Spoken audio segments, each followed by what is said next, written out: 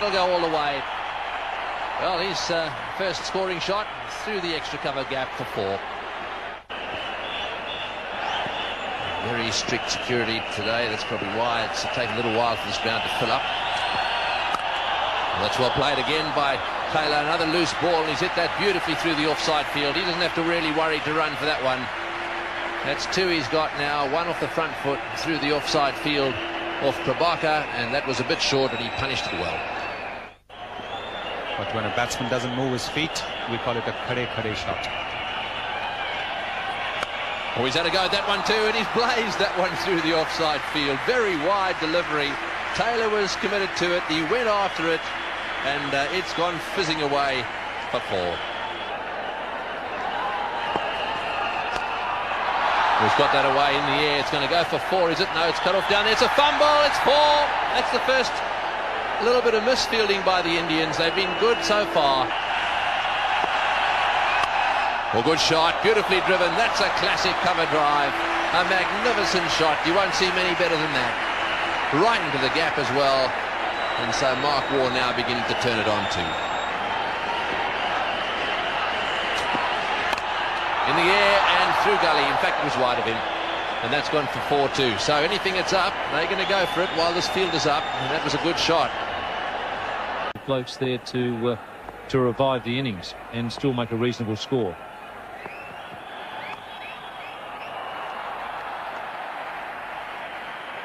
And on the evidence of their performance so far, they're definitely playing to a game plan.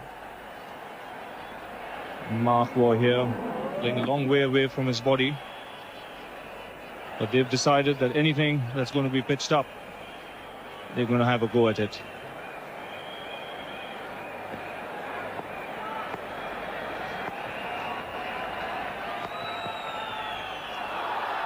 Again, they're looking to play that one square of the wicket.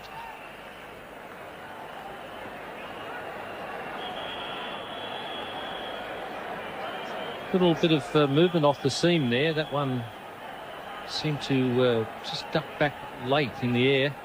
Mongia taking his eye off the ball.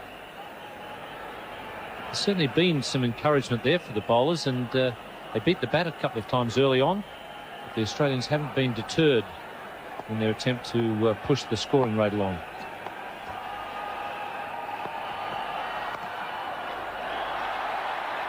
Brilliant piece of fielding again by Mohammad Azharuddin. That's what the Indians need today. They're playing against a strong side.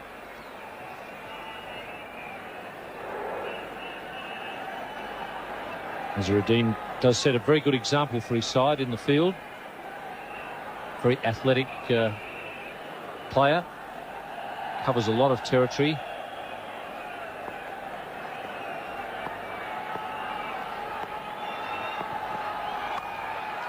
This really is a glorious shot from Mark Waugh, standing up on that back foot and smashing it through point.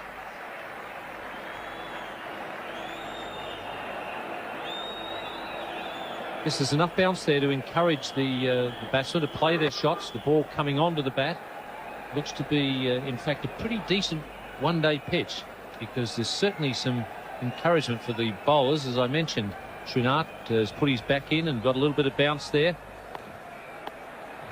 Prospects of a decent score here for Australia. Bit of movement there for Prasad to end the over. 40 for no wicket, Australia. Wonderful shots. In fact, the Australians have hit 7 boundaries in this score of 40. So it gives you a clear indication. So far, the bat has dominated the ball. Srinath to continue. And the batsman on strike, Mark Taylor.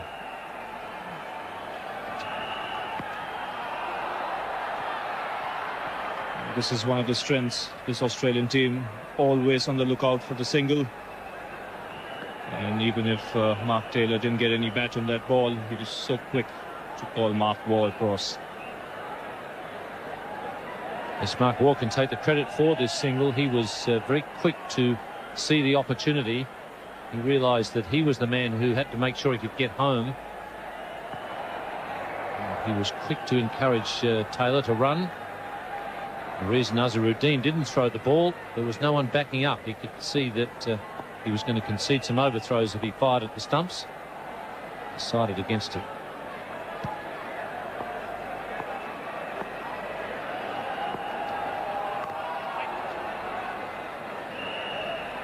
It's a much better line from Javagal Srinath, because whenever he's given any room outside the off stump to either Mark Waugh or Mark Taylor, the Australians have been quick to pounce on it.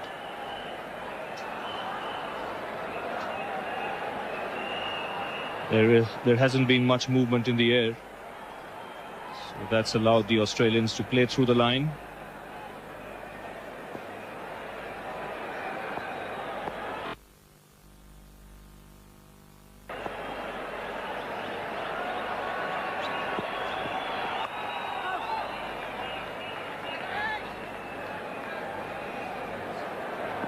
India's success in one-day cricket over the last couple of years has been primarily due to the fact that Javagal Srinath has picked up early wickets for them. So far today, the bat has dominated the ball.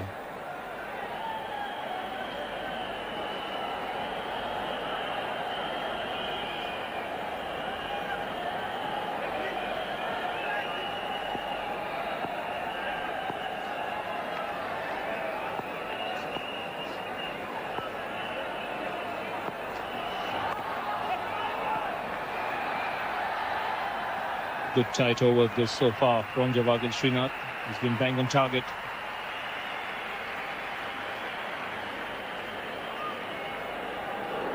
Yes, the only way you're really going to restrict Australia to a moderate score is to get wickets, because, as I mentioned, they've got a very strong batting lineup and it's a long one. And with Michael Bevan, who played so well in the World Series competition, Australia now adopt this approach of attacking from the outset, working on the basis that if it comes off, they're going to get a huge score, which is important against India because they're a good batting lineup. Loud appeal there for a catch down the leg side. Mark Waugh certainly isn't interested. By the look of it, may have just hit his thigh pad on the way to Nayan Mongia. Very good take there by Mongia. There's no big screen for the replay here at the Wankhede Stadium, but there's plenty of animation in the crowd. They're all giving their own versions of what happened. The important one is that it came off the thigh pad, and umpire Shepherd shook his head.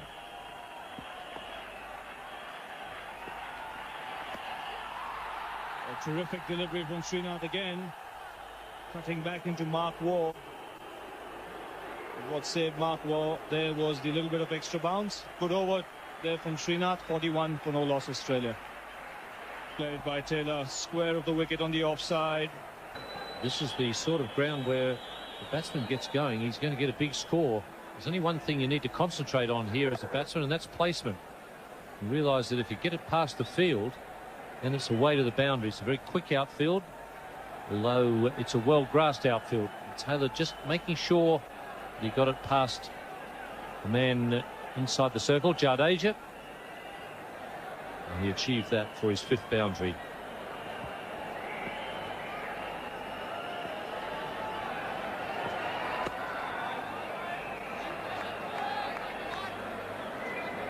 Venkatesh Prasad would look not to give Mark Taylor any room outside the off stump, because he's been very severe on anything that's been bowled wide.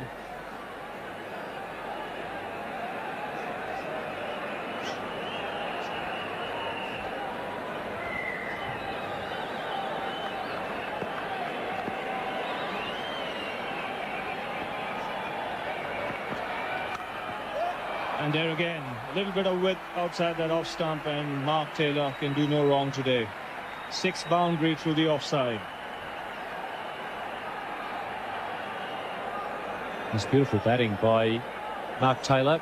Not very good bowling from Prasad. He's just a bit too short at the moment. Prabhakar beat Taylor a couple of times by bringing him forward, but he's being allowed to play off the back foot there, and he's very strong in that area.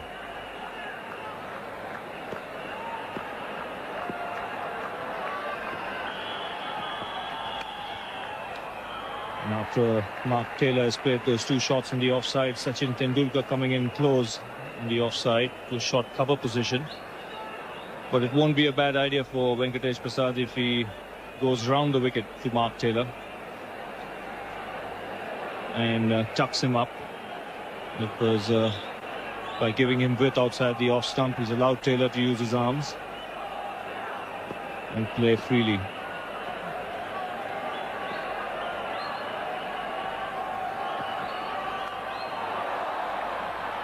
And there again, he gets the bottom edge.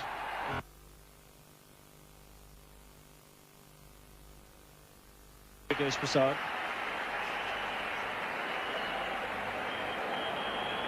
.50 coming off 65 balls, and he may have cost himself a wicket there, Prasad, because by bowling short and allowing Taylor to hit him through the offside, he forced the captain to take the slip fielder out.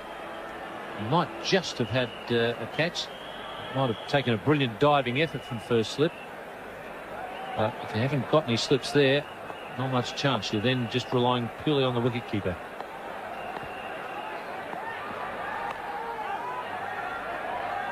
And 9 runs coming off that Venkatesh Prasad over, 50 for no wicket Australia.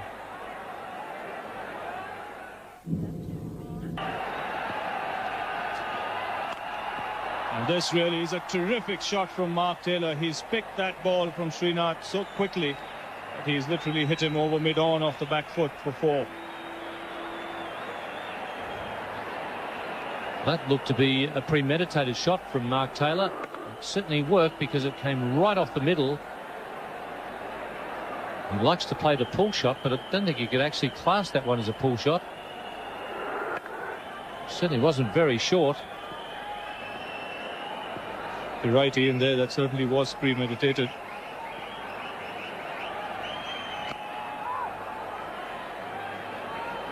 Mark Taylor knows that Srinath is the spirit of the Indian attack, and he's just not allowed him to settle down today.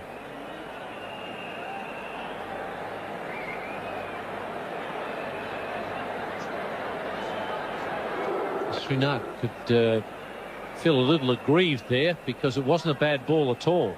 It was dispatched as though it was absolute rubbish.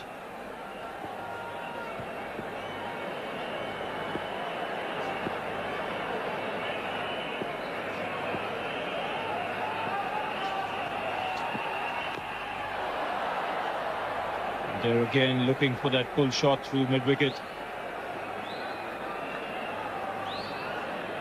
The important thing about the Australian batting is that they're showing intent, and once you show intent, you really put it to the bowler. On that occasion, he got the one there for the pull shot, just moved away a touch off the seam, and that caused Mark Taylor to hit it right out on the end of the bat, on the toe of the bat. And he was a little fortunate that it didn't go onto the stumps in the end, but the Australians are showing their intent, and it means the bowlers have to maintain very good line and length, otherwise they're going to be punished.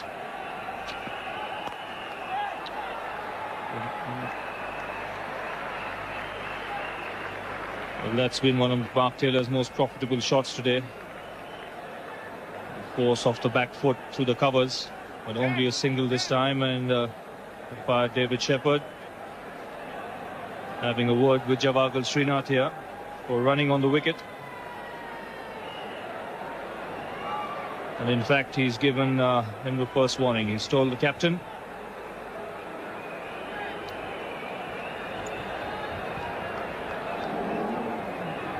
And first movement there by Srinath is the one that's caused the problem. The one with the right foot plonking down right in the danger area. Shepherd gave him a warning.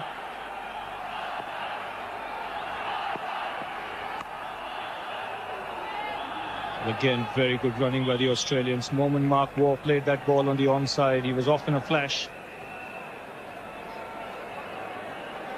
As the Indian bowlers just erring on in their length. They're just a touch short.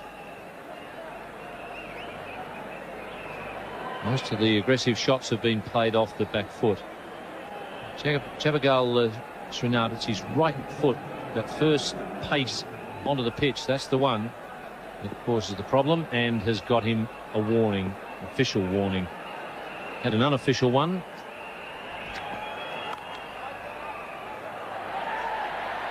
Misfield there by the Indian captain allows Mark Taylor to go through for a single. Another good over for Australia, 57 for no loss. The Australians scoring at almost 5 runs per over.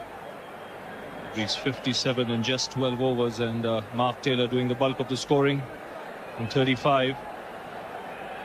And at 4.75 runs per over is a very impressive run rate. Venkatesh Prasad will continue from the Tata end, and the Australian captain on strike.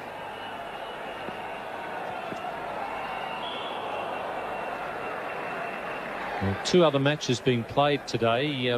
One in Group B. That's the match between New Zealand and UAE. New Zealand making 276 for the loss of 8 wickets. That was reduced to a 47-over game because there was a lot of mist around in the morning. The start was delayed. That was in Faisalabad, and UAE are 53 for 2 after 14 overs. So New Zealand cruising towards victory there in that Group B match.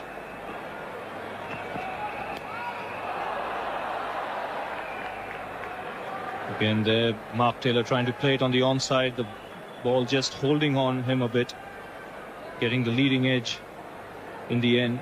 But that's a much better line from Venkatesh Prasad. And also a better length. You see there that Taylor was brought onto the front foot. That's what India have got to do. Australia at the moment are making all the running. And that is the situation in Group B, with South Africa heading up the table with 3 victories.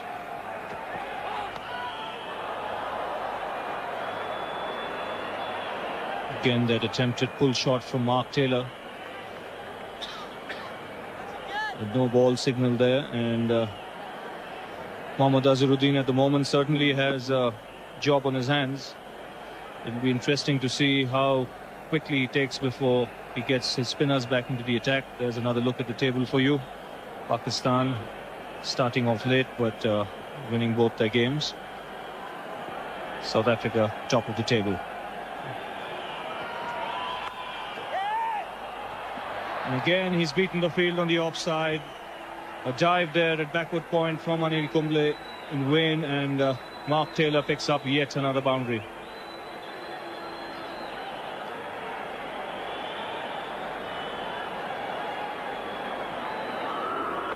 Once again, Taylor being allowed to play off the back foot. Only time he's looked in trouble is when he's been brought onto the front foot and the ball's moved off the seam a little. If Prasad's going to keep allowing him to play off the back foot, then Azharuddin's got to do something. He's going to have to change the tactics, try and get a breakthrough.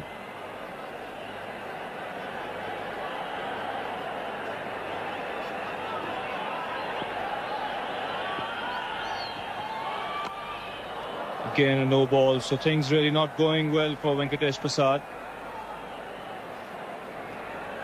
Every time he's given width outside the off stump, he's been smashed through the offside. And now bowling the second no ball of the over. Looked to be a change of pace, and maybe just striving to get things right. A little bit of tension. Certainly the leg cutter.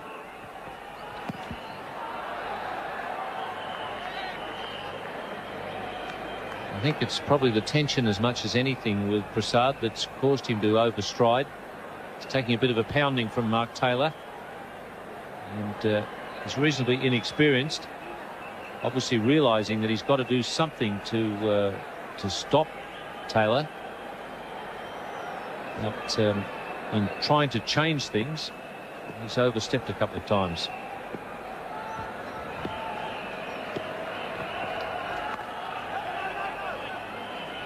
Much better line there from Prasad. Now with Mohammad Azharuddin coming in to that position at short mid-wicket, Venkatesh Prasad can attack the middle and leg stump, try and tuck up Mark Taylor. because he certainly has been scoring runs pretty freely. 3 matches so far in this World Cup for Prasad.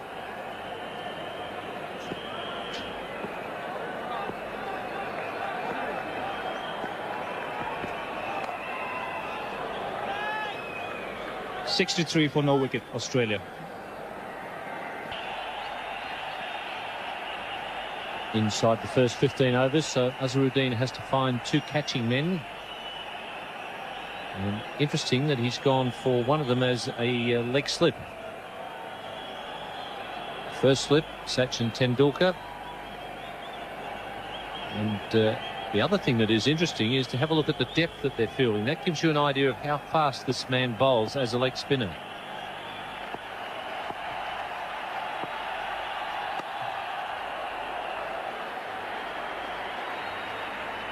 At first slip, Sachin Tendulkar is fielding more in a position where you would expect him to be for a medium pacer, which is not surprising because that's about the pace that Kumble bowls.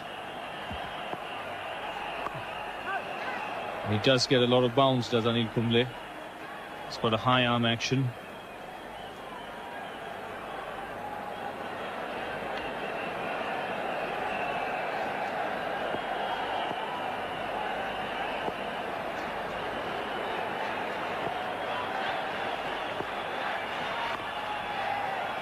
There again, bang on target, but cannot restrict that single on the offside.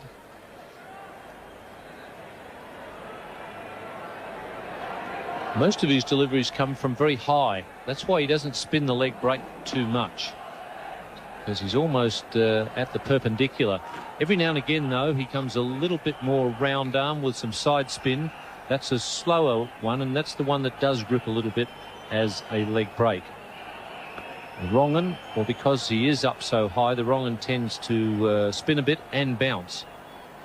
Then he has a couple of different varieties of deliveries that really skid on quite quickly to the batsman. You've got to be a good back foot player to play this man well.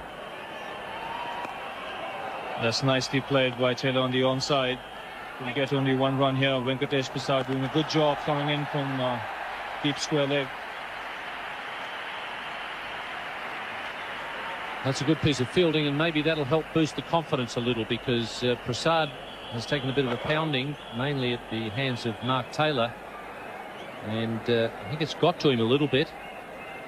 But important thing is that he's charged in there and achieved a good piece of fielding, which will perhaps boost his confidence. Now, good move from Azharuddin. He's bringing Prasad up inside the circle at point to try and stop that easy single for Mark Waugh. And that's a good first over from Anil Kumble. Still a delivery to go on the over, but he's been bang on target. Just what his captain wanted at this stage, especially with the Australians off to a flying start.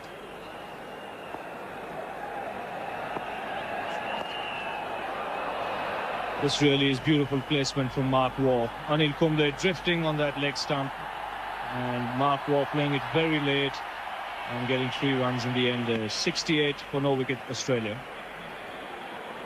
No hesitation in batting first. Good pitch here. The outfield is nice and fast too, and they really have taken advantage of the loose balls they've received. They've hit 4s all around the place. Taylor's on 40 now, Mark Waugh on 24. It seems to me that the plan was for Taylor to cut loose, and that's exactly what he's done. And that one off the inside edge, so Mark Waugh trying to blast that one through the offside as well, not contacting the ball. Not just to be a little bit of movement. You see the seam was up there, just nip back a little bit. Certainly noticed that 1 or 2 off-cutters bowled by Prabhakar cut back, so there should be a little bit of turn for the spinners. And then Venkatesh Prasad.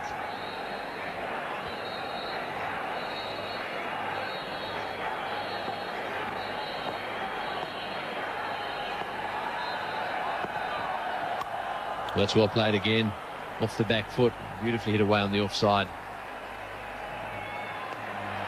It's a good throw too.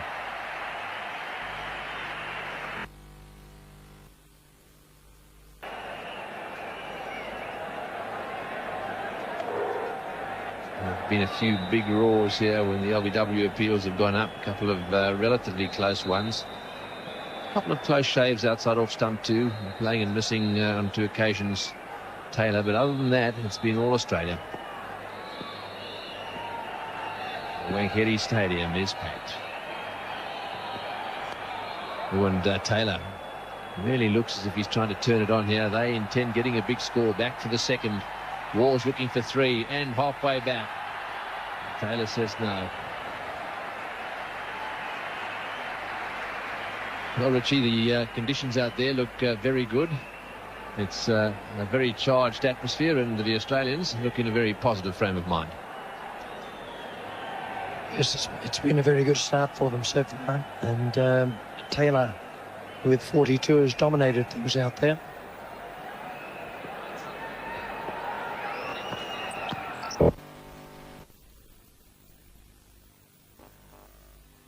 Rich, to get you one of those throat lozenges. I've been chewing them all morning, and it's getting better, I can tell you.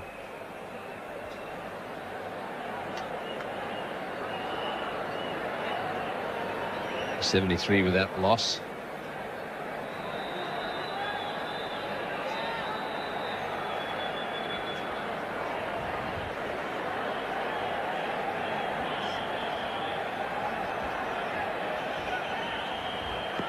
Side again, bowling to Taylor. The run rate is nudging up to 5. Slower ball straight to the field at that time. Good calling from Taylor. The running between the wicket too has been absolutely superb out there. They really have run beautifully. What they did initially was push a few singles, drag that offside field in particular in. They were a little bit deep. They took advantage of it. And then, of course, they started to come in close to try and stop the ones. They then blasted it through the offside field. This has been a great performance so far, and the captain is leading from the front. 44 he's got. Or 50 deliveries. Way down the leg side, that's wide for sure. Very nearly 4 wides. Just got a hand on it. Well, that's the first one he's really swung out there. And it's cost an extra run. He's not been on the ball at all so far. Just got his glove on that one. Fully stretched. And Mongia, the wicketkeeper. No bad batsman either.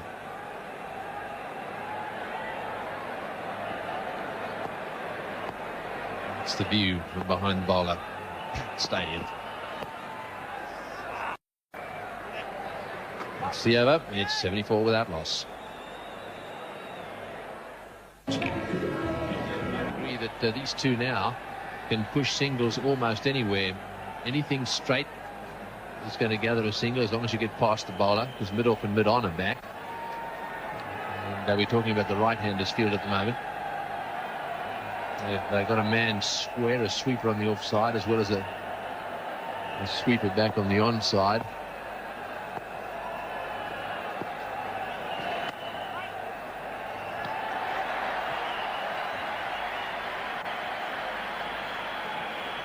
So 3 matches in all going on today. This is the match that is utilising the rain day because the problems yesterday with the weather.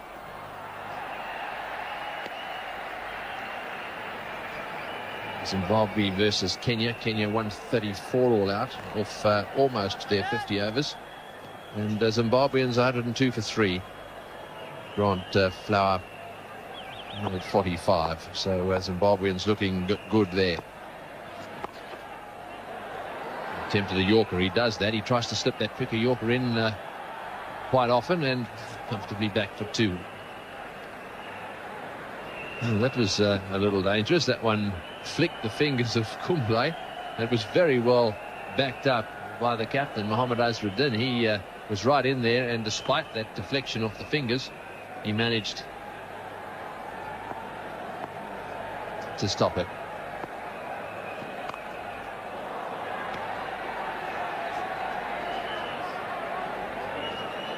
This left-hand, right-hand combination is a problem for Anil Kumble out there. Each time they take a single, it's make it change his direction.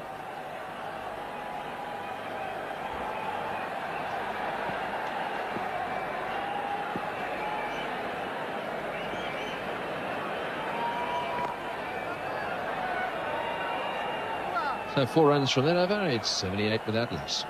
Aussies have got off to a great start. Big expectation from the Indian side here today. But they really have played superbly. Mark Waugh and Mark Taylor have gone in there with a very positive attitude.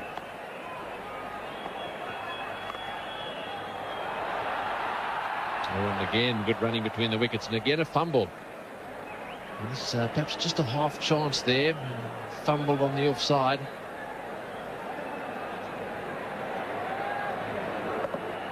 There's definitely a chance there. They gathered it in properly.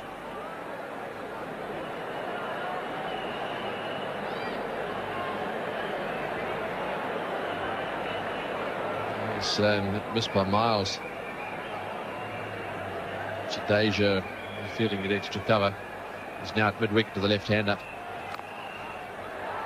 I had the feeling Jadeja was just trying to be a bit too clever there. He actually tried to flick it at the stumps instead of gathering it in. It may have cost a wicket. Yes, certainly hit it off straight away, the striker. Yeah, that was, it certainly was. It looked as if he was trying to be a bit smart. As you can see, the ball ended up yards away from the stumps. Well, that definitely is an opportunity has gone begging. Oh, and it's over the top of the middle stump. They're asking the question. Well, I think he might have nicked that, but I'm not so sure that it carried. Well, either that or did it nick the bail? It certainly sounds as if there was a bit of a sound there. Taylor trying to heave that one out the ground. Well, let's see if we can pick up anything here. Down the wicket he goes. Looked like a deflection for sure, and comfortably taken. Well, I've got to say, I think that was out from that angle. It sounded like a big nick there. The keeper didn't... wicketkeeper didn't go up at all. Taylor continues to try and belt the ball through the offside field in a very aggressive frame of mind. This is the one that looks as if there was a deflection off the bat. See if you can pick a change of direction as the ball goes past the bat here.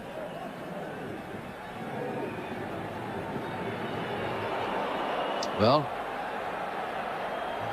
the wicketkeeper certainly wasn't interested.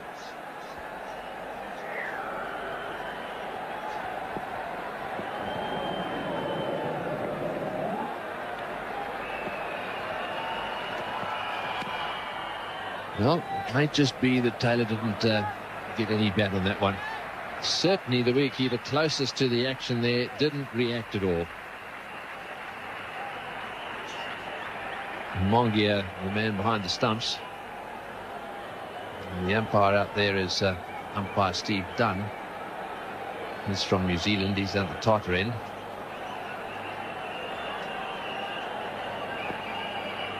One of the problems in these stadiums, they make so much noise, but it's difficult to hear the nicks. Right down the leg side, and quite right. Wide signal.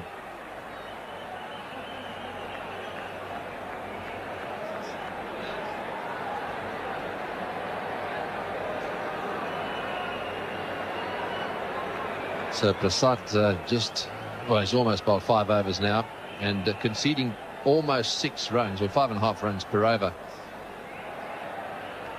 No wickets yet to the Indians. They need a wicket pretty badly. These Australians have got a lot of batting to come. They really will be able to turn it on.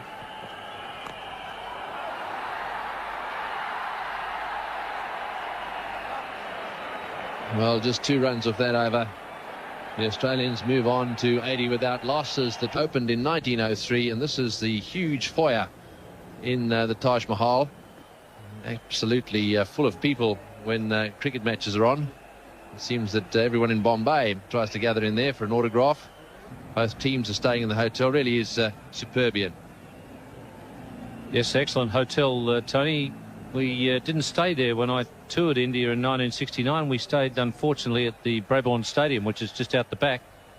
during the Test match, and we had one night at the Taj just before we flew to South Africa. So this is my first opportunity to have a look at it, and I'm impressed.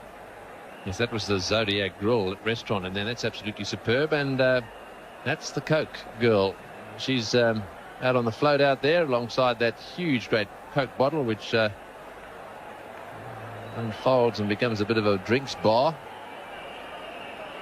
So the drink's almost over. And the players ready to start all over again. The Indians desperately need a wicket here. The Australians have played superbly.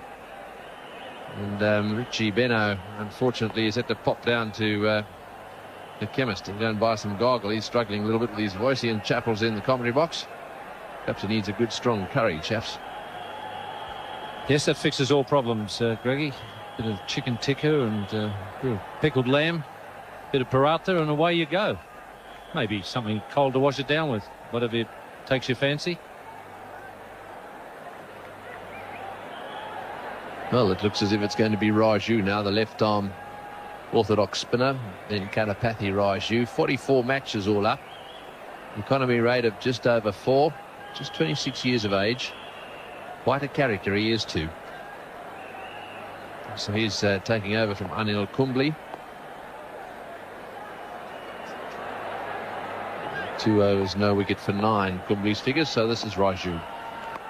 Just a little bit of spin there for him, and nicely placed again. Really have rotated the strike well.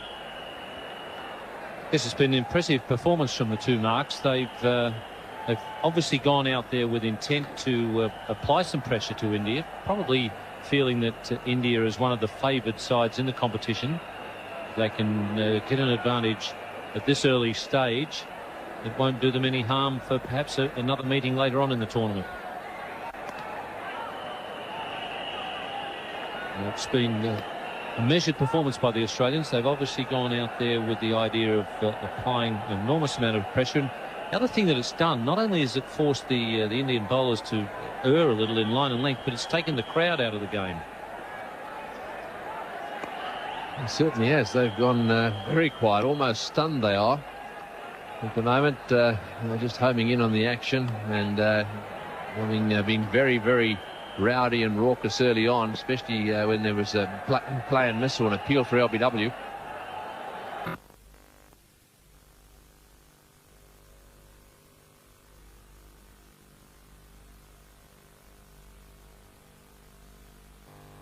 And, the trouble a lot of them have gone to get tickets here is absolutely incredible.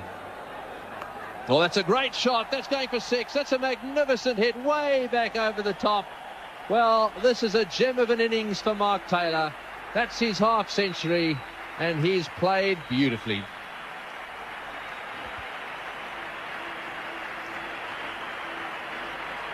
Taylor hitting with the spin there and really got that one off the middle. And that was 6 from the moment he hit it.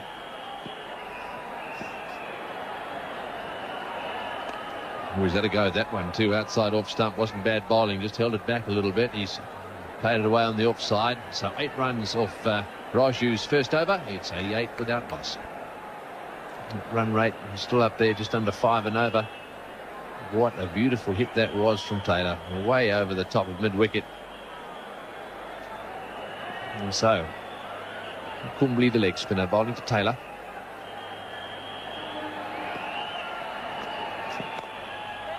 And he's got that one through the field as well. There's a sweeper back there. Cambley.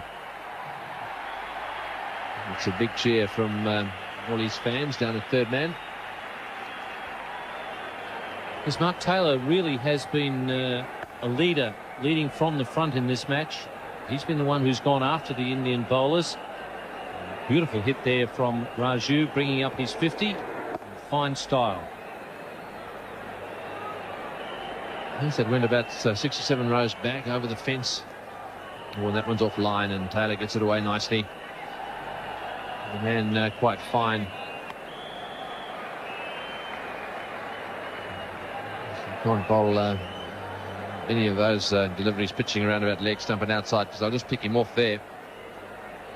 Very important now from the Indians' point of view that they get a breakthrough, and perhaps it's Kumble, the man who could do it. It hasn't really done too much for him so far.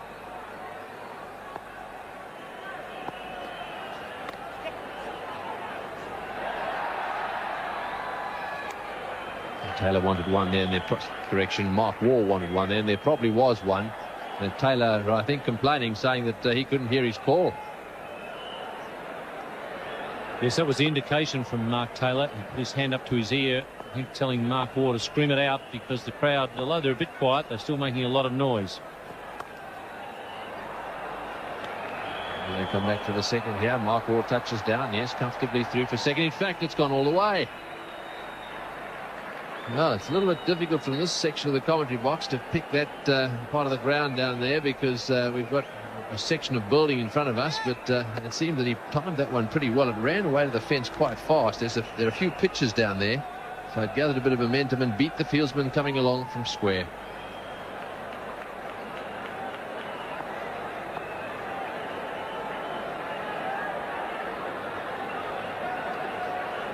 So Waugh on 34, Taylor on 55.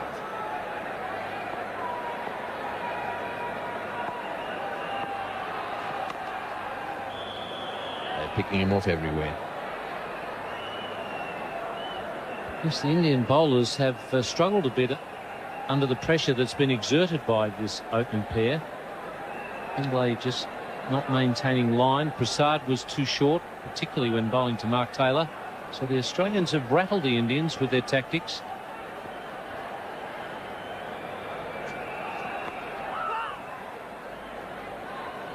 The run rate has nudged over 5 for the first time, and it's 96 without loss.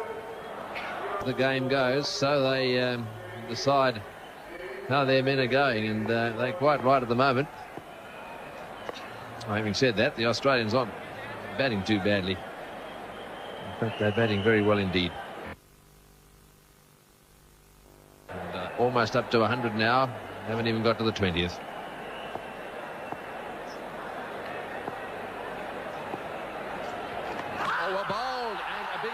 For stumping, and he's asked for a replay.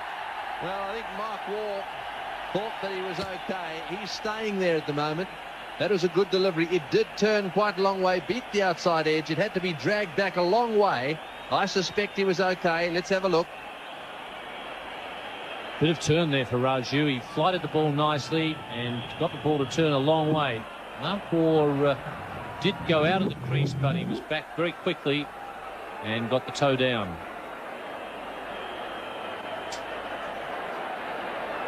A little bit loath to say too much about what we think the decision is, because we happen to be sitting in the same room as the third umpire, which I think is absolutely ludicrous.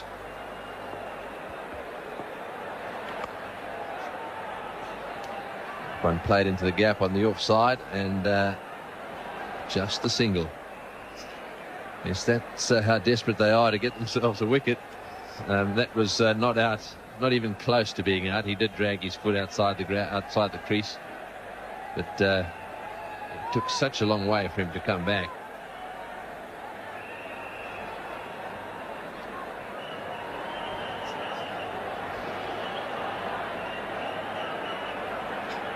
The other problem for the crowd is that the lights are set well back. In fact, they're just in front of our commentary position. Everything seems to revolve around the commentary position here at Wankhede Stadium, and the crowd can't see the lights.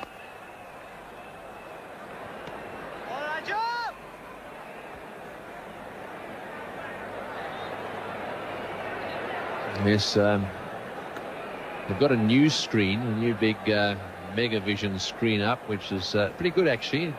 Reflects the scores there of the two batsmen and the totals. Obviously the whole batting lineup will eventually be up there. It's the first time it's being used here. It's a replay screen.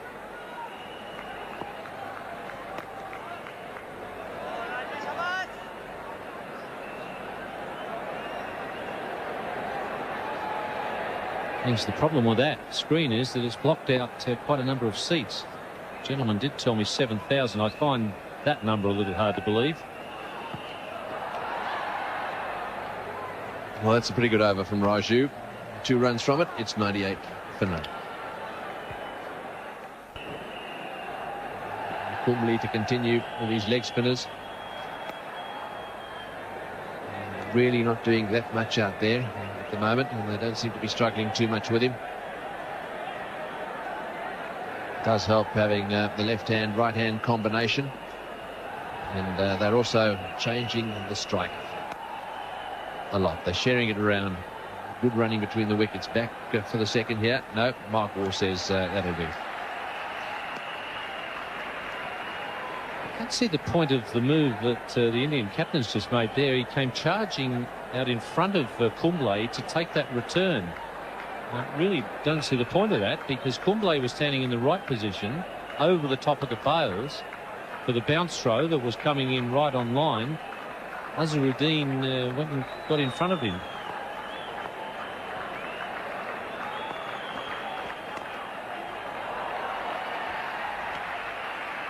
I believe that the bowler should be taking the stumps wherever possible, and that other fieldsmen should be looking to back up, not come and take the stumps.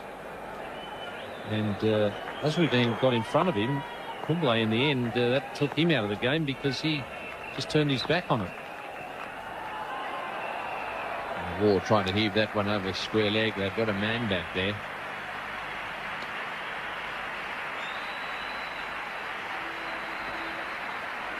And that brings up the 100.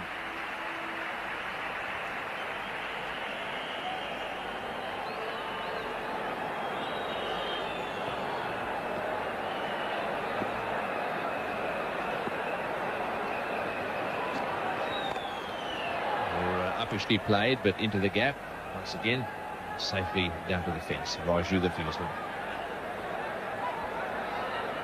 It's a pretty quick 100 for Australia, and just as importantly is scoring the runs quickly. They haven't lost any wickets in doing it, which means that it gives players like Ponting and Steve Waugh, Michael Bevan, it gives them a license to really go for things if they get the opportunity.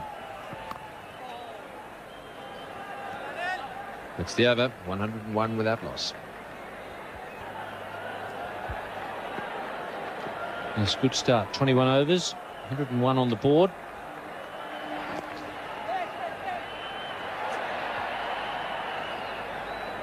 A number of Indian supporters that I spoke to in the lead up to this tournament and in the early stages of it, Sonny, were a little bit worried about the fact that India hadn't played a lot of tough cricket, particularly outside the country. And they just weren't sure how they would react to some tough cricket. They've had some put to them today. So far, the reaction hasn't been all that India would hope for.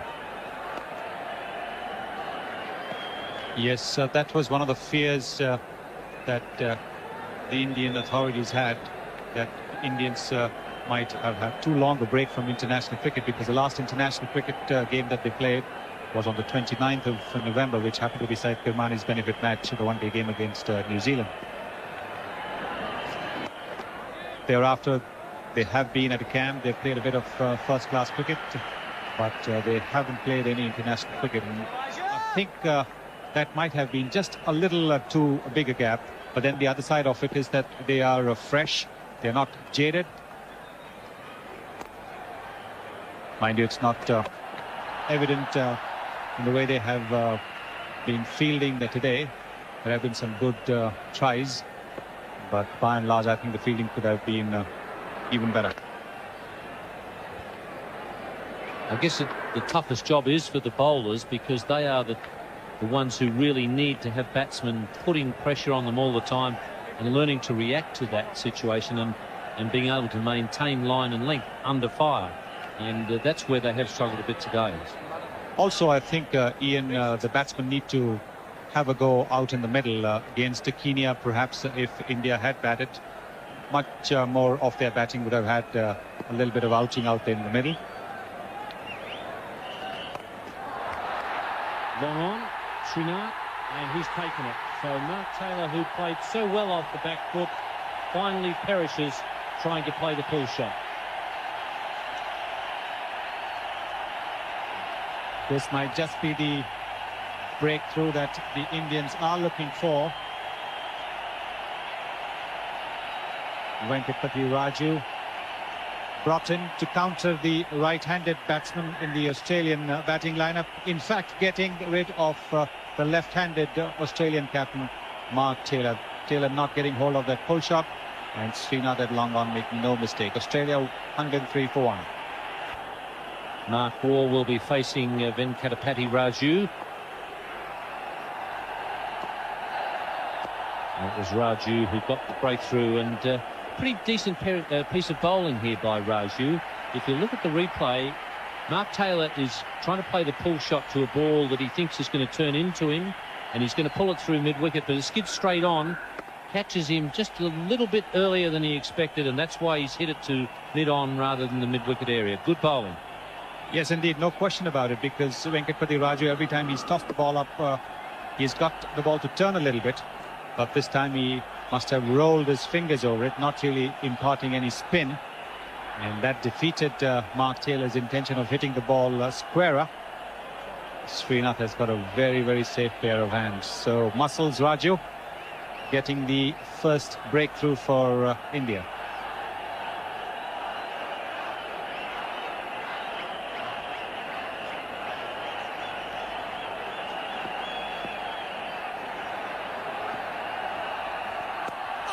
And Azharuddin trying to put some pressure on the new man at the crease, Ricky Ponting.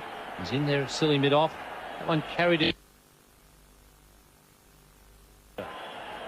Just gives you an indication of the high standards that Bombay expects of its cricketers, that they thought that he should have caught it.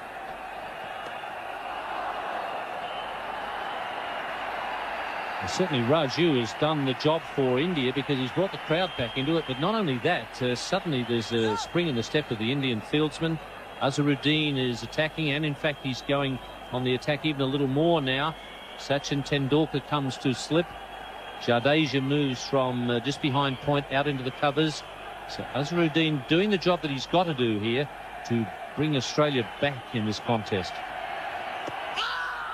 Good shout, particularly from the crowd. This is good captaincy indeed from Mohammad Azharuddin, no question about it. He's trying to put the new batsman under pressure. Perhaps the ball going straight through, missing the off stump there. Mumbai appealing to umpire Dunn. He's probably working on a lost cause there. I haven't seen much action from umpire Dunn in any of the games that he's umpired in, either in this World Cup or when we saw him in Australia. That's a good shot.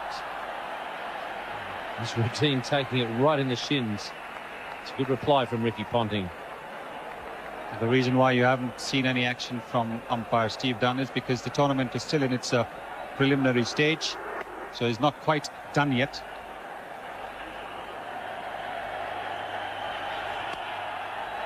Also well timed by Ponting, but straight to the fieldsman. It's 103 for 1. The Indians applying a lot of pressure to the young Australian. Azharuddin has now gone off the field. Ashish Kapoor on the field, and I'd say Azharuddin might have gone to get some treatment on his knee or his shin, where he was cracked by Ricky Ponting. I must ask you about your political persuasion, Sonny. I hear Bombay from you and not Mumbai. Thanks very much, Chappelli. I know you're a friend indeed. It does become a little difficult having spent most of the time calling it Bombay to call it Mumbai, but Mumbai it is. And that's another Mumbaikar in charge of the Indian team now.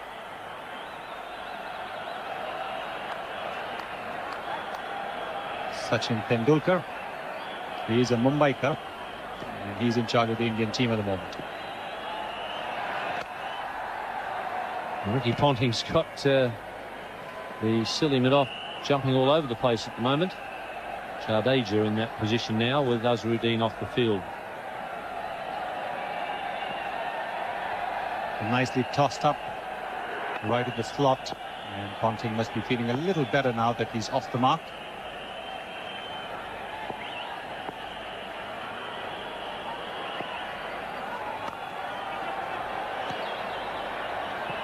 North Camberley out in the deep. That's well run.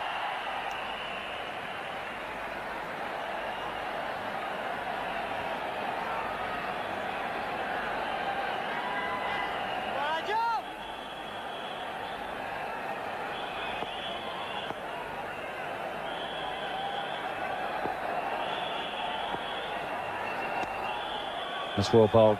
I'm impressed with the temperament of Raju. He's one man I think that the batsman can't get to when they attack him. Might hit him for 6, hit him around a little bit, but he always comes back fighting. He's got a good temperament. That's beautifully hit.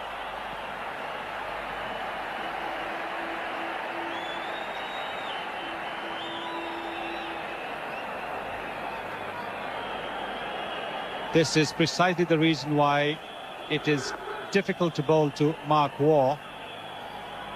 The ball just drifting away a little bit. It wasn't quite a bad ball, but he swept it from round about the middle stump. Batsmen prefer to sweep from outside the leg stump. The Australians prefer to sweep from anywhere on or around the off stump. That makes it even more difficult for a bowler to adjust his line and length. He's certainly working hard as a skipper. Immediately raced over to have a chat to his bowler, Tendulkar. He's replacing Azharuddin probably only for a couple of overs. That's good batting once again. That's where the fieldsman was taken from.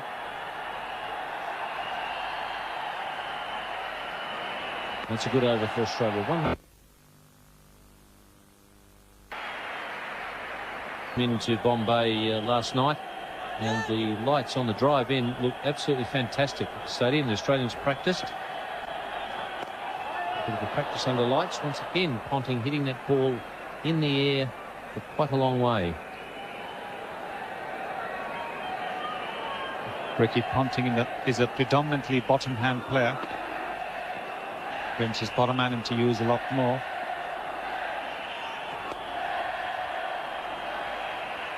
Looks like a pretty good pitch, Sonny. The batsmen quite comfortable playing their shots, and there's a little bit of bounce there for the bowlers. Yes, it's different than the normal Wankhede Stadium wicket. The normal Wankhede Stadium wicket is completely barren of grass. It's more brown in colour, but this one has a little bit more of the grass. And what this will do is definitely, when the team is batting second, help to keep it together. There won't be any dust coming out every time the ball lands. There will be a bit of turn, but it will hold it together, that little bit of grass. That's well run by Ponting. The soil, from my memory, at Brabourne Stadium, where they played in 1969, was a reddish-looking clay. This one here at Wankhede Stadium, also reddish clay. Slightly different to other Indian centres, Sonny? Yes, it is. The clay that they use to prepare the wicket here is a lot different than the one that they would use in the north of the country. The north of the country, you'd find wickets which are more towards creamish side, a little bit on the whiter side, while the wickets in the east are a little bit on the greener side, a lot more grass there. So if you go to Cuttack or to Eden Gardens, though they might shave off the wicket, you'll find that the outfields are a lot greener in the eastern part of the country than anywhere else. In the south, once again, the outfields, because of the weather, not as lush green as the ones in the east, and there the wickets are again barren and white. I remember the red soil quite vividly at Brabourne Stadium, because I got it all over my socks when I was out there batting, and by the end of the game I had to throw the socks away. They were useless after just one game. Well, I'm not surprised. I mean, if you use the same pair of socks for 5 days, you've got to throw it away. Well, you didn't think I was going to waste 2 or 3 pairs, did you, son? Just get rid of the one pair. Bad luck about the bloke who was sitting next to you in the dressing room, sitting in the next locker. I was just banking on the fact that he needed a nose operation, that's all. The lights just building up in strength here at Brabourne Stadium, and it should be a fantastic atmosphere later on this evening, with India chasing a decent total.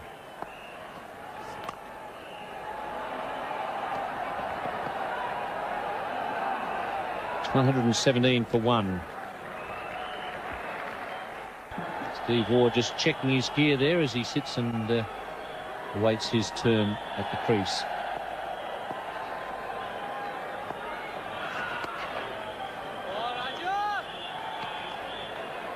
I was talking about Raju's temperament before. He seems to me to have the ideal temperament for a spin bowler. He accepts the fact that he's going to get hit around a little bit, hit for the occasional 6.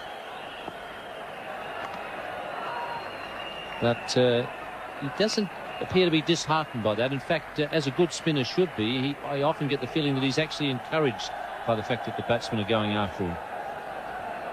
Yes, he has a mischievous smile on his face every time the batsman hits him for runs. He widens his eyes, looks at the batsman.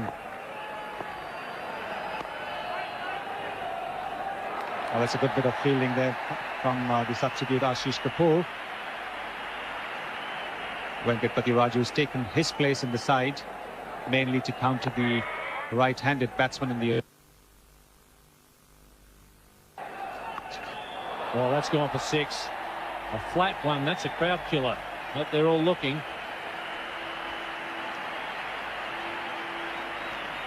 50 to Mark Waugh. And both the Australian openers bringing up their half-century with the 6 off Venkatpati Raju.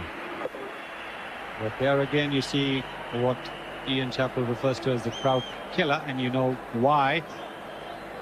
Not many Azharuddins in that crowd.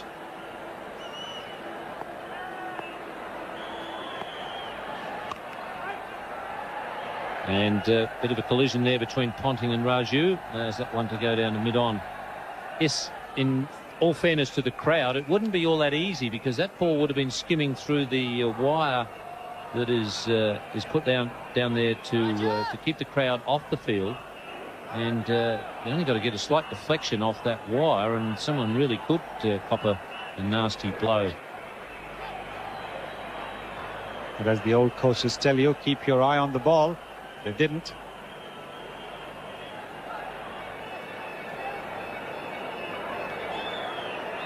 Once again, the pressure goes on Ricky Ponting. Slip and a silly mid-off.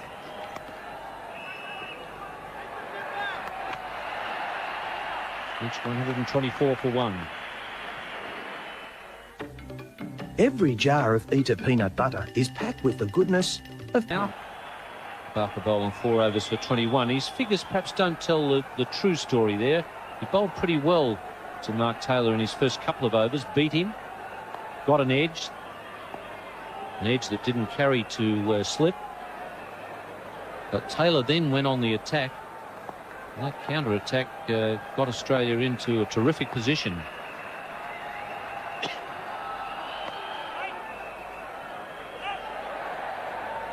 And the third of the matches being played today, that's a Group A contest between a couple of the African countries. Zimbabwe up against Kenya, and Zimbabwe winning that match. Grant Flower getting 45, and Zimbabwe's total of 137 for 5 of 42.4 overs after they bowled Kenya out for 134. So Zimbabwe getting their first points in this competition. They'd lost to Sri Lanka and to the West Indies. Now they've got 2 points on the board, so they've moved ahead of Kenya. They'll be pretty happy about that. Sri Lanka on top with 2 forfeits and a victory over Zimbabwe. India on 4 points after 2 games. Australia have only played 1, but you see the number 2 there because of the forfeit to Sri Lanka. Once again, Prabhakar hits the edge, but there's no slip in this time. That's good fielding there by Prasad. Kept it to 1.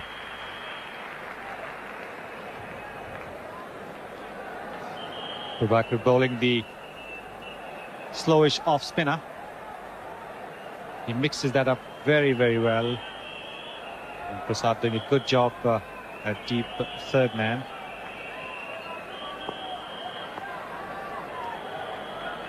Manoj Prabhakar has been used by the Indian captain to bowl in the slog overs.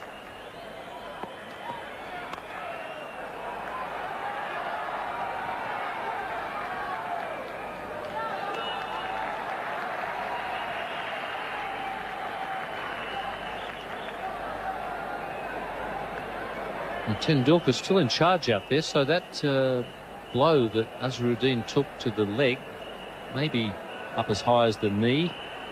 And it certainly was looked to be around the shin area.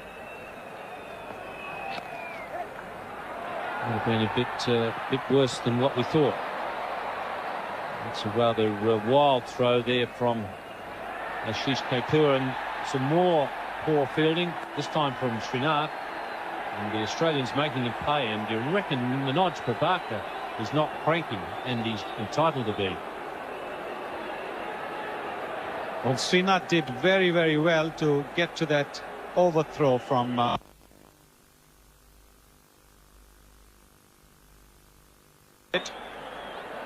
and the ball is not very far away from him.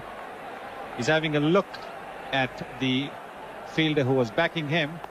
It was good enough for the Australians to take that extra run.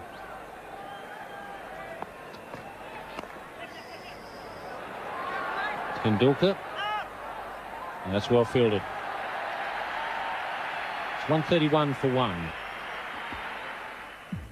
Hey, what's the hurry? So applied a lot of pressure to Ricky Ponting, but Narkor has picked up the pace.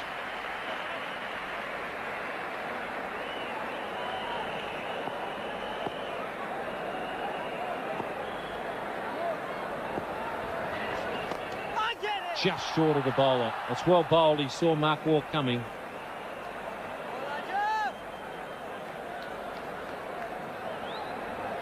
Venkatpati Raju dropping the ball a little short, and he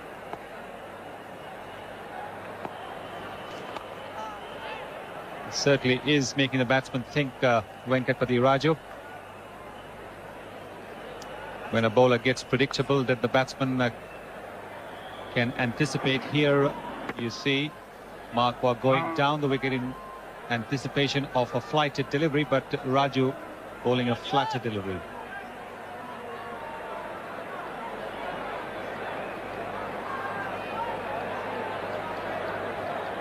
Once again, Sachin Tendulkar keeping the pressure on Ponting, man in close. By doing that, that's the way the Indians have dragged that run rate back under 5,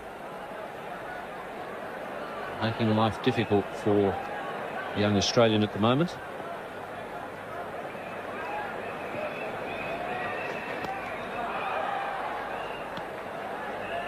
He talked about that mischievous grin on Raju's face. We saw it on the train. He came down to visit us when we were on that train trip from Gwalior to Delhi. He had that mischievous grin on his face, and he's a good character, Venkatpati Raju, and a good bowler. Yes, he enjoyed the chat with the opposition after the day's play is done. And he has a great sense of humour. Very popular member of the Indian team, Venkatpati Raju.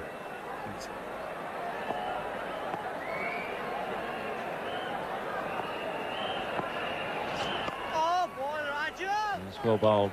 133 for 1. The Storm. Now quite powerful.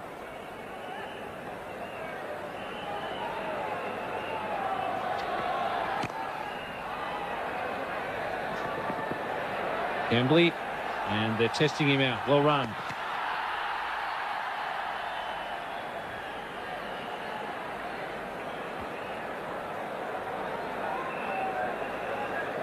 Ricky Ponting, one of the quicker runners in the Australian team. As soon as he'd hit that ball and seen where the fielder was, he was herring around for his first run. Although calmly, didn't have a long distance to throw. Ponting was home safe. Excellent running between the wickets. This is an aspect where the Indians can learn from the Australians.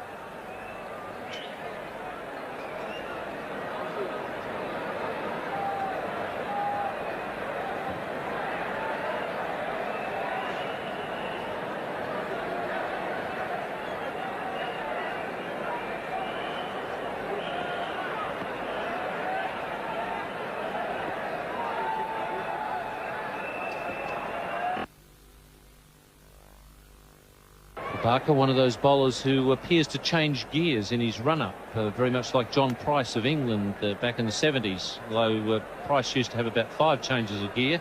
Manoj he just gets into overdrive about halfway into the run-up.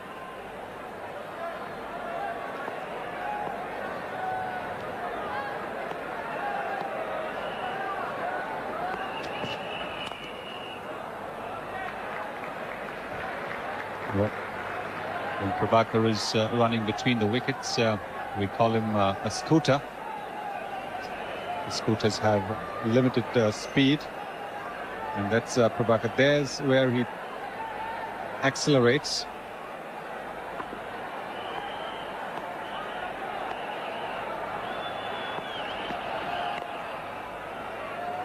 Maybe he's another one of those people who believes in conserving energy, Sonny. Or using it at the right time, Ian.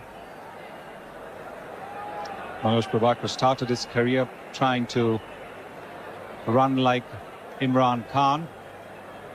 In the middle somewhere, he tried to run like Richard Hadley. And now I think he's running in like Manoj Prabhakar.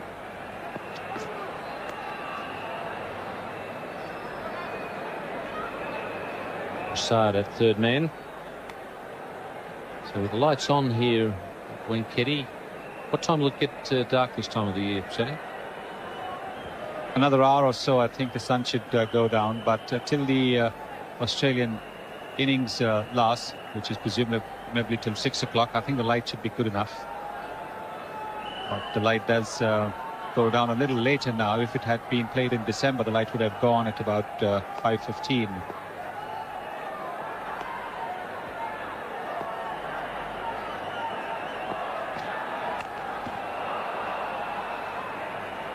Single there to Mark Waugh. It's 139 for 1.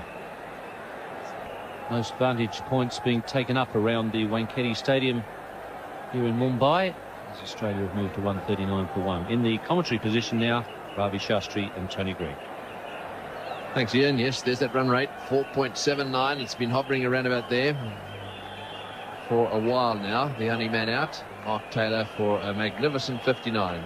84 balls really helped get this innings going after being pretty sluggish so far in the World Cup. He seemed to me to go out there with a mission, and he's got his team off to a flyer. And now it's up to Mark Waugh. He's on 62. And really, he's got to take the dominant role now while Ponting just plays himself in. Plenty of batting to come in this Aussie lineup. It's going to be a big score, Ravi.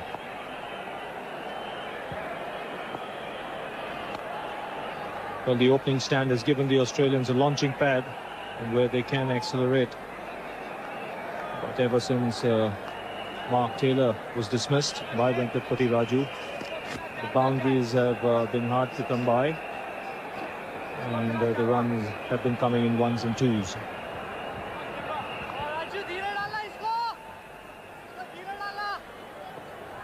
Here you see the Indian captain taking some treatment.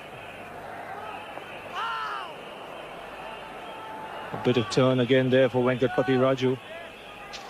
This has been a good spell from him, in spite of being hit for a couple of sixes, but he has varied his pace and he's got the odd ball to spin and bounce. As you can see, that one certainly straightening down the line. In the air, and what a catch! Unbelievable catch! You little beauty.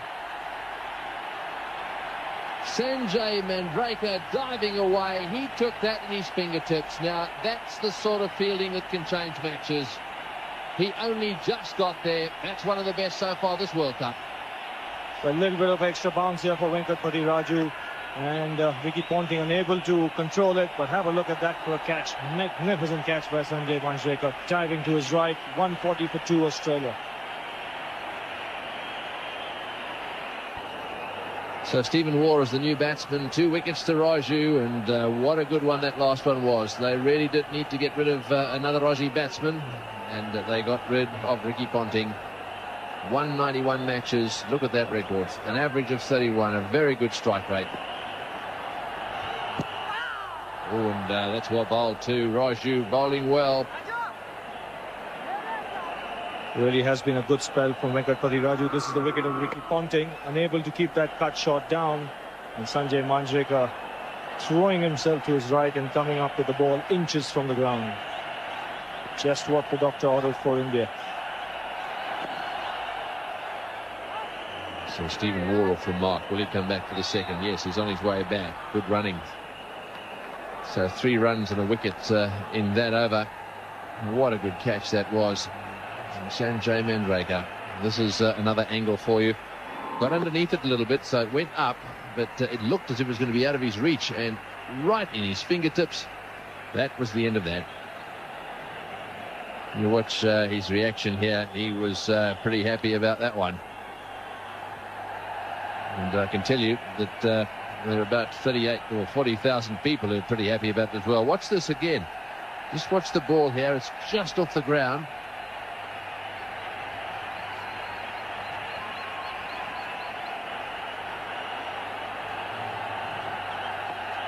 So that one picked up inches off the ground.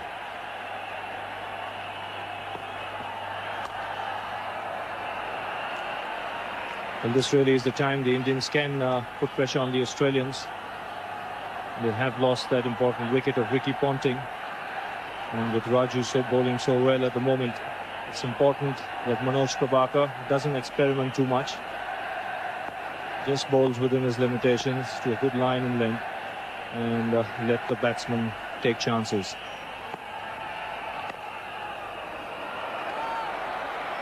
Because I think you might see this catch replayed a few times during this World Cup. Manjrekar, the fieldsman there, Ricky Ponting, as I said, getting underneath it. And there we go. Beautifully taken. And the crowd, did they go mad? Well, they needed a wicket or two. They've now got 2. The Australians 2 down for 142. Stephen Waugh is out there with his brother. Oh, you can't bowl full tosses on leg stump to Mark Waugh. He's just whipped that one away down towards deep mid-wicket. Will he come back for the third? Yes, he's coming back. This is good running as well. Steve Waugh just stretching a little bit there. Asking the question and wanting the umpire to go for the replay, but I think you'll find that Steve Waugh was home.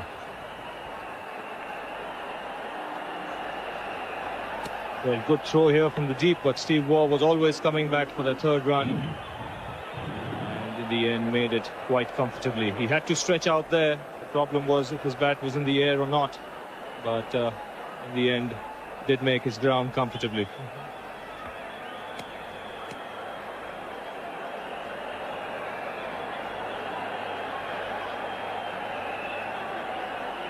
Always a close call when you do have the third umpire. And when you get a run out as close as that, the umpire doesn't call for the action replay. It can be dangerous at times.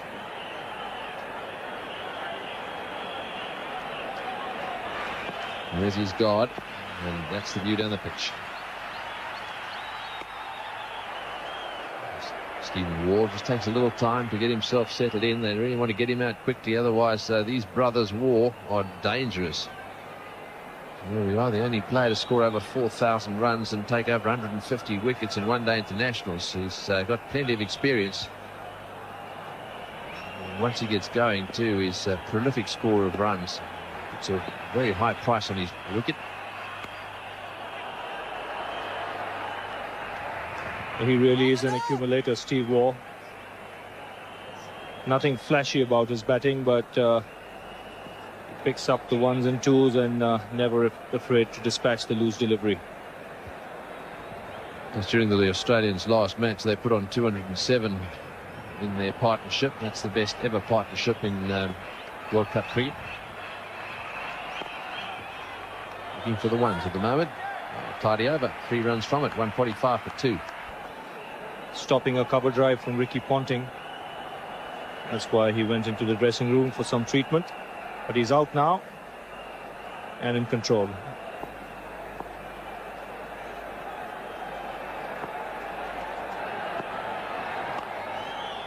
Oh, well fielded too. Straight away into the action, Nasruddin. Full length to his right. He really is a good fielder.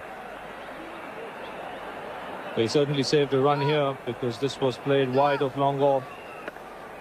Nazaruddin diving to his right, managing to stop the ball.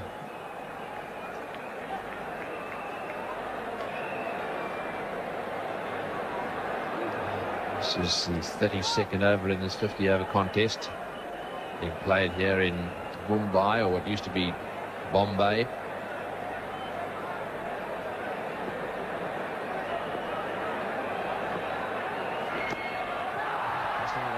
And looking for a card back. So obviously keen to break this partnership, especially get rid of the new batsman. That's Steve Waugh on strike at the moment. They've got a silly point and a slip in position.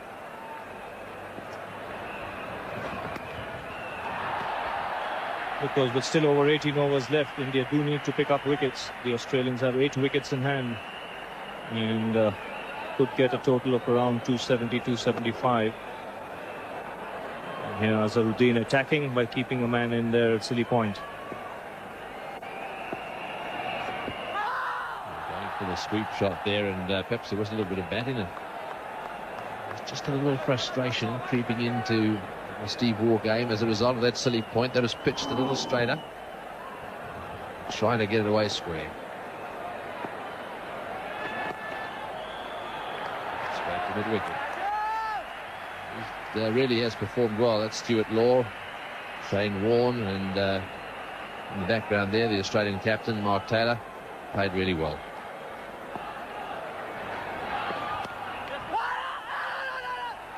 In comes the throw, and that would have been close. 2 runs off the over, 147 for 2.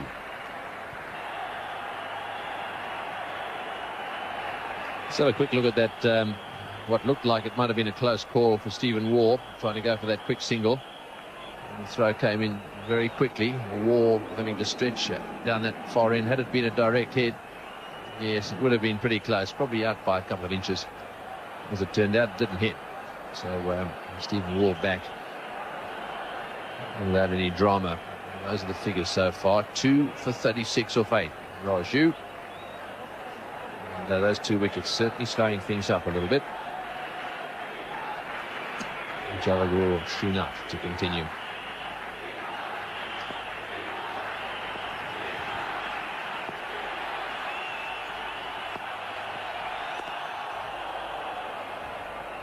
It's a packed stadium. They've come alive a little bit now that they've got a couple of wickets. They went quiet there for a while, Ravi. It certainly did, because the Australian batsmen dominated the Indian bowling. They played some lovely shots. And the Indian crowd at that stage had very little to cheer until Sanjay Manjrekar took that magnificent catch to dismiss Ricky Ponting.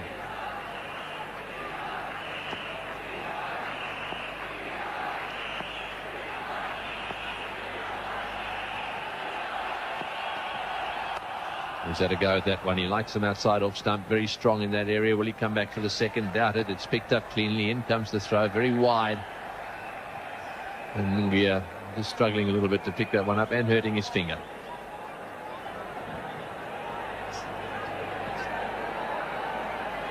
Oh man, Mungia here takes off one of his gloves, prepared to throw the ball, and in fact gets hit right at the end of his fingers, and that can really hurt.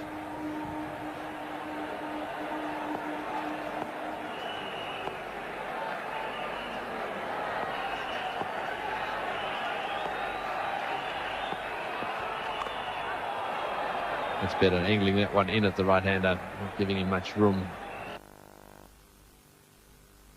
Australia got themselves now to 148 for 2. Tremendous launching pad. We could be in for some big hitting here. This crowd could be entertained. Not that's what they want to see.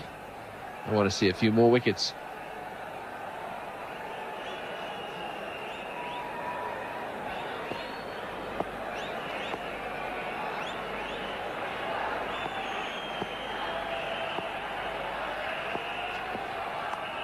Giving himself a bit of room there and nudging that one away down to third man. So he's starting to compromise a little bit. You can see there that he would move backwards in order to get it away to third man. He doesn't mind taking risks at this stage. Still a lot of batting to come for Australia. And Mark Ward down the track and giving himself some room. They've still got Stuart Law, Michael Bevan, Ian Healy, Shane Lee to follow.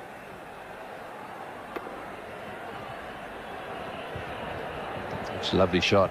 So comfortably played. Such an elegant batsman.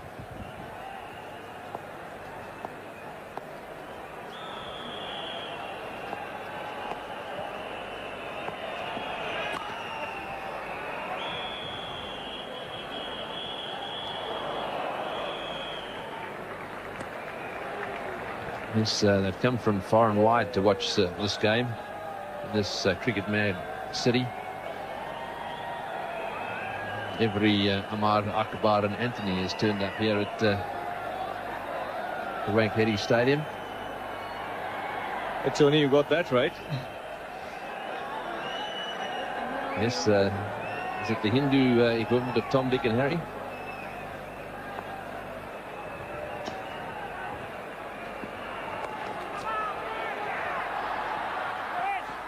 And a shy down the non-striker's end. It's hit Stephen Waugh, and as a result says we won't go for another one. That is the over, and drinks are coming out onto the ground. The Australians after 33 overs.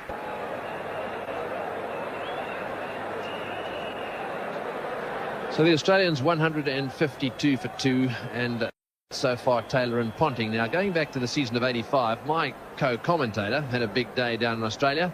Great prizes in cricket, and there he is. Is receiving the award for the player of the series, and I can tell you that that's a very nice motor car you won there, Robbie. Well, you know, you brought it back here. An Audi. Performance here today. But in that tournament, Indians were unbeaten. They won all the 5 games and beat Pakistan in the final. Little Tendulkar was there as well, sitting on the roof of the car.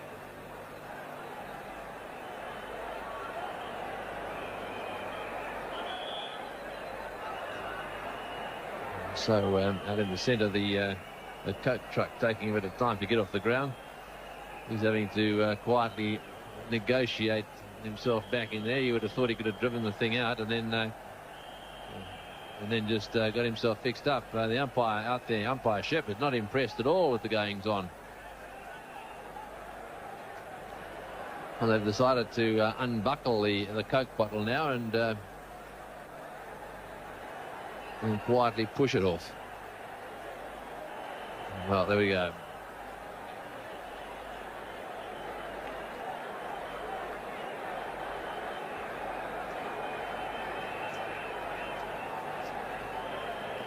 Yes, and just on that subject of cars, this season, after the semi-final, there'll be another car on up for grabs for the player of the World Cup, and it's also an Audi.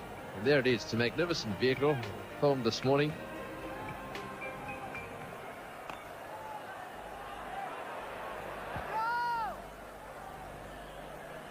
Well, this car, this fabulous new A4, is for the most valuable player of this 1996 Women's World Cup tournament. German technology at its very best. Automatic windows, 1,600cc engine. Really is a fantastic car. That's nicely played. That's cut away beautifully, going down towards the fence, picked up there by Campbell, and it's coming back in his throw. A good one too. Yes, that A4 is a good size for Mumbai as well. You'd need something zippy to get around the streets of this place, that's for sure, and reliable, what's more. It's a pretty good little number. So the Audi A4 going to be taken away by the player of this World Cup, and that will be decided after the final match in the semi-final. So before the actual final, some lucky player, could be one of the Waugh brothers, Tendulkar, a few of them out there will be candidates. A lot of players in the running for that car. We've had some outstanding performances already so far in this World Cup. We swept that one away nicely, but that area is covered. The Waughs have both played some blistering sweep shots. Mark Waugh hit one back into the crowd, as flat as a tack. When Robertson beat to the bat and just kept going. Had the Indians diving for cover over at square leg. That certainly went like a Scud missile, and both these batsmen sweeping square of the wicket. Straight back to that may be out. Yes, he's given him. He's gone. That's very unlucky. What a way to go. Well, run out by your brother off a straight drive. In fact, Raju got a finger on that one. It deflected onto the stumps, and that's the end of Steve Waugh. He's a prolific scorer of runs, and this is one of the few ways you get him out these days. That's very unlucky. Well, this is the type of luck the Indians needed at this stage, and so very easily can change the course of this game. Driven back by Mark Waugh, Venkatpati Raju just getting his fingers on the ball and then hitting the stumps, and Mark Waugh a foot out of his ground. Most unfortunate. 157 for 3 Australia.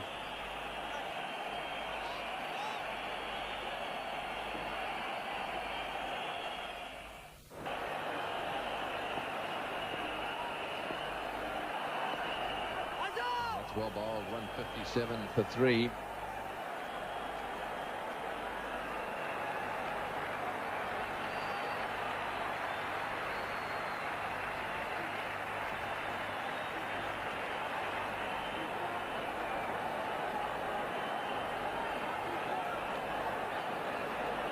So Stuart Law, the new batsman, 16 matches, so while he's had plenty of experience at state level, not that much at this level.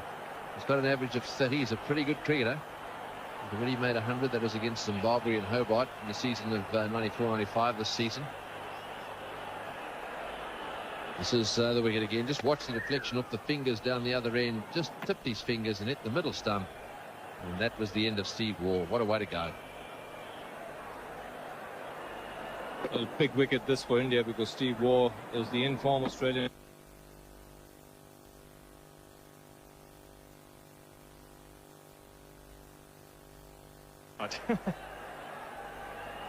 He's a character, all right. He'll probably at the end of the day be claiming that he just deflected it onto the stumps. It's well bowled, and once again Mongia starting to go up, but I think he missed that by quite a long way. Good delivery though.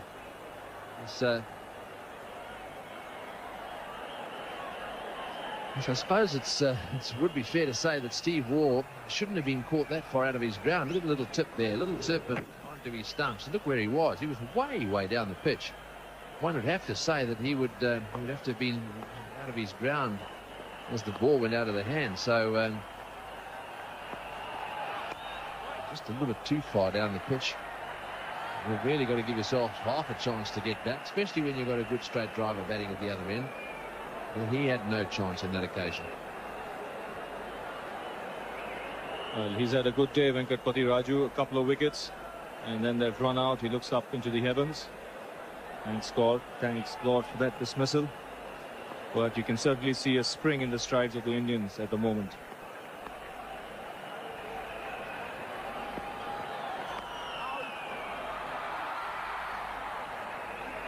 It always makes a huge difference when a wicket falls. Stuart Law's in at the moment. Michael Bevan is due to come in next. Healy and then Lee. Lee's a big hitter as well. Warren can bat. And then, of course, Fleming and McGrath. So a good batting lineup.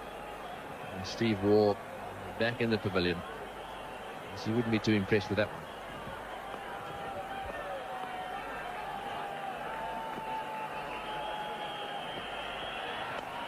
Full toss down the leg side, and that's got to be 4. Yes, that's bad bowling. Money for old rope, that is. Well, a full toss in on leg stump at this level, and you're asking for trouble. Well, his captain would be very disappointed with this, because Stuart Law is the new player in. And Srinath experimenting here, trying the Yorker, drifting it onto leg stump, and Stuart Law had no problem in dispatching it to the fence. The first boundary for Australia, that in 9 overs. Yes, it gives you some idea of how the Indians have just pulled them back a little bit. They were going superbly and smashed them all over the place. But once Ponting got out, it just slowed up a little bit. Well, that's good running. Stuart Law just pushing that one on the offside. Stuart Law plays for Queensland, lives up in Brisbane.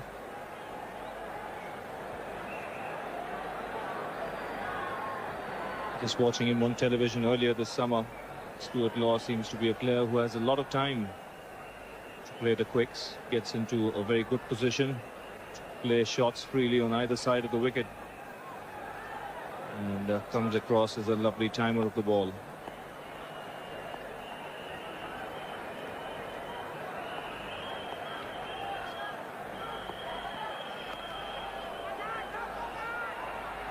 Again, a shy at the stumps, good backing up. They seem to be getting a few singles in that area. That's the over, 163 for 3. The crowd twice, that makes it 3 times now.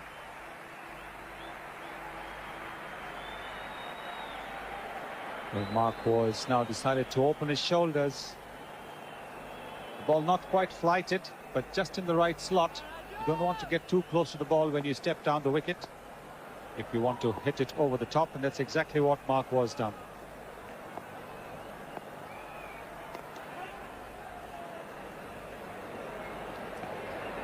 Despite being hit out of the park 3 times, Patipati Raju has done a good job. Picked up 2 wickets. He was involved in the run out of Steve Waugh.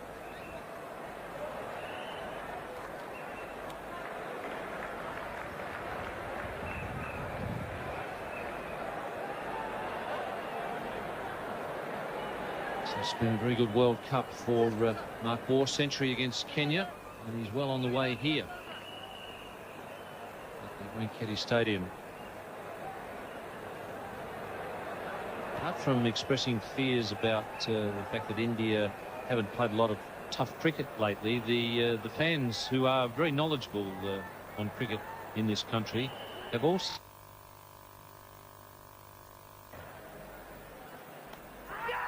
is it caught or just bounced? I think the way Tendulkar has reacted, that it just bounced in front of him. Not the kind of delivery you want to face when you're new to the wicket. And Stuart Law edging that one just short of Tendulkar.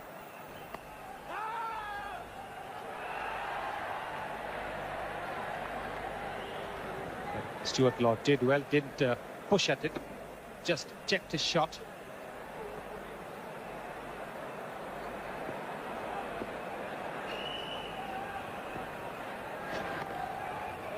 That's the end of Raju's spell. It's 170 for 3 back. The Tata end. Barker 7 overs for 37. Srinath 8 overs for 32. Prasad 5 for 27. Kumble 6 overs for 24. And Raju, who bowled well, 10 overs, no maidens, 2 for 48. Yes, that other fear that has been expressed by Indian fans is that the Indian run rate, or maintaining a good run rate, is very dependent on Sachin Tendulkar, and they believe that if Tendulkar goes early, then the other batsmen might not necessarily get out, but they will find it difficult to maintain the sort of run rate that that Tendulkar can. Do you see that as a problem, Sonny? Well, yes, I think he's the one who shows the way. Cambley.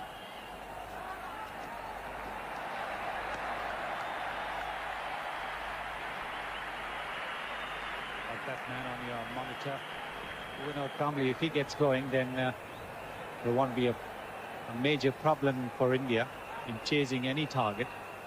But the Indian batting has suffered in the past from not being able to score too many in the first 15 and not too many in the last 15 overs as well.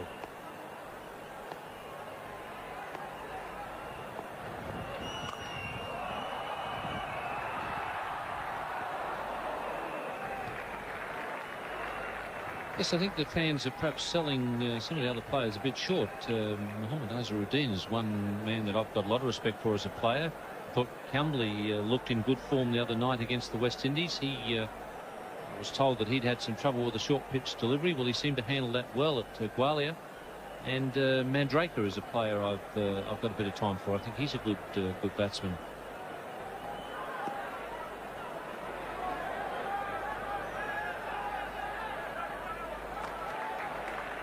Yes, it will not be easy for Sanjay Manjrekar to make a comeback because he's been out of the team for the first 2 matches.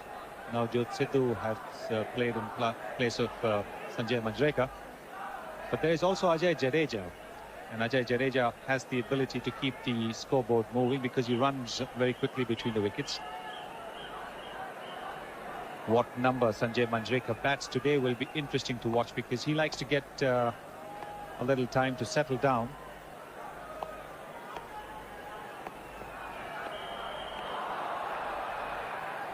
That was the bluff job, I think, there from bowler and keeper, just trying to hope, or hoping that they took the umpire out of calling that one a wide. They had success from the mostly motionless umpire Dunn.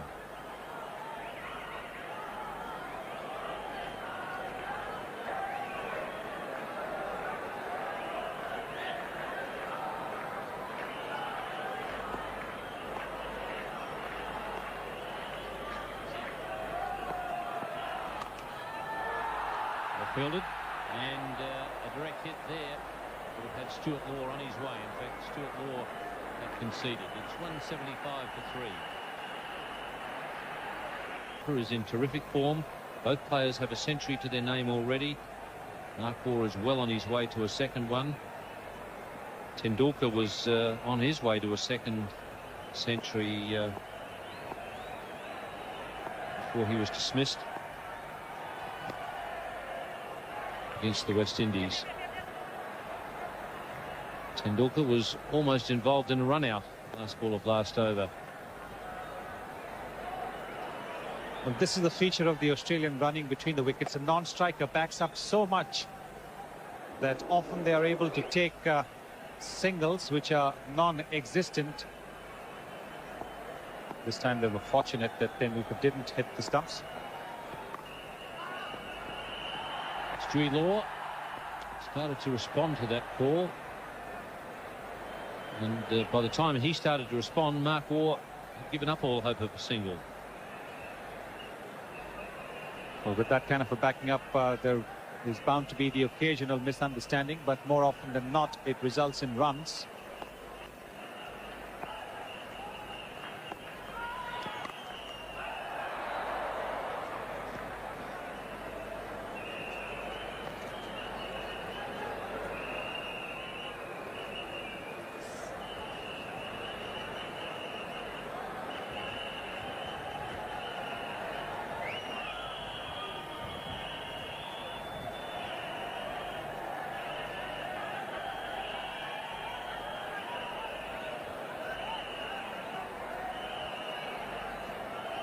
Certainly they've come along in a festive mood, crowd here in Mumbai.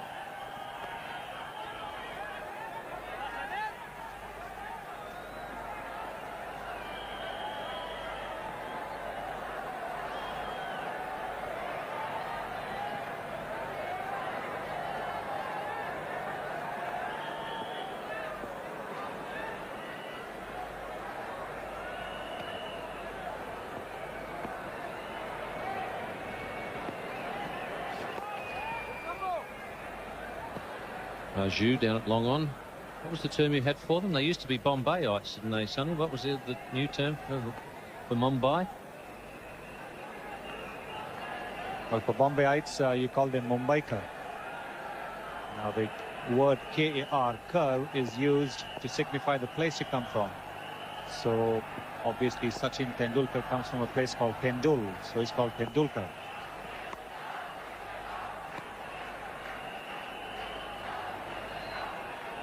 It's 180 for 3.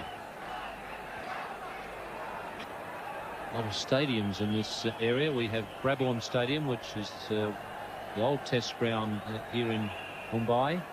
And there's a hockey stadium just next to Wankhede Stadium.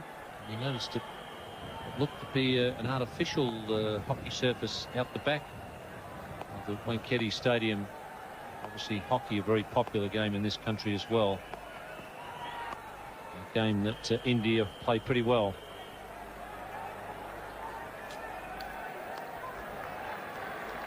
And just behind the north stand, you have the university Sports Stadium, Bombay University, which is now Mumbai University. Quite a few stadiums in this area.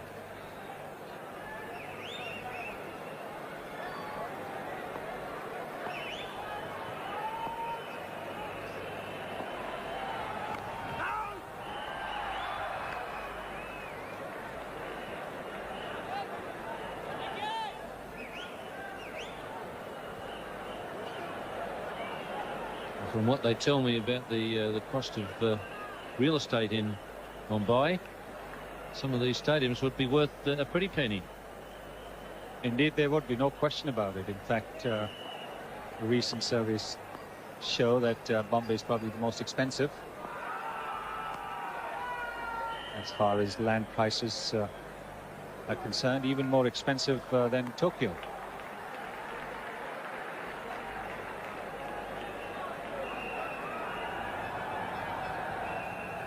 This is just the skyline shot of Mumbai.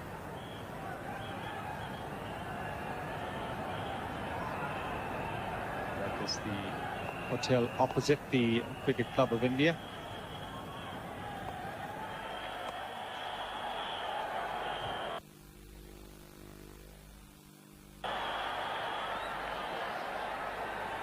Australians really testing out the Indian fielders now. They're running between wickets.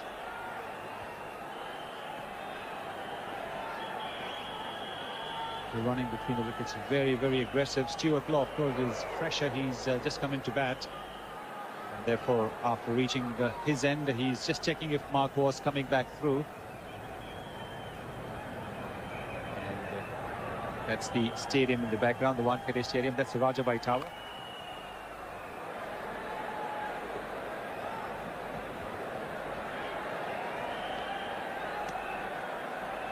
What is the population of Mumbai, Sunil?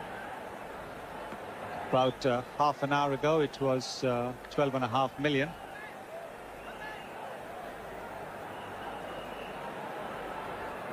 In that half an hour, I cannot possibly tell you how much it has increased. Possibly not much, because of the quality of the television commentary in recent times. People have a lot more things to do than produce babies.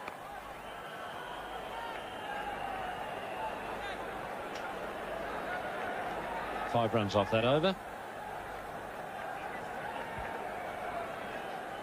Ladies and gentlemen, Ansett Australia is proud to be a major sponsor.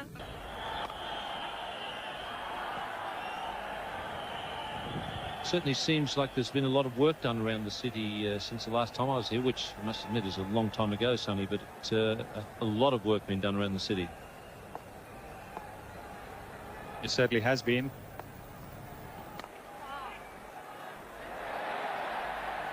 That's a bad piece of fielding by Tendulkar.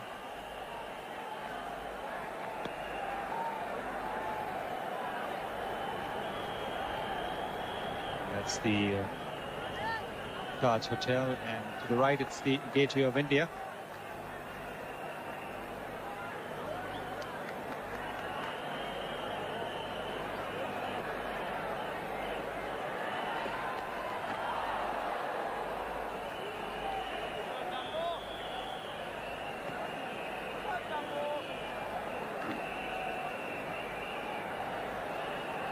Kumble has kept a couple of the Australian batsmen quiet. Ponting trouble. Troubling Stuart Law a bit, asking for the front foot LBW, although Law wasn't that far onto the front foot. There is a bit of bounce in this pitch. The presence of that fielder at Silly Point is definitely not encouraging the Stuart Law to go fully forward. The fear of the bad pad to Silly Point.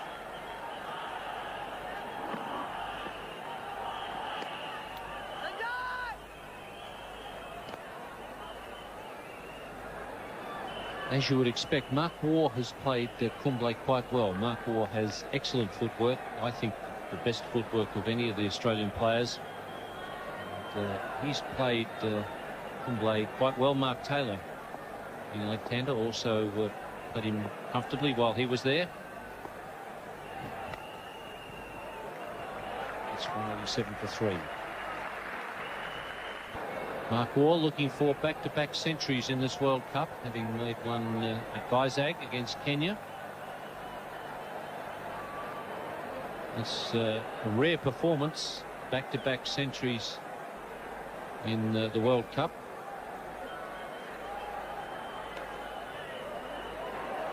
That's nicely placed by Stuart Law. Our statistician, Max Kruger, going through the records. He can't find anybody who has made back-to-back centuries in the World Cup. Would be quite a remarkable performance from Mark Waugh.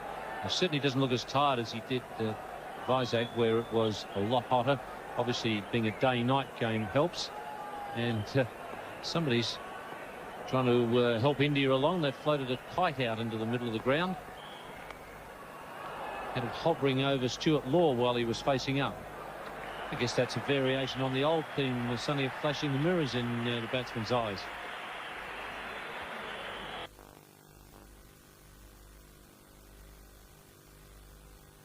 And kite flying, though it's been an old sport, certainly new as far as the cricket grounds are concerned.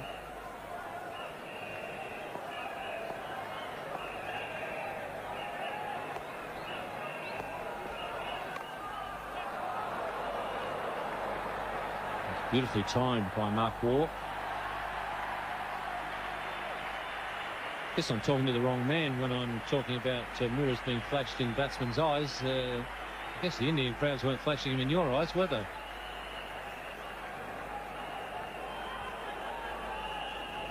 Of course not. I mean, they wouldn't do a thing like that, would they? I mean, that would be tough on them. Unless, of course, they wanted me to get out.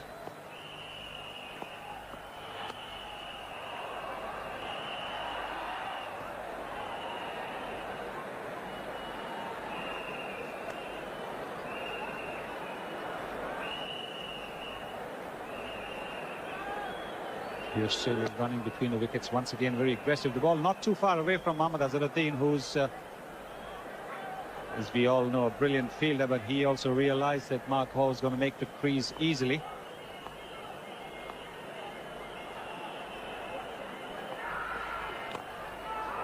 That's good Yorker trouble for Law, but once again Tendulkar can't quite hit. The Australians can afford to take these risks because they have such a good batting lineup. Stuart Law realising he's been a bit fortunate.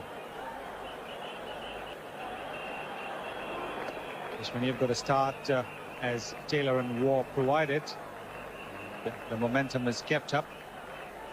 Batsman can afford to take risks, whether it's taking singles, sharp singles, or even trying to hit good balls.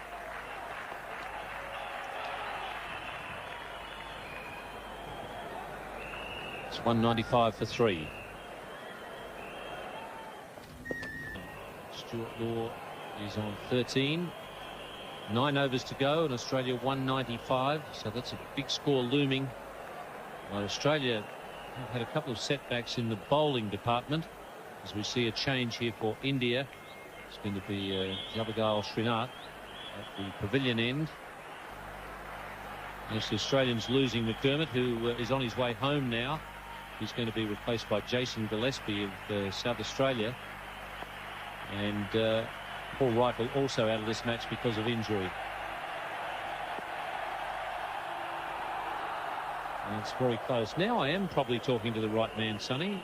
Jason Gillespie wasn't in the original squad of 18. In fact, wasn't even in the squad of 20 for Australia. How come he's been allowed as a replacement? You're on the technical committee.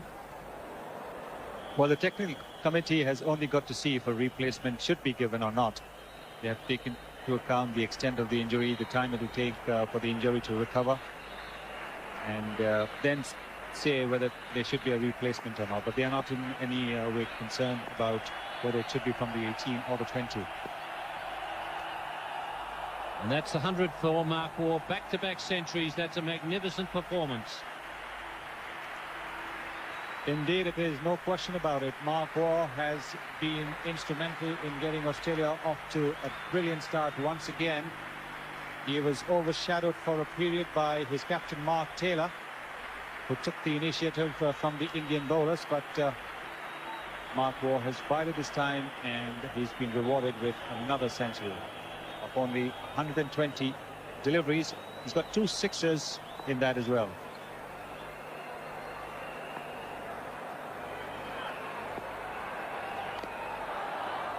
He's really on the charge now. This time they get the direct hit, but Stuart Law's in his crease. First player ever to score back-to-back centuries in the World Cup competition. That's a terrific achievement for Mark Waugh. We're in the 6th World Cup, and he's the first man to do it. Man Mongia a lot more accurate than some of the Indian fielders, but of no use because Stuart Law was well within the crease. Australia's 200 coming of 251 balls.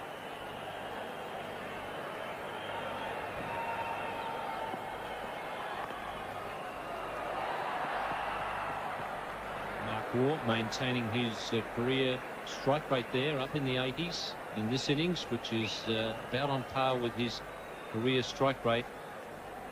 No wonder he's such a good man at the top of the order. His record since he or on the occasions when he's opened is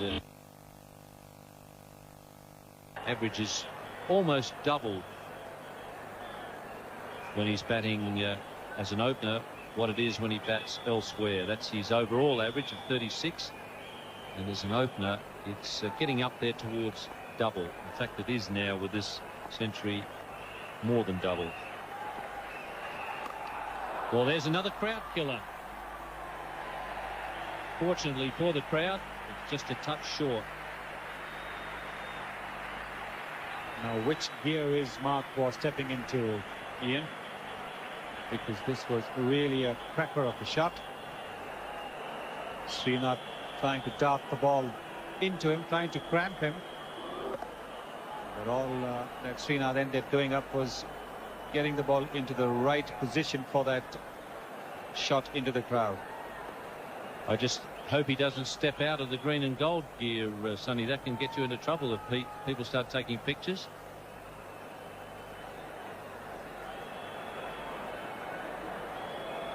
Third 6 for Mark Waugh. He hit 2 off Venkatapati Raju. Srinath has been put under the hammer here.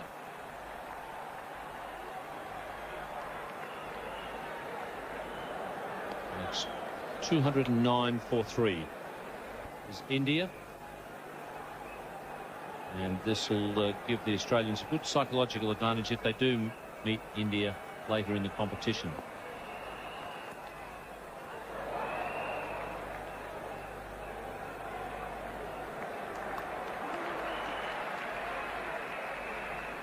Mark Waugh has hit 3 sixes, the third of them coming off the bowling of Srinath.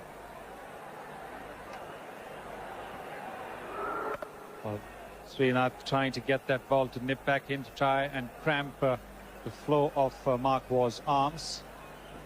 Didn't quite manage to do that, did he?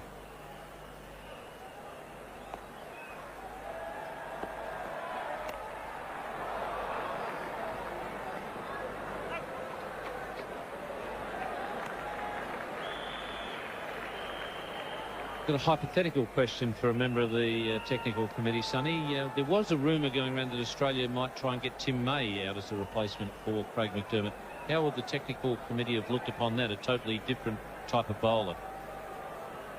It would have been no concern of the technical committee at all. We just look at the extent of injury and decide whether a replacement should be given. And that's what the technical committee did. We were not at all concerned who the replacement was to be, whether it was to be from the 18-20, could have been from any of the Australian population for all we cared. But all we were concerned with was to ensure that the injury was serious enough for McDermott to be replaced. So who does the decision depend on then? Well, the technical committee meets and then decides whether a replacement is to be given or not. and then that decision is conveyed to the convener secretary of the Philcom, Mr. Dalmia, who in turn then conveys it to the respective boards.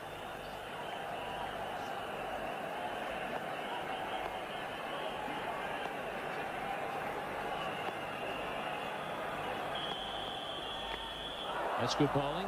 Unfortunately, not quite as accurate as Manoj Prabhakar would have liked. Just missed leg. And Manoj Prabhakar has done a good job for India in the slog overs, because not only does he mix his deliveries well, but because he is one of the few Indian bowlers who can bowl that Yorker well. This time he wasn't as accurate as he normally is, and so Mark Waugh survives.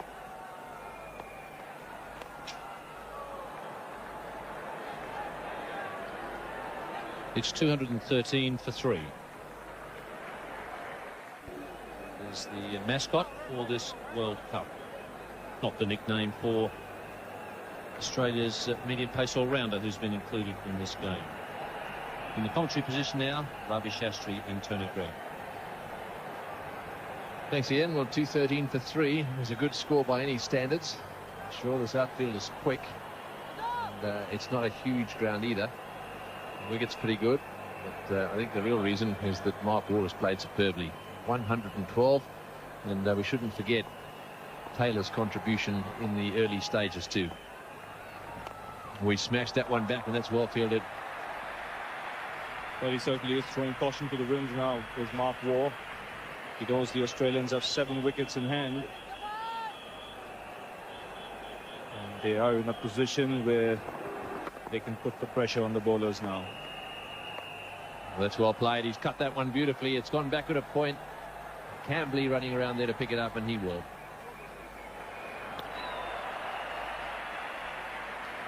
Yes, with 40 balls remaining now, the Australians could be in here for a score of about 270, 275, which would put a lot of pressure on the Indian batsmen.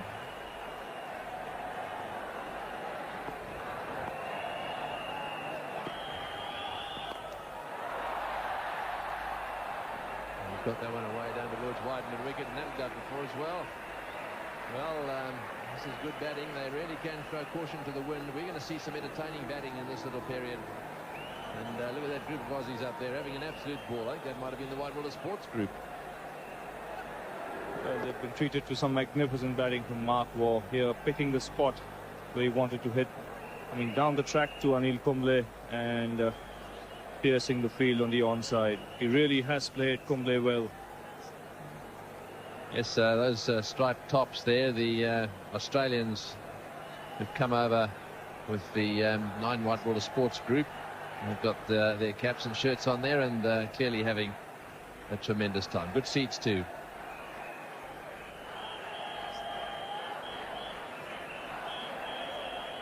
What an atmosphere. They'll be soaking up here. This is a ground of the difference. Oh, and the fumble. That was a nasty bounce. I don't think he picked that one up, actually. It was on him in a flash. Just one. Well, if he even picked this one, he picked it up very late, and to top it, he got a bad bounce there, Azharuddin, because he is not one of those fielders who misfields too often.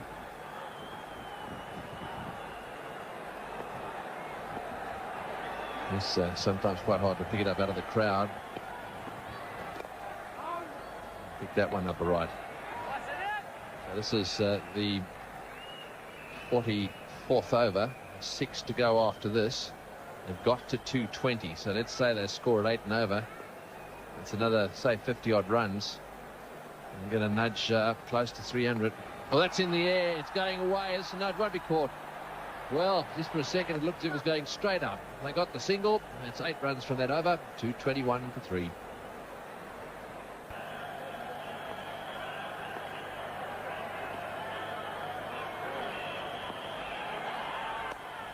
It's nicely played away on the offside.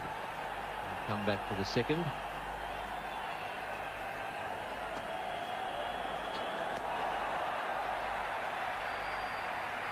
Beautiful ground to watch cricket from, especially down at ground level. And there's a group there watching the proceedings. That is Gene Swinstead. He's from Adelaide, actually. He's the head of Star in India. with one of his colleagues there, and Charles and Monica Cottier. Charles Cottier is a very, very well-known architect, probably the best-known architect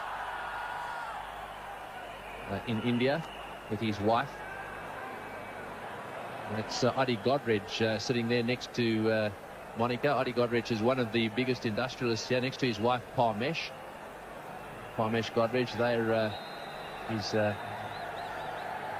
two of them very big operators here, and of course Mr. and Mrs. Mascarenas watching their big screen. And he's blushing, Tony. He's hearing us. And it's fumbled, so they get another single. Yes, this place certainly is alive with activity. All sorts of happenings here. Great parties going on. You live in a good town, Ravi. Well, absolutely no regrets. It's a happening place, this Bombay, full of life. Very much similar to Sydney in Australia.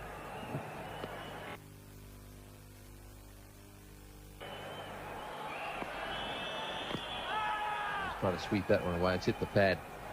Yes, these pictures going to South Africa via the SABC, Channel 9 and Optus in Australia, taking the pictures to TVNZ, Sky in Europe, Star TV in Asia, and of course Judith Shan also showing these pictures around India. It's a huge audience, and plenty of them will be plugged into this all-important match in Wankhede Stadium here in Mumbai.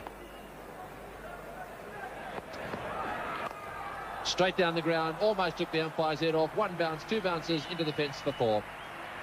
Well, there's a flat back smash.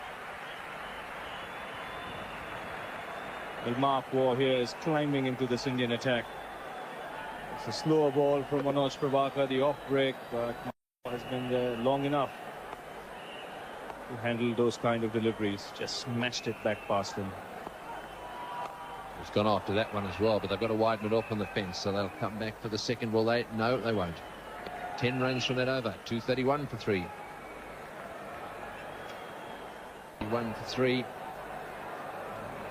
Kumble is going to continue. Mind you, one shouldn't lose sight of the fact that the Indians have got a pretty good batting lineup themselves. Doesn't quite get hold of that one. It'll go to square leg for 1. No, he wants 2. He's coming back. And, well, this has got to be close. He's given him out, yes. Well, Waugh doesn't think he was out.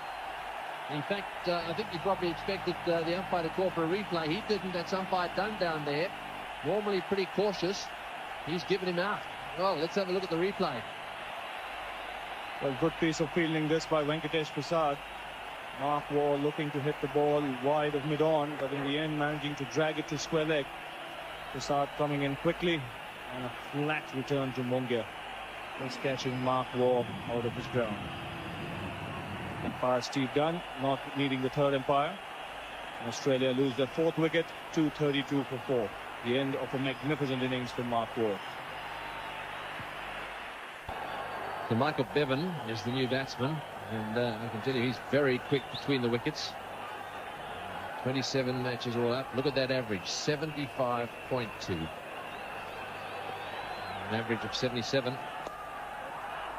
And straight away he's played that one off the meat of the bat and got himself away for 2. Well, it'll be interesting to have a look at another angle on that replay. I think that Waugh actually didn't have his bat down. We'll see now when he comes in. The batsman down the other end didn't want it. Here he comes. You can see his bat's in the air. In fact, it was on the ground, but he was out.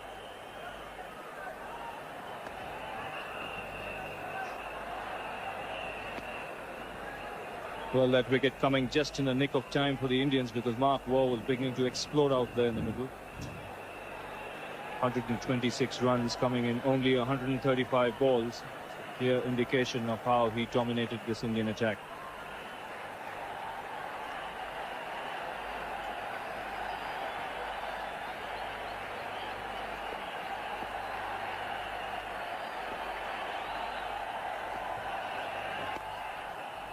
Well, it's a lovely time to come in this. You've got to throw caution to the wind, really get stuck in.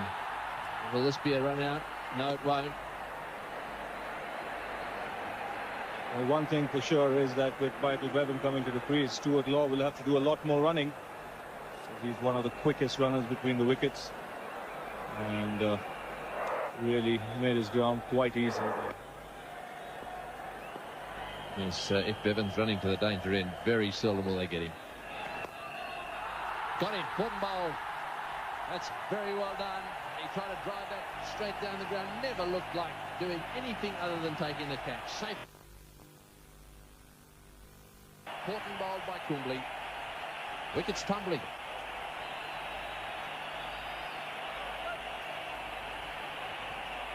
A good piece of bowling this by Anil Kumble. Just holding this one back.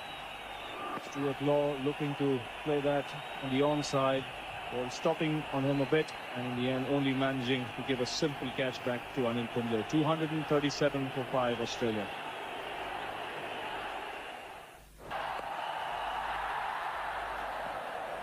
So that's the first 11. It really is a question of going flat out now.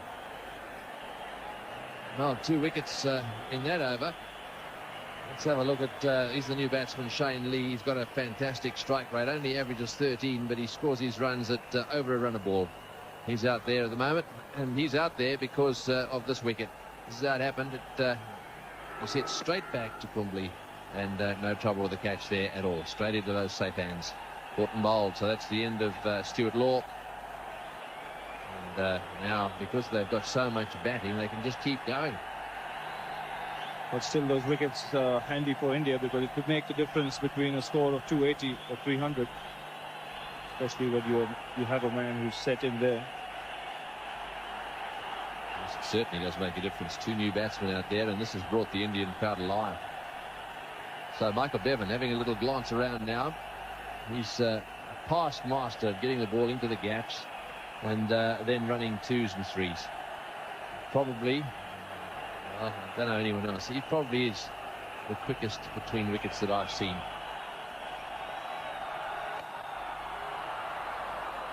Well, have a look at Shane Lee. He's coming back to the danger end. Bevan just trotting away. He doesn't look as if he's going very fast, but he is very, very quick.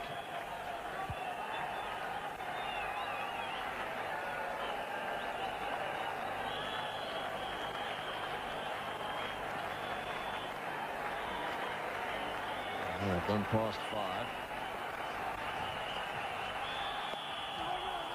No, and he's got to go back.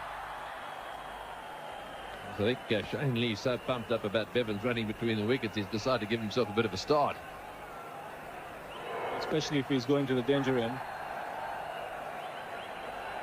And luckily for him, yeah, Mohammad Azharuddin not too close to the ball there.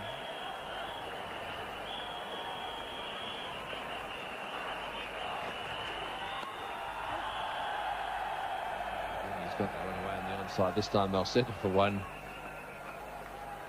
Right, now what can Shane Lee do? He's very big and strong, powerful character. If he hits them, they'll stay hit.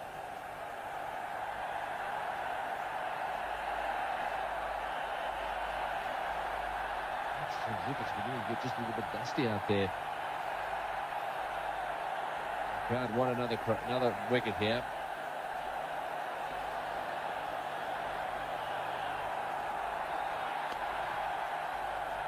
Down the ground. Will Bevan come back? Probably will. Yes, here he comes. No trouble at all.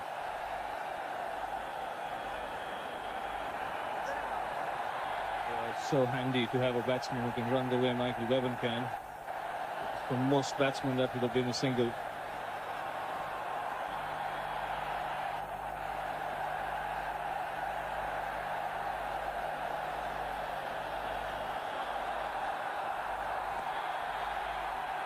Oh, this is going to be out 5 miles. Yes, they're both standing down the same end. Well, that's a tragedy. Bevan is the man to go, and he's the one they wanted out there. However, this is the way things do happen in one-day cricket. Towards the end, they do end up getting themselves run out because they take so many chances. Just let's have a look and see exactly what happened here. Pushed away behind square. Bevan running to the danger end, wanted to run. And he ended up down there with Shane Lee, who decided not to go. So that was the end of that. Jadeja, the man running down there and taking the bails off. So Michael Bevan, 5 balls for his 6 out run out, and Australia 244 for 6. 244 for 6 off 46.5 overs. So after this ball, there'll be 3 overs to go. Ian Healy is the new batsman.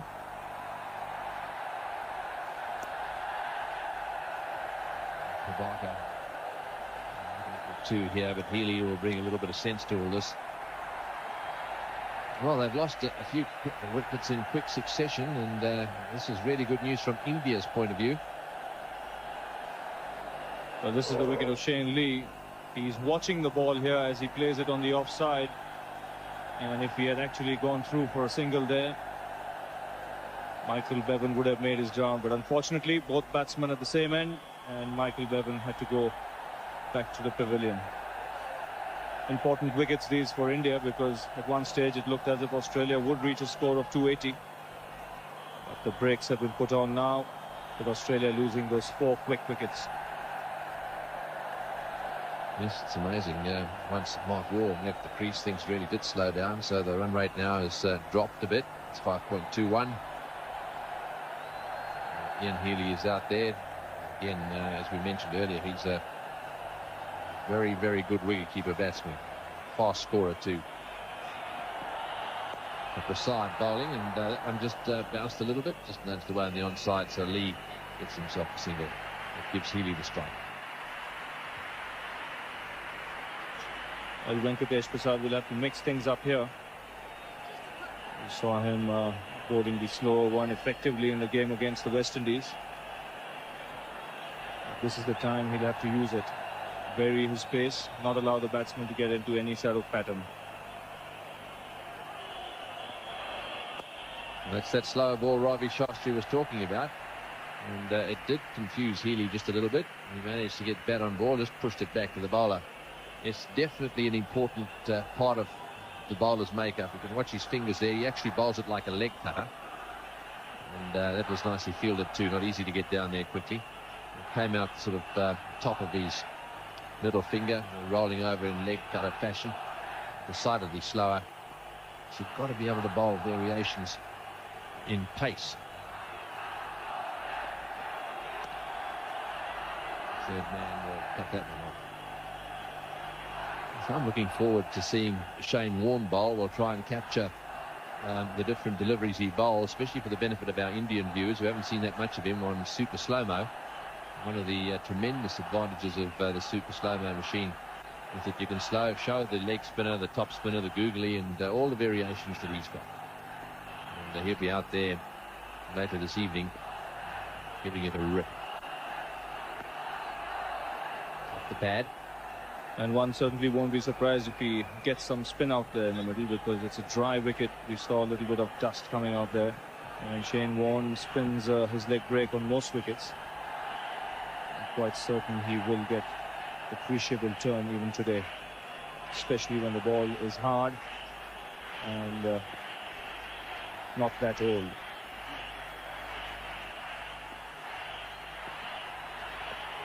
Oh, he's had a go at that one. Perhaps hit him just outside the line of off stump. It hit him actually on the thigh. Might have clipped his box as well. He looks a little uncomfortable. He's getting down and trying to hit that one over square leg. That's his favourite area. They are having a ball. Their evening's improved a little bit since India started taking a few wickets. It certainly has added to the atmosphere, a lot more noise. This Venkatesh Prasad running in there ready to have a bowl, and of course Healy is not feeling too good at the moment. He was standing about 3 or 4 meters away. Shane Warne padded up, ready to come in.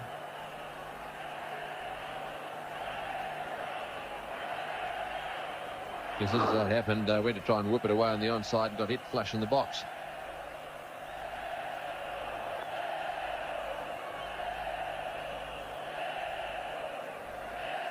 .250 for 6. Purakrami Singer on strike now. So just 2 overs to go now. 250 for 6. Well, this could be interesting now.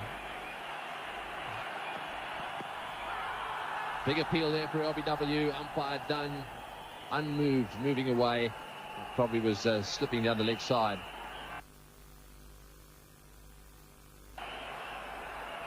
A little bit of extra bounce here for Srinath, darting back into the right-handed lead.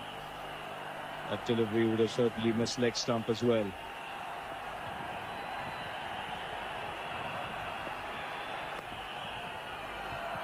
Well, fumble. Will they come back to the second? Doubt it. In comes Raju. So 2 balls gone in this over. Another 4 and then 1 full over.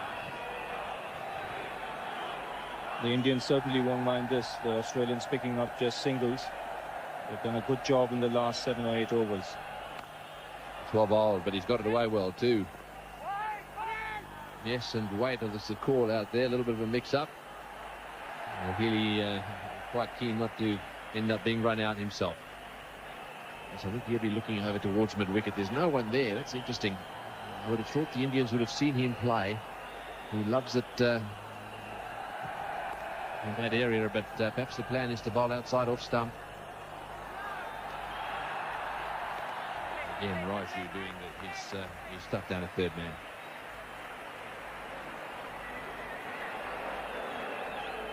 Runs still coming only in singles in this over.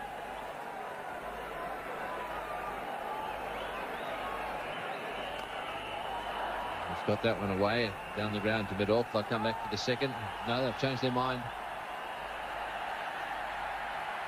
That's good fielding, getting with the ball quickly. These Indians have been working very hard at their fielding. They spent a little time prior to the World Cup in a camp down in Bangalore. And that's the one he gets away so well on the onside. That time straight to the fieldsman. 6 runs from that over. 1 over to go. 256 for 6.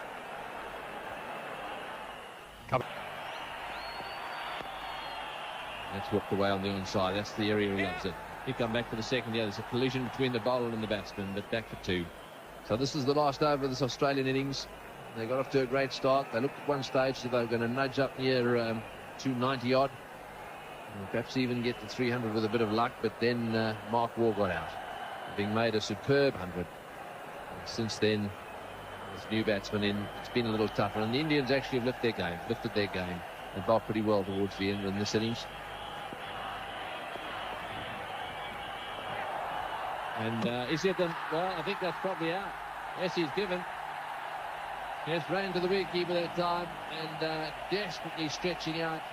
And eventually lost his bat. An umpire done it square leg, was given his second run out. Well, the Australians here running for everything. The moment Ian Healy missed that delivery, Shane Lee, the non-striker, decided to go through with the run, but Mongia, wise to the occasion, hitting the stumps direct. 258 for 7, Australia.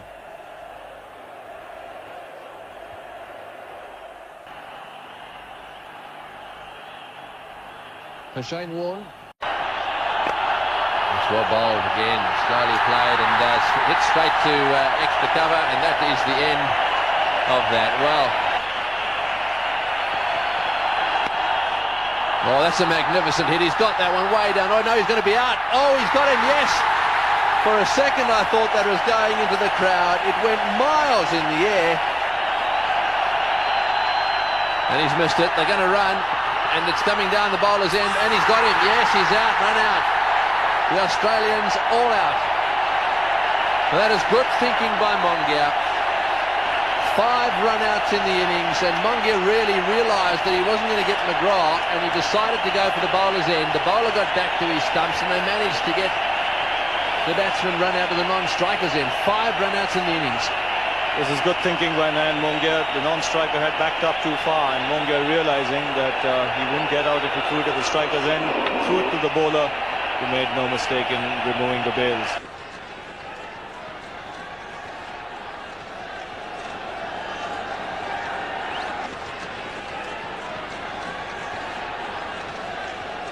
He's the right arm fast bowler. He's only played in 15 matches. An economy rate there of 4.06. And Damien William Fleming, 25 years of age, made his debut against South Africa in Perth in the season of '94. Quite frequently plays league cricket in England. In the air, and that one's blown down to third man. Well, that wasn't a bad delivery first up, so straight away Tendulkar off the mark. So it didn't take him long. He's not all that happy with that red umbrella, I don't think, down the far end, which for some reason is, in fact, it's been down there since the start of play. It's just on the edge of the return crease, but it looks as if Tendulkar has decided that he wants it moved.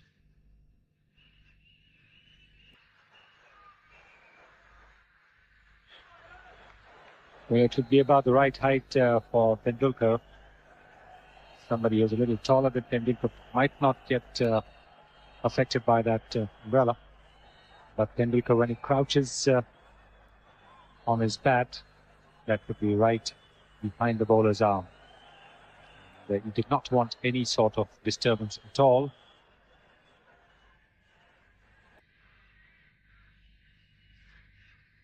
He's having a little bit of trouble. There we are. So that's the end of the umbrella.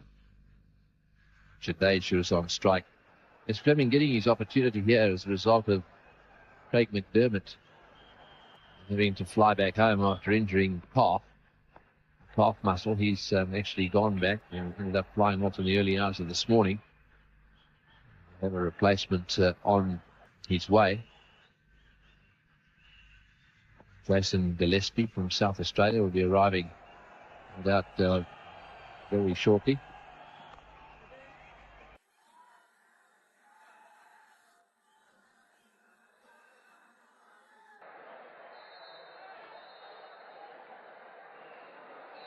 Mr. Fleming, very cool under pressure. He's one of those characters who doesn't fluster too much.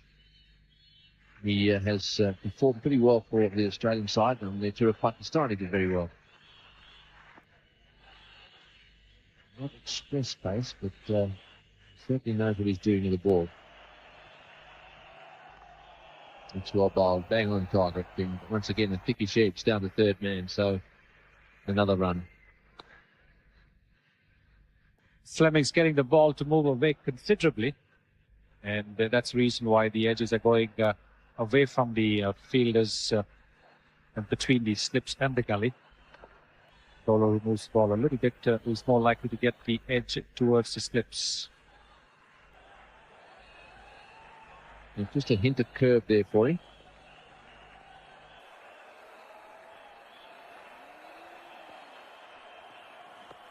And there we go again. Yes, Jason Gillespie will arrive out here and join the team in time for Australia's next match, which is the game at Nagpur. It's on Friday. Australia are playing Zimbabwe there. Every game is pretty important to Australia. They can't, because of conceding to Sri Lanka, they can't afford to lose any games. They can't afford to slip up at all. So that's the next match. It's Friday. Make a note of that. Well, that's well bowled. That's got to be quite close. He was straightened down the line. Just looking at Healy there, didn't move. He was bang on behind the stumps. We're right behind. Bit difficult to see, although he's having a look at his bat. Let's have another look at the delivery. Well, after those first couple of deliveries moving away from the batsman, Fleming doing the right thing, the intelligent thing, getting the ball to nip back into the batsman. It's making the batsman think.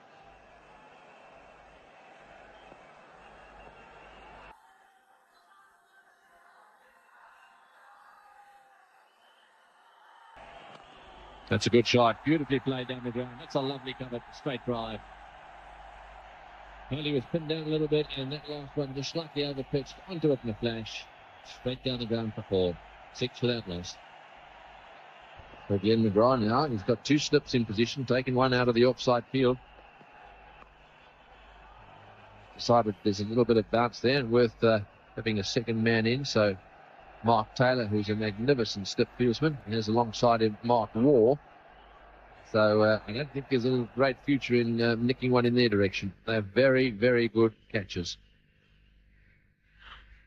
And Jadeja has a tendency to open the face of his bat to deliveries on or outside the off stump. So he could be a candidate for a catch there. Oh, and that one beats the outside edge. Just a little bit wide. I think he thought it was going to come back a little more than it actually did. Just watch this delivery. Boss it from a little wider. Yes, and having pinned Jadeja onto the back foot, Jadeja finding that the ball is pitched up a little slow to get to the pitch of the ball, nowhere near the ball. Perhaps, in a sense, it was lucky that he wasn't, because if he had been any closer, he would have been nicking it. That nips back, wants one, but the Aussies are very, very good in the field. And it's worth actually drawing a comparison here today. It could be the difference between these two sides. Just watch Warren come in. Yes, even within the circle, they are 5 to 10 yards closer to the bat than the Indians were, which means that they will really be putting pressure on the Indians as far as the quick single is concerned.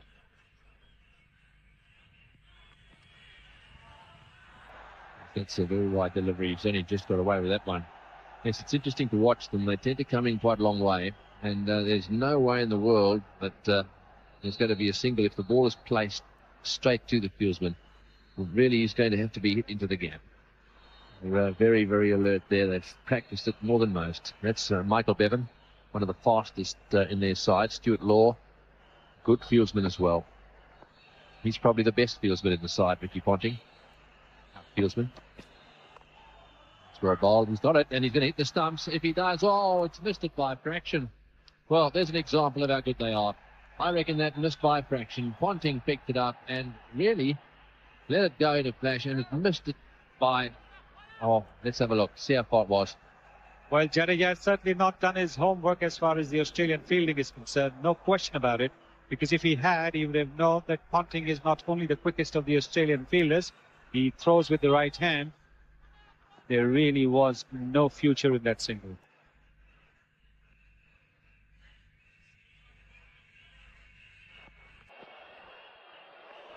If he had run Sachin Tendulkar out there, he'd been a popular boy. It's the end of the over. 6 without loss. Just a little bit deeper, they've got Ponting. He's on the 15-yard mark for the right-handed Tendulkar.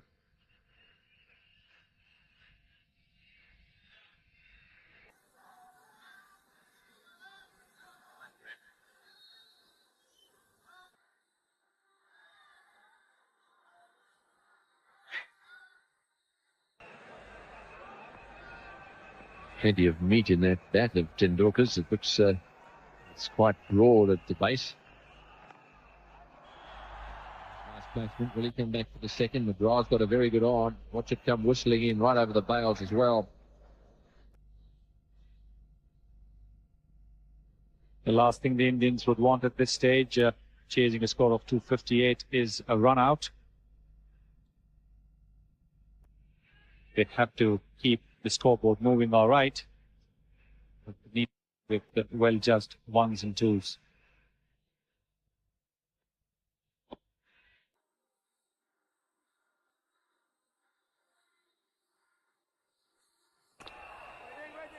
It's a good line.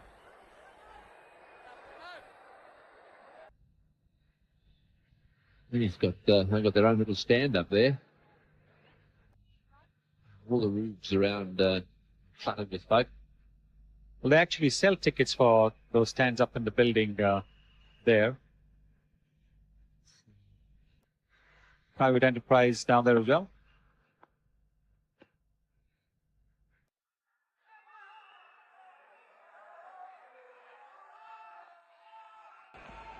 Well bowled, that's a good delivery. That drew him out. It was relatively well pitched up and moved away from the right-hander. Jadeja very uncertain in his movement. There it is. Just a tentative push forward with his front foot. and they're then reaching out for the delivery, moving away from him. It's not only they got a great bunch of seats out there, they've got a television replays for them, so they're up there, got themselves really well organised. Oh, that's got to be close. Straighten down the line. Yes, he's given him, that's it, he's given him out. He stood there, looked long and hard, and eventually raised his finger. Well, it certainly straightened down the line. It looked as if it was going to be close no matter what. He looked at it for a long time before giving it out, so Jadeda is out, LBW. Well, his footwork has been very, very uncertain.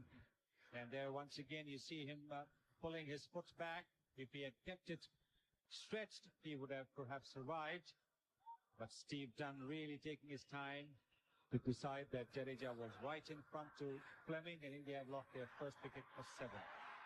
Lulu Cambley is out there now. He's a left-hander. This could help them a little bit, having a left-hand, right-hand combination. Be helpful to the Indians. 64 matches, average of 40, so it's a good average. That one swung back at him. He'll have to be a little bit careful. Well, that's a good over from Fleming for straightening down the line and getting his first wicket. This was the wicket. Ajay Jadeja right in front over there. His left foot, the front foot, did not move anywhere at all. Side view, and you can see that foot was nowhere near, making any doubts in the umpire's mind absolutely non-existent. If the foot had been a little stretched, then yes, the umpire would have thought twice. Well, that reaction of Fleming was very interesting. I think for a second he didn't think he was going to give it out, and you could see that he really did. Bowlers normally know. Swing bowlers who've got the ball to straighten down the line know when it's going to be pretty close. Now just watch Fleming's reaction here. You can't believe it, and then all of a sudden, thank goodness for that. What do you mean, Greggy, that bowlers normally know? Don't they think they get the batsman out every time? Oh, Indian bowlers may think they get the batsman out every time, but no. Not swing bowlers have a pretty fair idea when they straighten the ball down the line as to whether it's out LBW or not. I don't think so. I think most bowlers, when they hit the pads of the batsman, they think they've got the batsman. You start to sound like Bill Lorry, you. You mean the right-handed version? Yes, all batsmen are the same.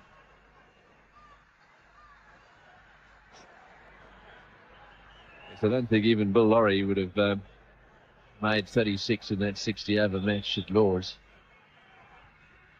I'm not too sure about that.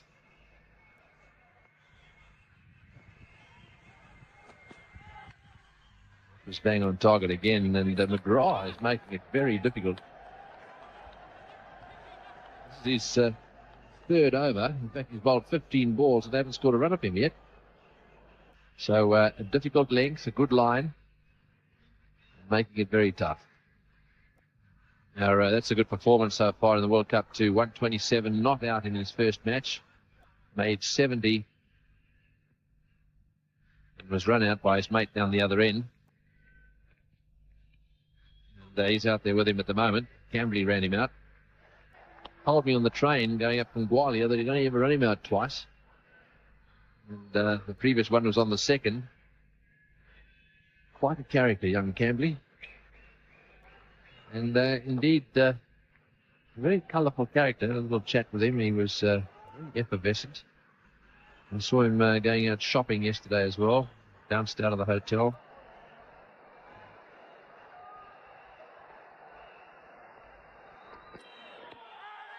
No, I think he got outside the line there. Again, a big appeal from McGrath. Not much from behind the wicket, though.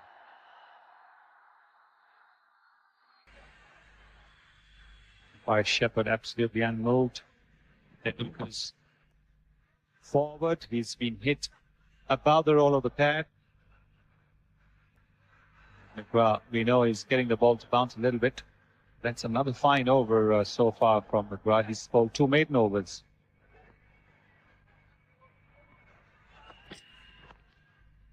Well, that's 3 maidens from McGraw. Very good bowling. 7 for 1.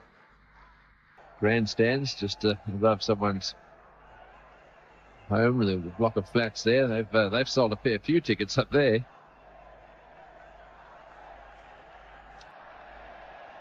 So the wicket taker, Goldman Fleming, continuing.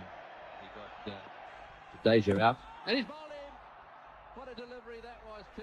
Swinging back into the left-hander, and that bowled him neck and crop.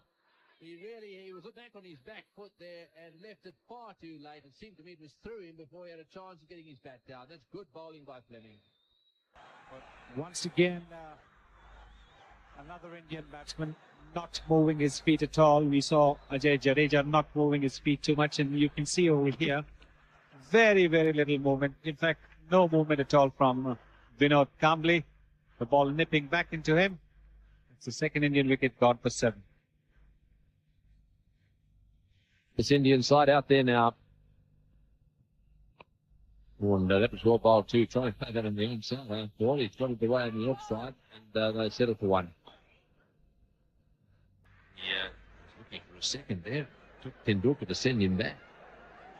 Watch this delivery too. This is the wicket delivery. This is the one that got through the defences of Camberley there. Just nicked his pad and knocked off the off bail. It's a nasty sound, that is. Far too early to be playing across the line, trying to play the flick. Try and play the flick when you've got 30 or 40 against your name. Your feet are moving well. But when you're 0, try and just push the ball around, get off the mark, get the circulation in the legs before playing across the line.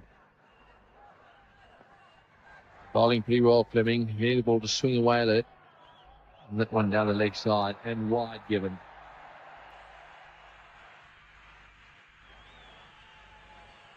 Yes, it's always a very fine line when you're bowling those outswingers. If it's just a little bit too straight, the ball so often doesn't swing and just keeps going down the leg side. Of course, there's always a risk then of a wide or the batsman getting onto it, hitting it through the onside field.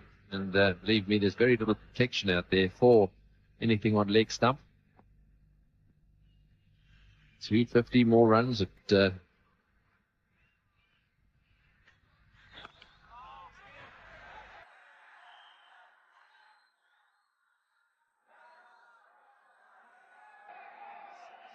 Fleming really has got off to a good start. He's conceded most of the runs, but he's also got 2 wickets.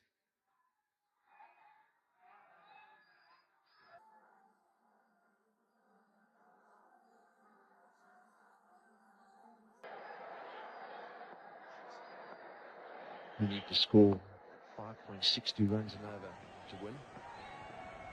That's wide too.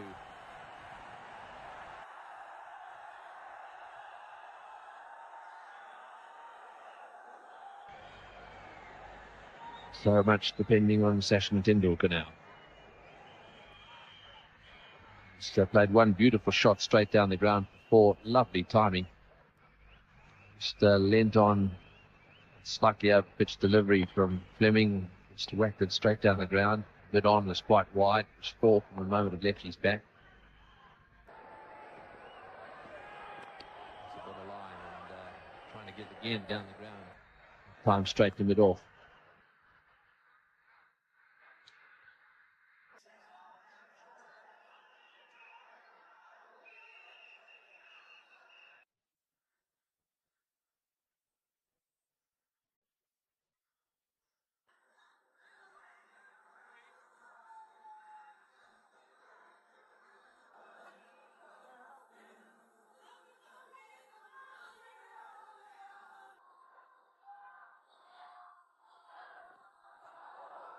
And trying to latch onto that one and whack it through the onside field. He'd be a bit upset he missed out. 9 for 2. It's a lovely view from high up in the stands looking down on this ground, the Wankhede Stadium, and McGraw will be enjoying this as well. 3 overs, 3 maidens. That can't last much longer. The two, I think, the 2 best players in this side are together now, and so they're bound to get a single shortly. It's a good way to start. The only thing that's missing there is a wicket or two. McGrath is a difficult customer. He's come on in leaps and bounds. Bowls a good bouncer, he bowls a good slower ball as well, and lots of variety he's got. He does get to move off the seam as well. And he absolutely revels in the responsibility of being Australia's frontline paceman.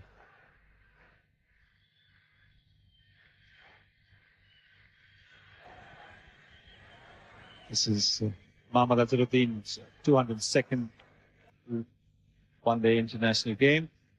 He's got 300s, 30 50s.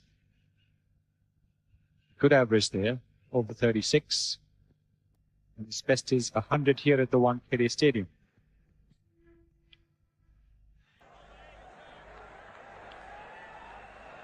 The Indians would need another big score from their skipper here if they have to overhaul Australia's score of 258. And in the World Cup, it's got 555 runs. No century as yet. His best is 93, that too against Australia.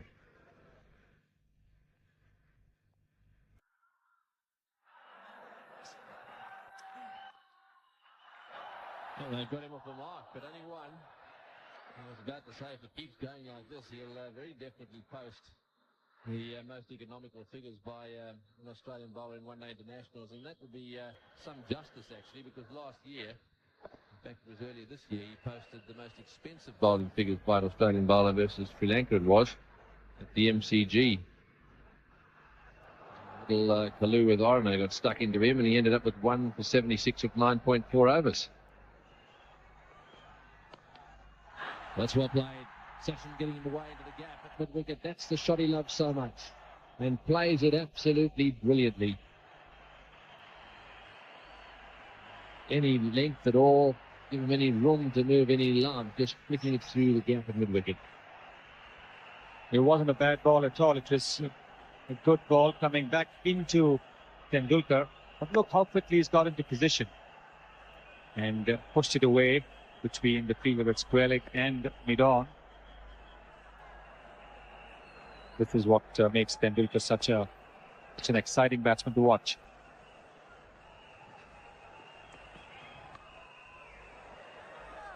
So 4 runs from that over. India 13 for 2. You looking over this city. It's from the Taj Mahal Hotel back down to the ground. The lights flooding this ground for the first time. I'll tell you more in Chapel and Ravi Shastri. Thanks, Tony. Well, India in a bit of strife. To 13 for 2 in the 8th over.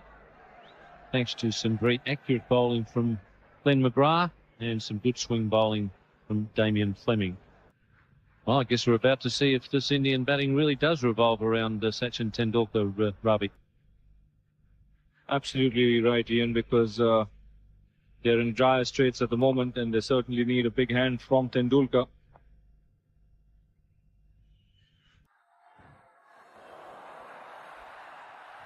Umpire Dunn, who quite often gives it a bit of thought before he makes his decision, eventually decides that that is a wide.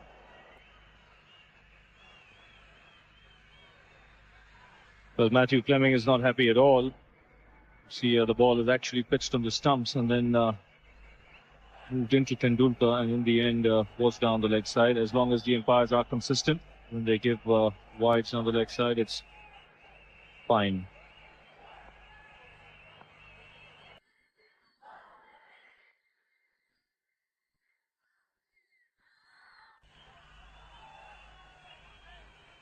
Very strong player off the back foot, Sachin Tendulkar. We saw that in the match against the West Indies. Scored so many of his runs through the onside, as he did in the last over when he clipped Glenn McGrath through mid-wicket for 3. Very, very strong in that area. For a short man, he plays extremely well with a straight bat off the back foot. You quite often get shorter players who are very good players of the pull and the cut shot.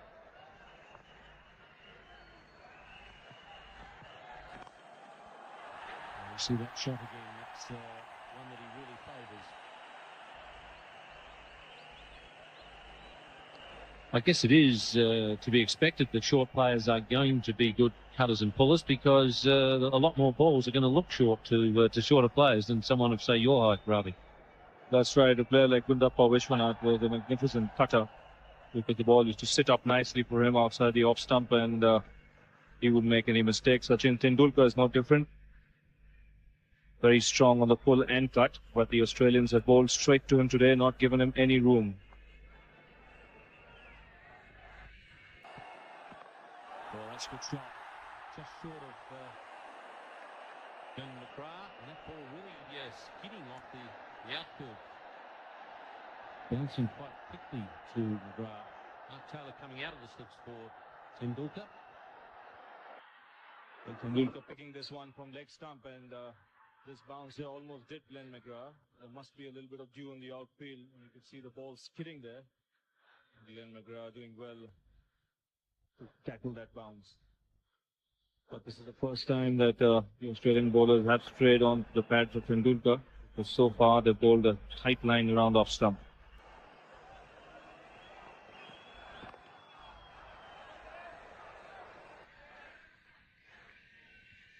And for Azharuddin, Mark Taylor has opted for a short mid-wicket, which is a good field placing.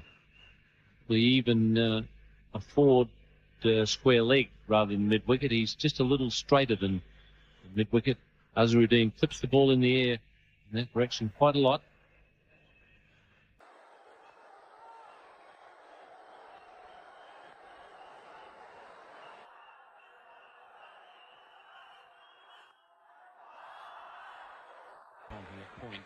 It's 17 for 2.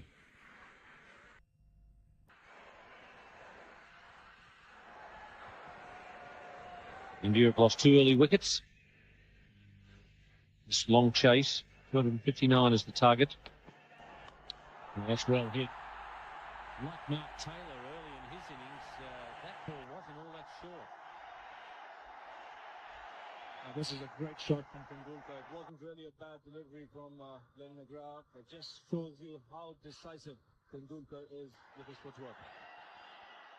Just short of a length, and he's quickly onto that back foot and smashing it wide of mid-on. That really is a terrific shot. Not easy to play. It shows he has a very good eye.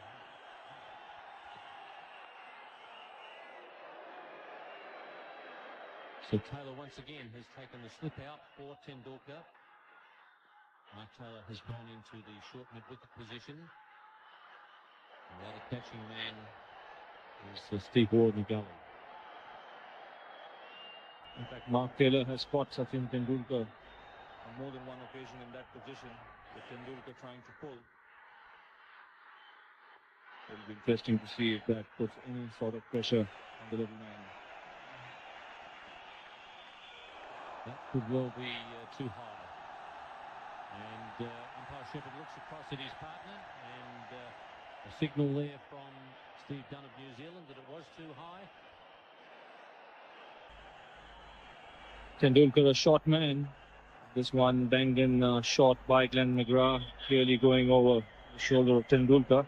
Tendulkar on that occasion trying to play a shot as well.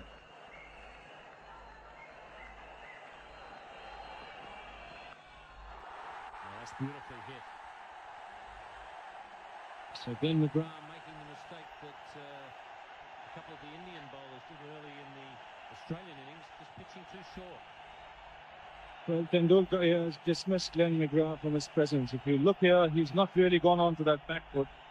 His initial movement is to go forward, stood there and smashed it through square leg. Really a terrific shot.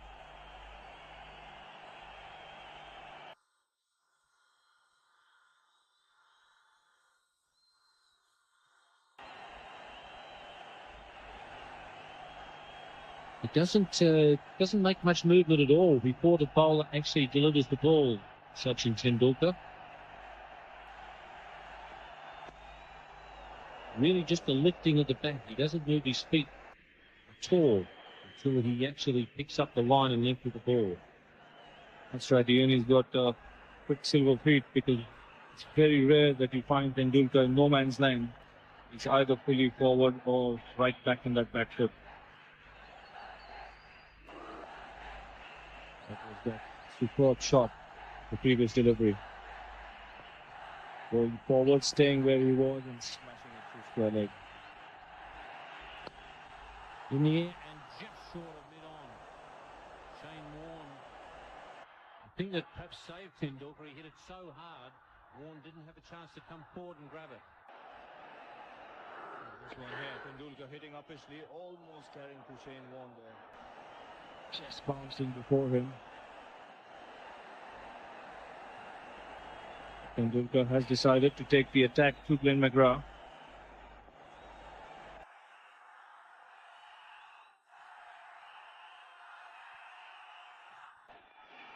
A lovely shot. That's a terrific over for Sachin Tendulkar. 30 for 2. Taxi driver explained it to me last night when someone nearly rammed him from the left coming at 1,000,000 miles an hour. He just turned to me and he said, that's Bombay driving. Certainly not the place to be in. You're patient.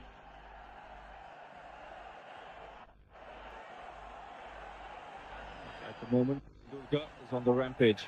Even with India under pressure, having 2 wickets, he's still scoring more than a run a ball. 31 not out of only 30 deliveries. McGrath to continue.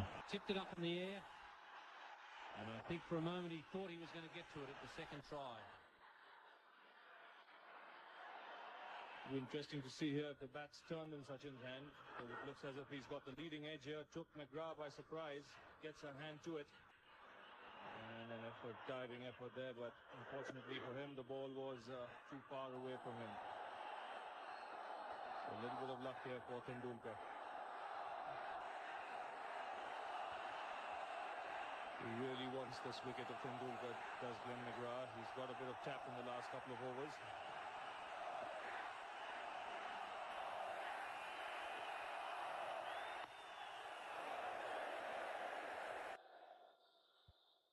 Well, I'm not surprised if the other Indian players are a little bit intimidated by Sachin Tendulkar, the way he plays. I mean, he's such a good player. It's got to be hard to follow that sort of act. Especially with this big crowd here, they expect boundaries and sixes of every ball then, because Sachin sets the stands blazing. When a new man goes in and plays a bit of orthodox cricket, he has to watch out, otherwise he'll be booed pretty quickly.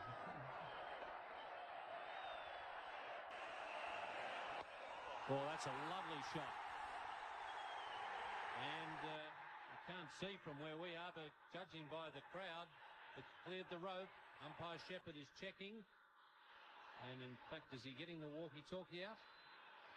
Yes, in fact, he is, to ask for a result. So we'll have a look and see whether it cleared the rope. Certainly the crowd think it did.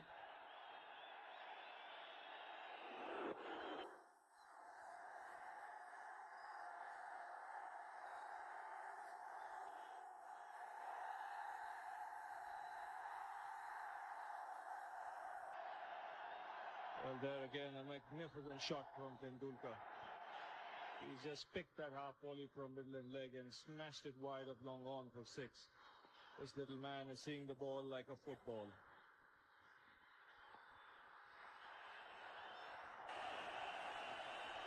McGrath wide on the crease, and that goes for 4. This is unbelievable batting, and the crowd loving every minute of it. 54 for 2. Well, don't worry about the new lights at Wankhede Stadium. Sachin Tendulkar has set this place alight. 27 off Glenn McGrath's last 2 overs. 37 off the last 3 for India. And suddenly, India, who were miles behind Australia, be interesting to check the comparisons just, well, I guess 3 overs back. And the situation was 13 for India after 7, 30 for Australia after 7, and now India are in front. It's been an unbelievable turnaround.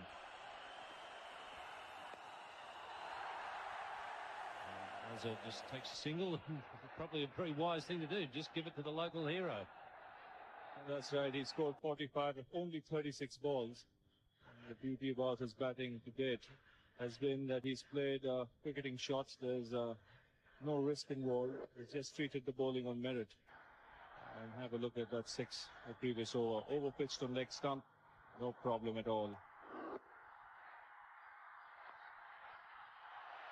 And that was the 4 from the last ball. This has been an unbelievable counter-attack from Sachin Tendulkar. And I must say, I don't think there's anything more exciting in the game of cricket than to see somebody counter-attack, whether it's a batsman counter-attacking or whether you've got a captain who counter-attacks with his field placings. I think it's the best part of cricket.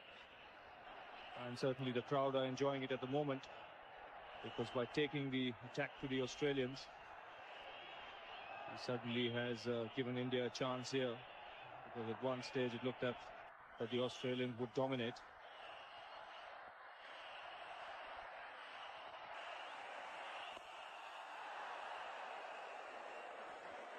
I guess the big thing now for Azharuddin as the captain, and he's just wandering down to have a chat to Sachin Tendulkar. That's good captaincy. I think the one thing that he has to guard against, Sachin, is the fact that he's playing so well that he just gets a little bit carried away.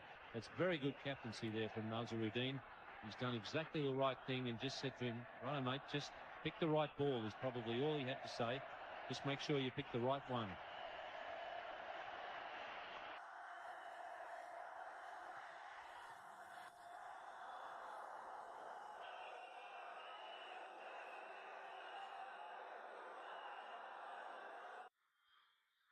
What Sachin Tendulkar must guard against at this stage is not to be carried away. Still a lot of cricket to be played in this game. I think the need from him is to bat right through this innings. He's got to be able to pace his innings.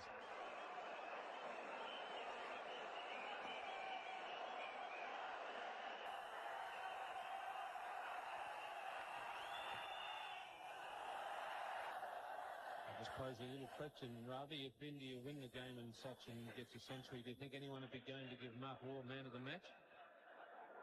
Well, I pity the gentleman who even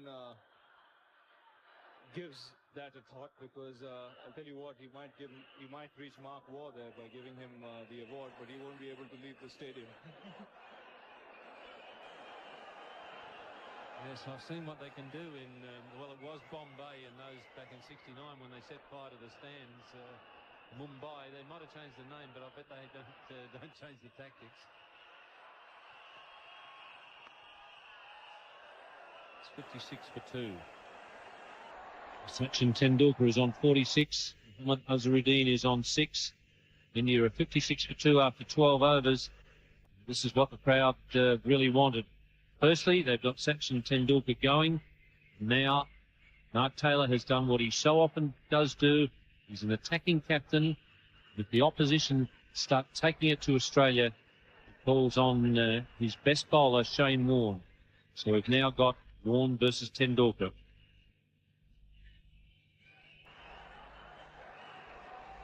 I must say that Shane Warne is the type of bowler, much like I think Venkatapati Raju, you almost see a smile come on their face when there's a challenge thrown at them. They've got somebody at the other end who they know is going to be coming at them. Just they have the ideal temperament for spin bowling.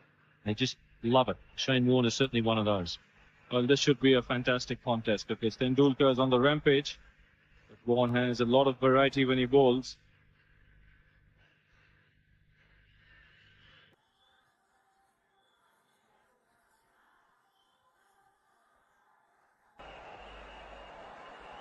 Warne just making the batsman wait a little bit, and I think he's overdone it now. I think umpire Shepherd, yes, in fact, umpire Shepherd is waving him over and saying, come on, we've had enough of the gamesmanship, let's get on with it.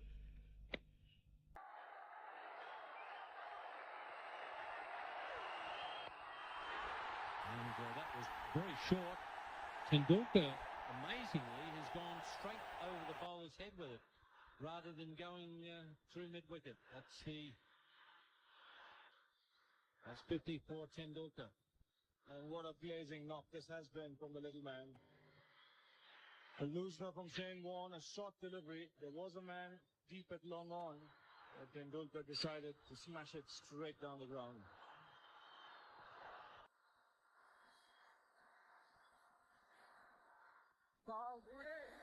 Warren has to have two men in catching position. Mark Taylor is in his normal spot at first slip. Mark Waugh's at short cover. That's quite an amazing pull shot because it was short. I don't know how he's got it down there with so much power. Amazing shot. Caught at mid-off. Just out of reach. Got a hand on it. Stuart Law is the guy at mid-off. And that wasn't a good shot from Tendulkar. Well, he tried to play it in an inside-out shot here, and this is a great effort by Stuart Law. Shane Warne giving the ball there, getting a bit of turn, and Law here diving backwards, just unable to get his hands on the ball, but this is good cricket already. Warne.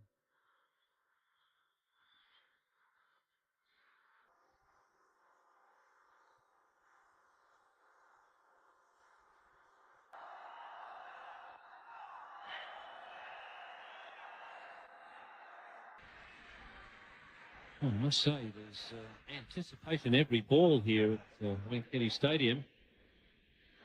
The way Tendulkar's playing. And Warne on now.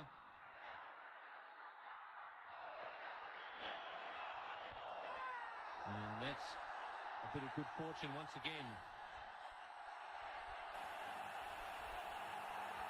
Now, that could be interesting to see where and the umpire, quite correctly, umpire Shepherd, has called for a replay to see if it was a 4. Well, this could be just 4 runs here because Shane Lee running back there at third man doesn't stop it at the first attempt, and then whilst he does it the second time, his feet are out of the boundary line. So this most certainly would be a boundary, but not a very good shot from Tendulkar.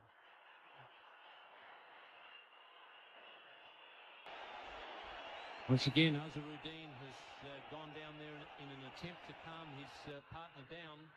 Sachin Tendulkar has got India back into this game. And I think Azharuddin's a little bit worried that that the red mist is rising and he just can't control it.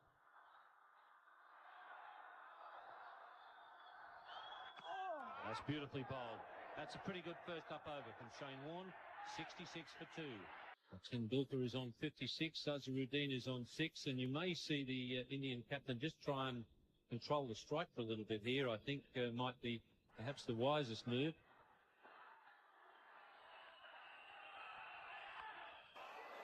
And in amongst all this shot making, Damien Fleming has done a pretty good job for Australia. 6 overs, 2 for 25, which is not bad when you've got a man going as Tendulkar has been in these last few overs.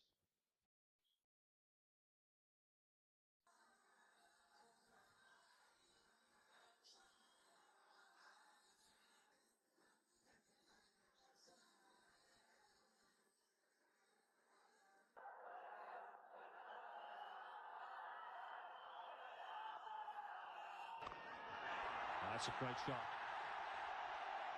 This has been quite an amazing turnaround. After 5 overs, Glenn McGrath had bowled 3 maidens and India were 7 for 1. Now here we are, 13.2. India are 70 for 2. It just shows when you have one good over, and India got 3 boundaries, and then after that runs just started coming freely. And here this time the Indian captain gets into the act. Beautiful shot of the back foot.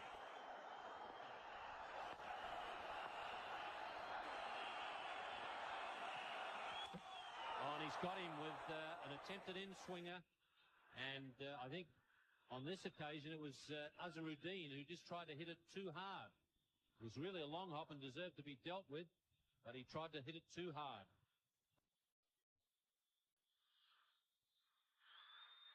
Well, the ball just not coming on to Azharuddin here, playing a little early, getting the bottom edge, and the ball hitting the middle stump. And the Indian captain would be very disappointed with that shot. 70 for 3 India.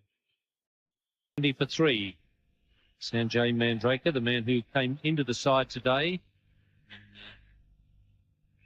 Sidhu, Navjot Sidhu, was declared not fit because of a stomach upset.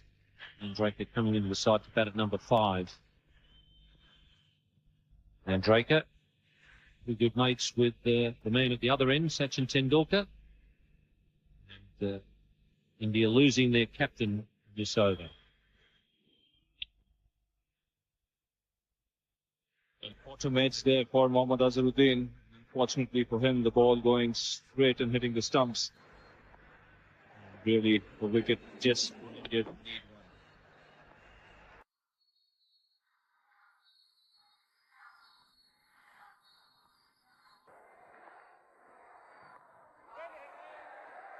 I think some of the credit should go to Damien Fleming as well, because it was a slower ball, and I think that the change of pace did fool Azharuddin just a little bit.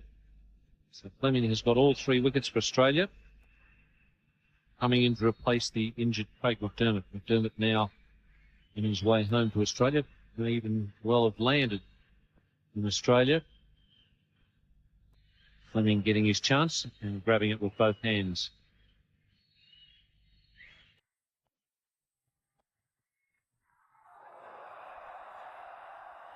.70 for 3. Wankhede Stadium. Tremendous atmosphere here at the moment as India in the chase for 259. 70 for 3. Warne is getting quite a bit of turn. And, certainly troubled Tendulkar in that last over. Tendulkar a little fortunate to survive.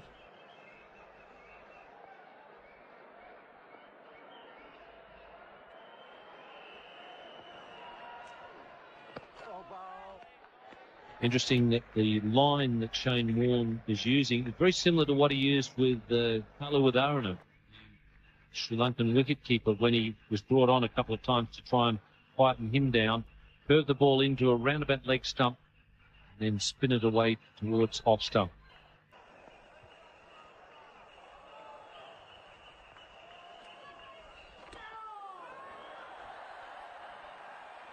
Mandraker pulls through for single, 1 by. Shane Warne here bowling a different line to Tendulkar. It's more leg stump, outside leg stump. What Tendulkar must be careful about is not to open his right shoulder too soon, because he's a short man. He can't get his front foot down the track. There's always a chance of getting a leading edge. Now with the new man Manjrekar on strike, Mark Taylor has decided to put a little more pressure. New batsman, he's got a man in at silly mid-off.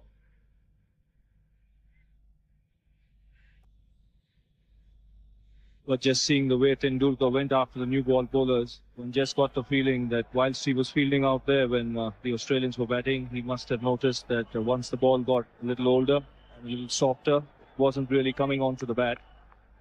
So he must have had that thing in his mind that he's better off going after the new ball bowlers when it's hard and the ball coming onto the bat.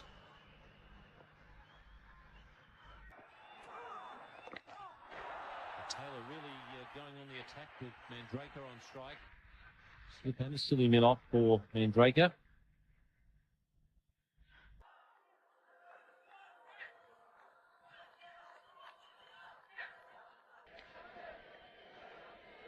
Tendulkar is on 56.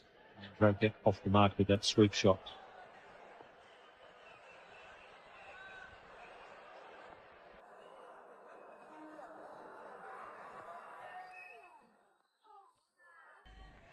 So there's some easy singles there for Tendulkar if he wants to take them.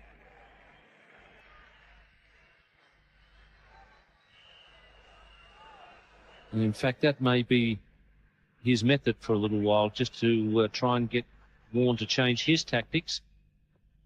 Shane Warne has a man at deep, well, almost a mid-wicket, wide mid-wicket, and then he has mid-on well back. So there's some quite easy singles there on the onside, and Warne is pitching at about leg stump. I think Shane Warne's quite happy to have him trying to push into that area.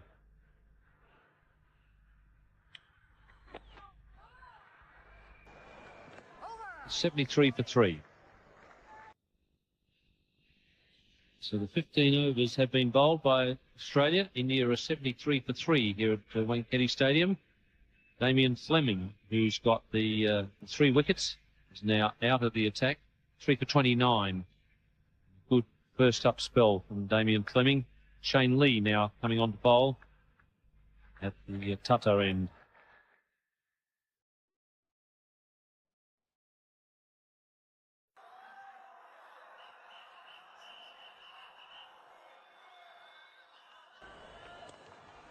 Too short.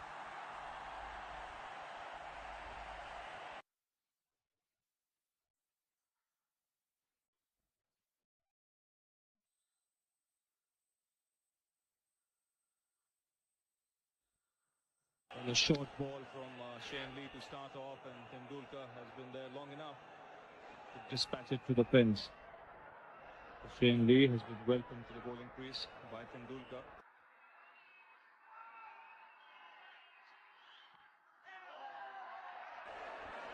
Shane Lee was 12th man in a number of games for Australia at the end of the World Series competition, so he hasn't had a lot of bowling.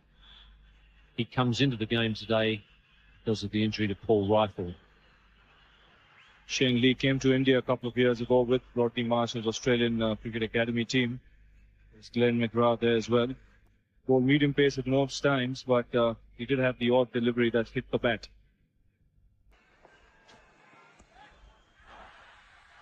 Yes, he mixes his pace quite well, Shane Lee. At the moment, in his first couple of deliveries, he's been a little too short.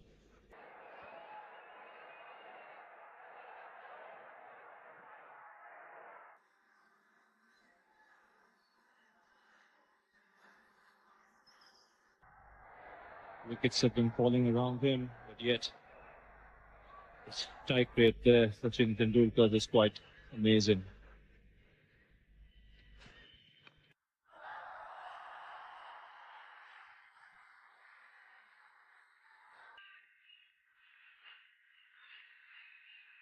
So it'll be interesting now with the 15 overs gone, just to see what change that brings to Tendulkar's batting tactics. He's produced the counter-attack that's got India back on track. He also needs to be aware of the fact that India have lost 3 wickets. So the run rate is up, but they can't afford to lose any more wickets for a while.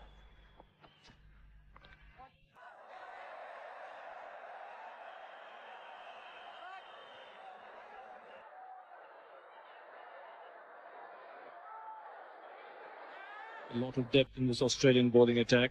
Mark Taylor has the option of falling back from the War brothers.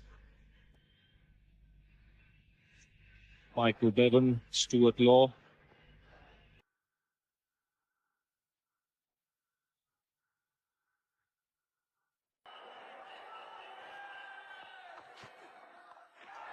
That was once again short and wide. 81 for 3.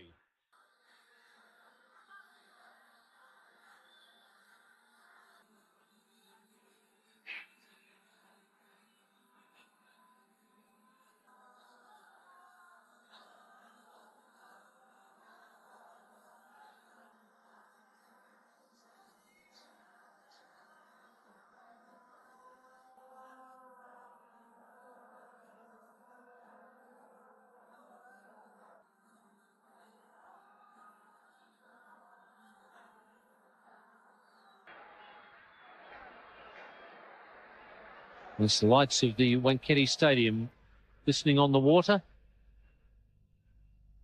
Really has been a charged atmosphere here in Mumbai, with their favourite son, Sachin Tendulkar, really bringing the place to life. Not that they needed too much encouragement. We've seen a fantastic counter-attack from Tendulkar. And it really has been exciting, Tony Greig. Yes, I thoroughly enjoyed this little battle out here, especially the battle between McGrath, who was bowling absolutely superbly, and Tendulkar. Now Tendulkar dominated him, and now this really is very interesting and absorbing stuff with Shane Warne into the attack.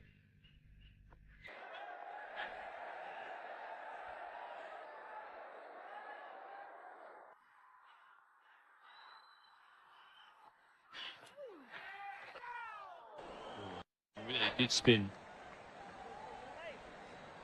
Now have a look at the ball here and watch it pitch and knock up a bit of dust. Really a difficult one this is. Just watch him rip into this thing. It really is whistling around in the air there, and then it beats absolutely everything. That's a beautiful delivery, and almost a gesture there. What am I supposed to do with those? That's very well run. Ball only rolled a few metres.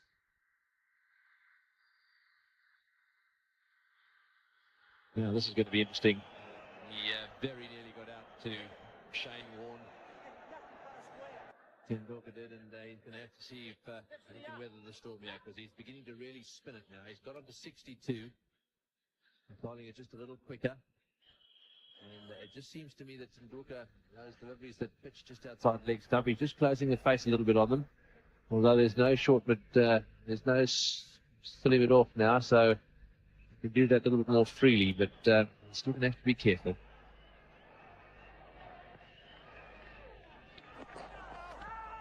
This is respect for Tendulkar, because it's rare that you have Shane Warne bowling with only 4 men inside the circle.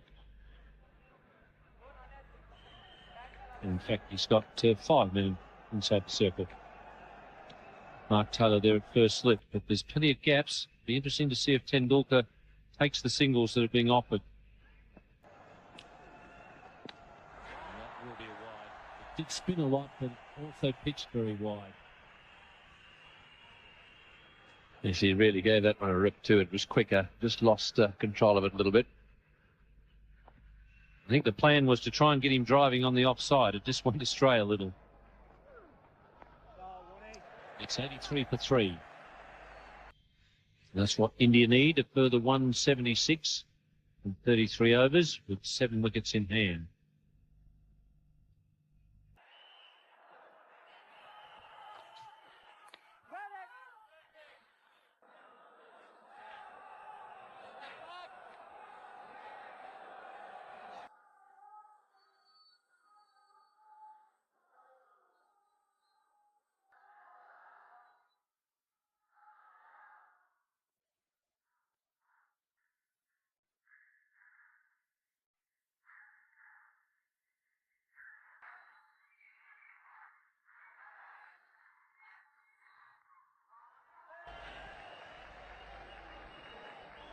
Yes, there's a lovely atmosphere here. It's not a huge ground, the Wankhede Stadium. Everyone homing in on Tendulkar now. It's almost a bit of an anticlimax when the other Indian batsman's on strike. What he's got to do now is just knock it around for ones and twos, Mandrake, just get himself used to the conditions.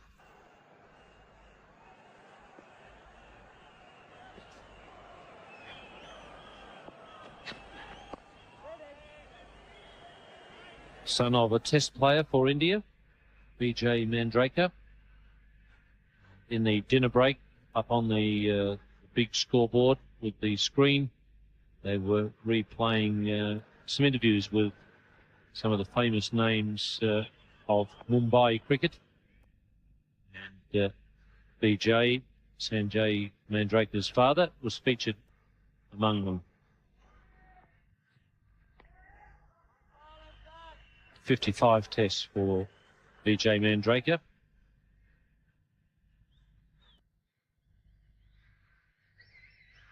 of you tuning in for the first time wondering about this Mumbai, it's the new name, or the original name for Bombay.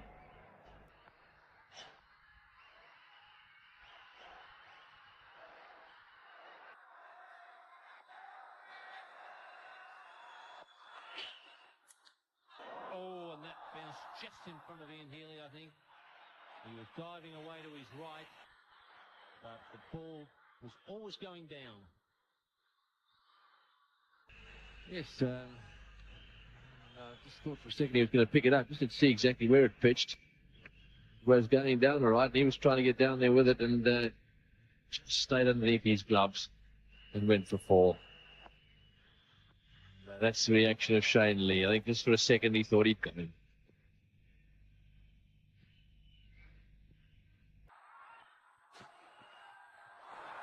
And a wide signal by umpire Dunn.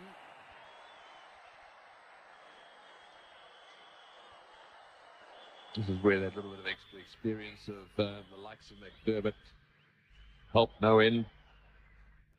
And be relatively tense, Shane Lee.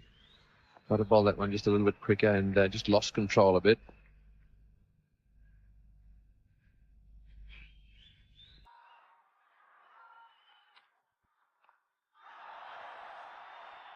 And Warner finally. It's 89 for 3. And Draker on 9. Tendulkar, who hasn't had much strike lately, is on 62.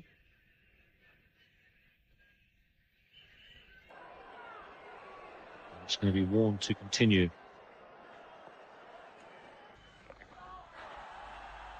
Pretty good sweep shot, well fielded. And Draker attempted to get that fine. Steve Waugh was very quickly onto it. Yes, he got that one away very nicely. Not often you see that shot played perfectly. They've got a man behind square just in case there's a top edge of one of those sweep shots.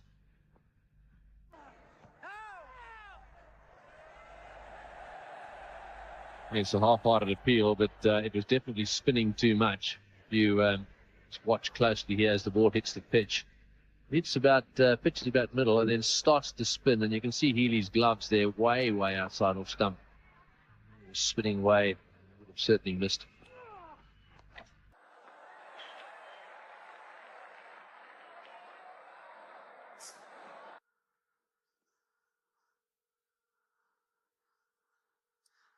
Now the question is, can he get Tendulkar to drive? Keeps indicating that that's what he's trying to do.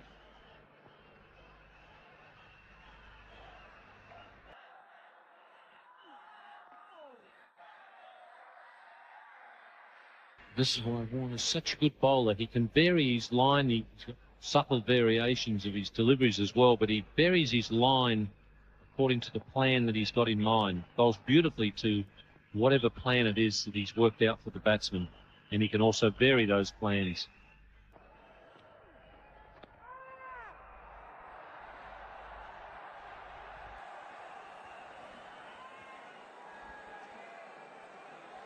We're going to pick the spin on this one. That is top spinner, almost a bit of googly spin on that one.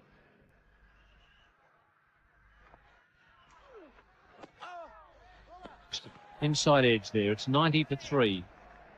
Has certainly succeeded in slowing down the Indian scoring rate.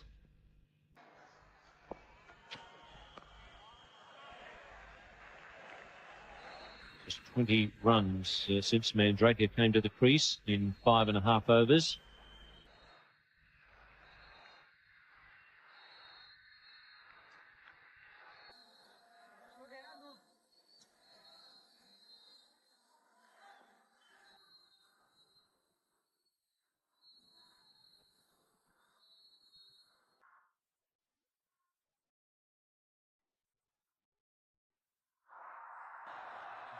Done.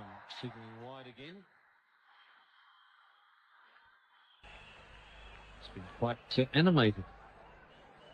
Last couple of hours, umpire done. We've seen him getting right into the action. Given an LBW, called quite a number of wides.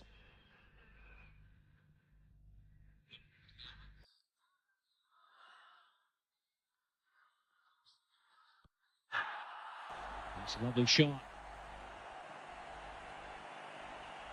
Yes, that was beautifully played. Not only did he get it off the middle of the bat, but he actually hit it down. Stephen Draker getting into the action here. That one just short outside off stump. Trying to bowl a little bit too quick at the moment, Shane Lee. And you watch him get onto this one. Over the top of it and just fine of the gully fieldsman. And that's 4 all the way. I think he might have enjoyed that. And so did Sachin Tendulkar. Little punch of the gloves.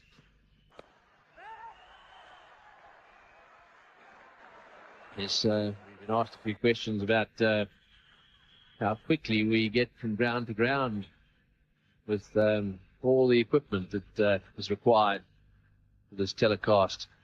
And I can tell you it takes what they call an Illusion 76, which is a Russian charter plane. And that Russian charter plane carries miles of cable, over 8 tons of equipment, crew of 30 people. And it hops around the country from centre to centre. There are no OB bans. Everything is, in fact, packed up into aluminium suitcases. They're piled on board that charter and taken to the next event. So it's a pretty big arse, this television circus, jumping around the country. Lots of packing and unpacking.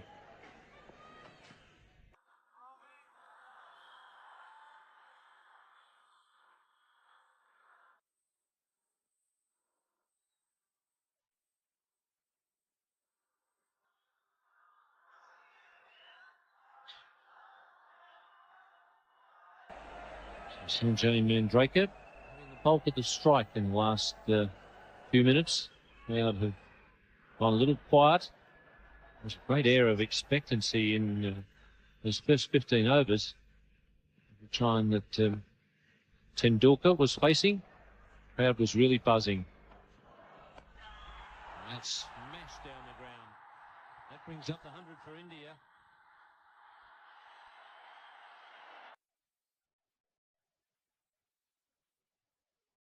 Really played that. Woodhoff didn't even move. Shane Warne to continue with his leg spinners. 98 without loss. India 100 for 3. That's the comparison of the week.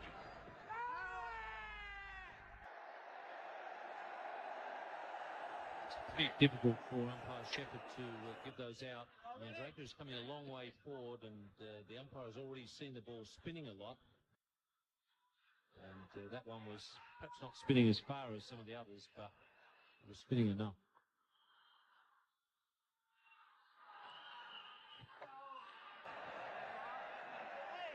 Mark Taylor has decided to block off that easy single at mid-wicket. Ricky Ponting has moved into that position now. So there's less opportunities for easy singles.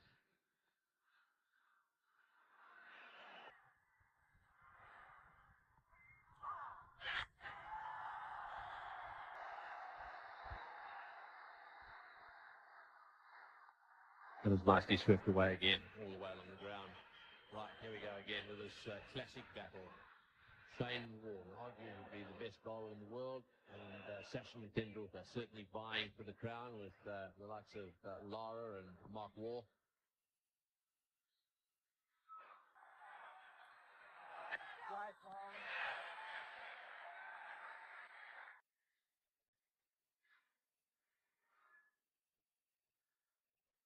Plenty of Indians will remember this first night under lights at Wankhede Stadium, the night that Shane Warne bowled to Tendulkar. Tendulkar took McGrath to pieces. That's beautifully bowled again. Certainly troubling Tendulkar. It's a tremendous contest. Yes, I think Taylor should bring the man up on that offside. Playing right across the line. He's just a little bit deep there. Have a look at that ball spinning away towards his slip corner. He tried to close the face on that one. That very nearly went up on the offside as far as Waugh. And Draker was a little late leaving. It's 102 for 3. India 102 for 3 after 21 overs. Changing the commentary position now. It'll be Ravi Shastri and Sunil Gavaskar. Thank you, Ian. So the Indians consolidating after losing 3 wickets. Sachin Tendulkar still in an attacking mood. And Sanjay Manjrekar giving him good company. This is what happened. The last ball of the previous over. Throw here from Shane Lee, and Ian Healy getting a really awkward bounce and the ball hitting him flush on his face. Very lucky to be still out there. You can see a little bit of swelling under that right eye.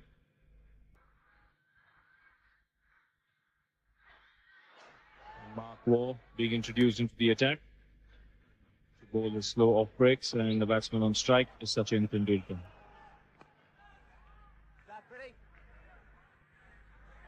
With me in the boxes, Sunny Gavaskar. Sunny, India would need a partnership from this pair if they have to put pressure on the Australians.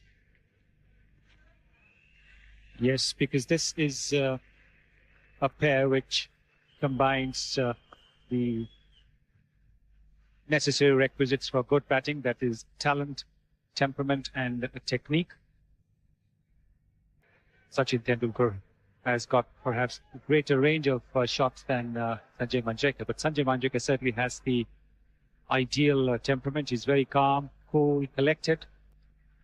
And if he can keep the strike rotating and give Tendulkar as much of the strike as possible,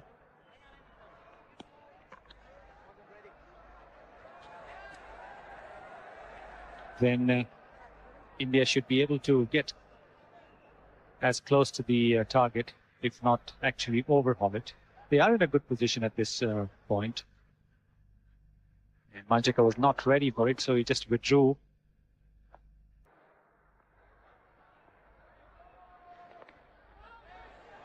Again, looking for the quick single in the offside. The Indians must remember, as this ball gets older, runs would be hard to come by, as the Australians found out when the Indians were bowling. So it's so essential that they have wickets in hand towards the end, so that in the last few overs they can take the attack to the Australians.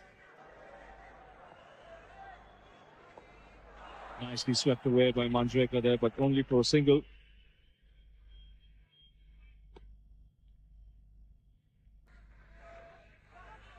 Sanjay Manjrekar has been practicing this shot for quite a while now, and he's got the variations of this particular shot. End of mark was first over, 104 for 3 India. So Shane Warne to continue the attack, having a word with his captain. Mark Taylor, who's standing at first slip, and the batsman on strike is going to be Sanjay Manjrekar.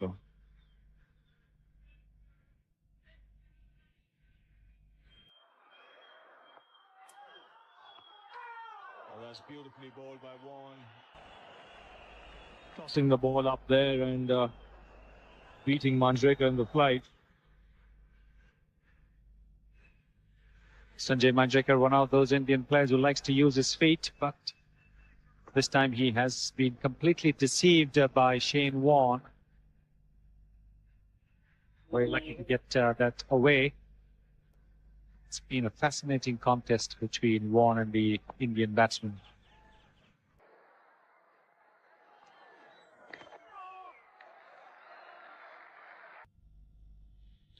There again, Shane Warne bowling a line more leg stump, outside leg stump to Tendulkar. While as when it comes to bowling to Manjrekar, preferring to bowl more on middle and off stump.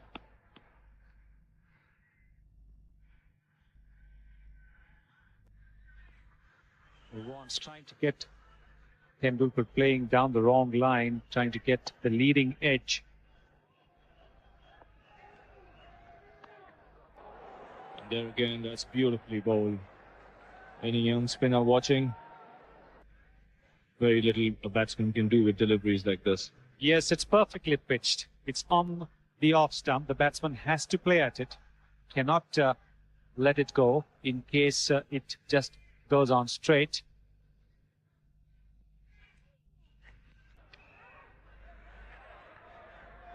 Well, Sanjay Manjrekar is a good player of spin bowling.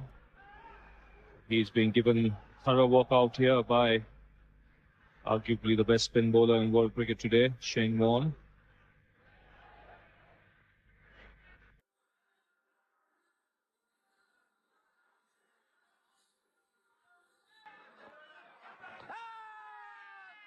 Loud appeal there for leg before from Warne, but Sanjay Manjrekar was well forward.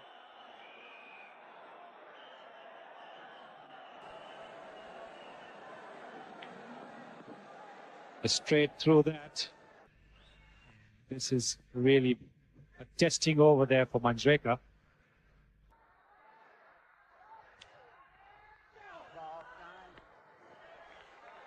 After 2 leg byes in that over, 106 for 3 India.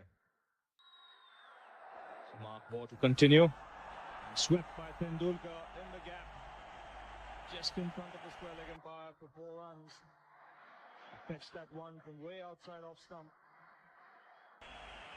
This is the shot which we don't normally see Sachin Tendulkar employ, but the pitch is affording a bit of turn, and he is playing it with the turn, picking it from outside the off stump, something which the Australians do very regularly to spinners.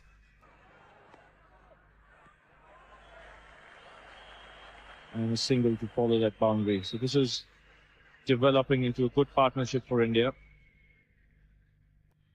India needing 148 more runs to win. The required run rate 5.55. What India must ensure is that they don't allow this required run rate to creep up. Wow, break.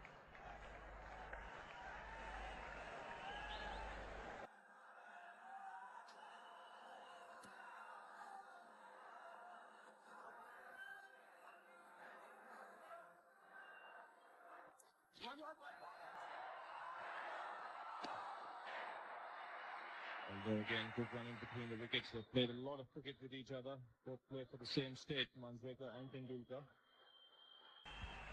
The calling has to be swift when you're taking the sharp single. Tendulkar responded very quickly. No hesitancy there.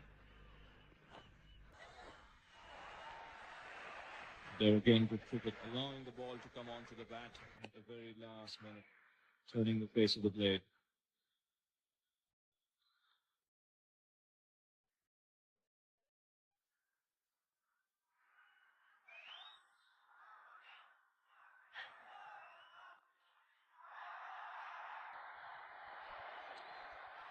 Game nicely played on the offside by Manjrekar, and very good running by Sachin Tendulkar. 9 runs coming off that mark, war over 115 for 3 India.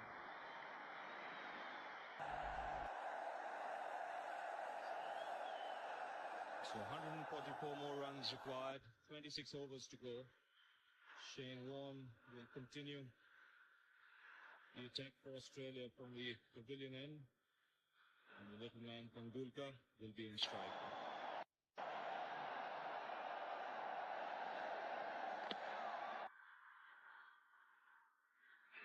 Delivery very true after pitching. Tendulkar looking to give himself room and cutting the offside.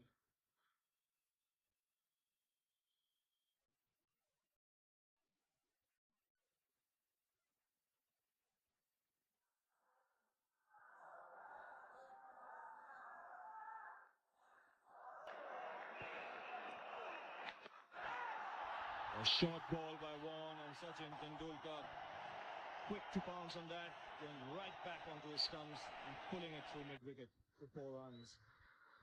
It's 13th boundary. That's very positive footwork there. Very quickly into position. The ball short, but Tendulkar moving back and across, and therefore finding the entire onside field to play it.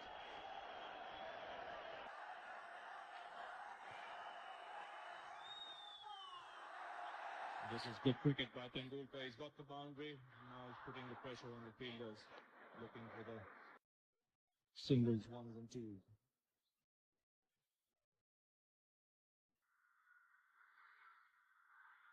Partnership coming after that boundary. It took them only 66 balls. So India, in spite of losing wickets, still maintain the scoring rate. Crowd here quiet, they can sense a good match on here. India needs is Tendulkar to stay there at the wicket.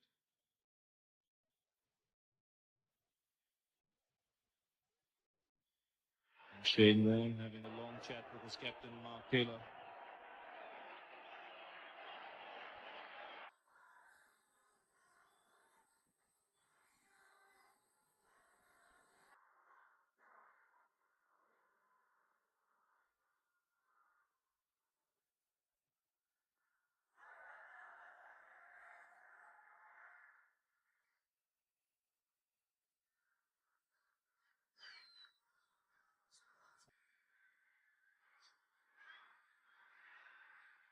Mandreka doing his job admirably, rotating the strike, giving as much of the strike as possible to Tendulkar.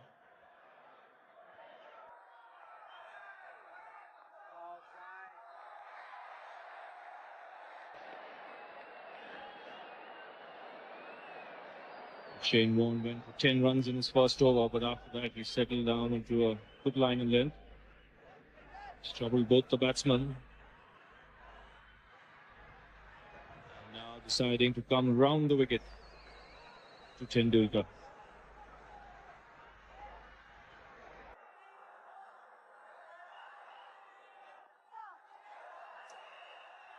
So 5 runs coming off that over, 120 for 3 India. Mark Waugh to continue. And again, nicely played by Tendulkar on the onside for a single.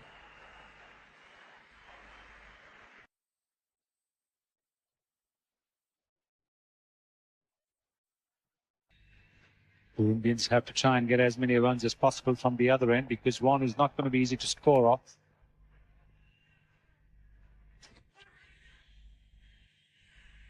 There again, the attempted sweep fine by Mandreka.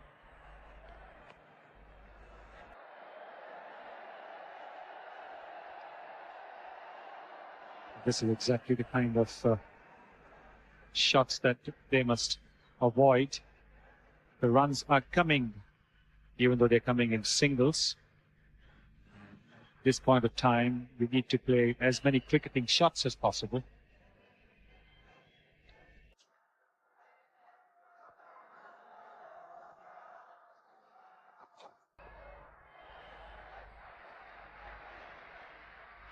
Well, we're at the halfway stage of the Indian innings, and this match is evenly poised.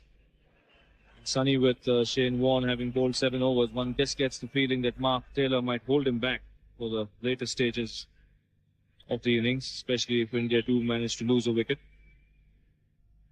Yes, I think that's what he will do. Perhaps another over and keep him back for 2 more overs.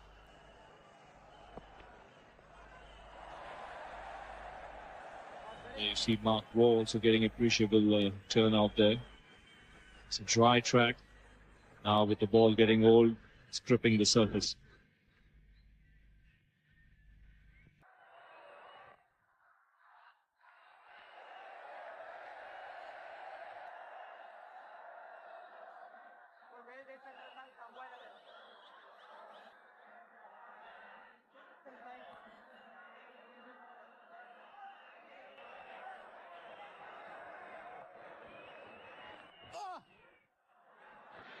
Played on the offside for a single, not where he intended it to go. Mandreka, 3 runs, 4 runs of that over, 124 for 3 India. 26 overs, Tendulkar on 81, Mandreka on 22, and as expected, Mark Taylor has kept Shane Warne back and has got Michael Bevan into the attack. Michael Bevan picked up a couple of wickets against Kenya in the first game. Now he's going to come over the wicket to Mandreka.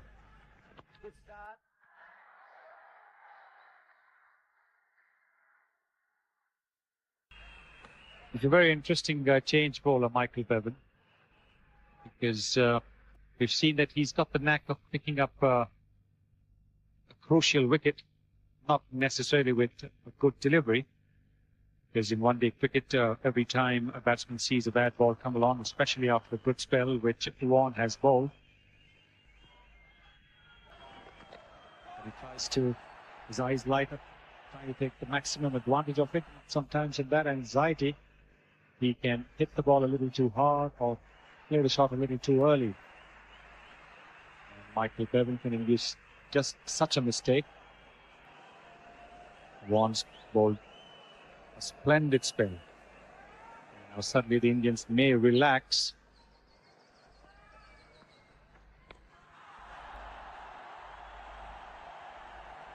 This is beautifully played by Tendulkar. He gets across his stumps here when he goes back. There is a man at deep mid-wicket. So he goes right back on that back foot and smashes it through square leg. This time he made sure he hit it along the ground. He knows there's a fielder at deep mid-wicket. Doesn't want to take any chances, rolling those wrists over. Again, nicely played to long off by Tendulkar, so runs coming for India. 8 runs coming off this over so far.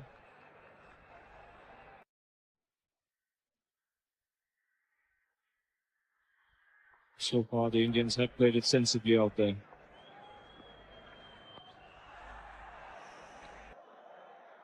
find the gap, Manjrekar, shot outside that off stump from Bevan. Nice bit of fielding by the Australian captain.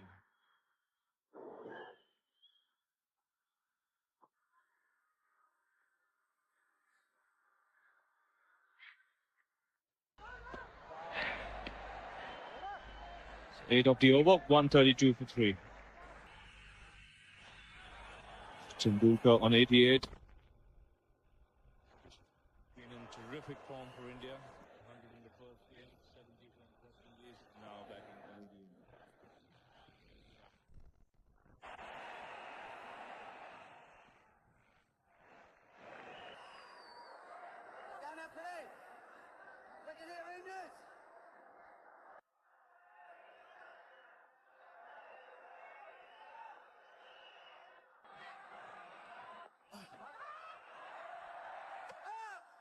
Really good call there from Tendulkar. Steve Waugh came in from that square leg position in a flash.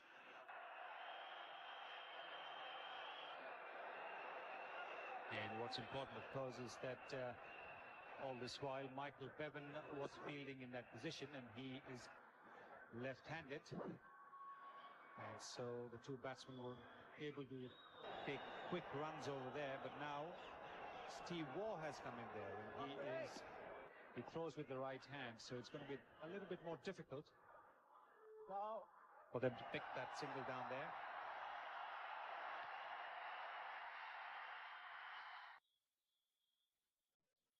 The Indians putting the pressure on the Australian fielders there by picking up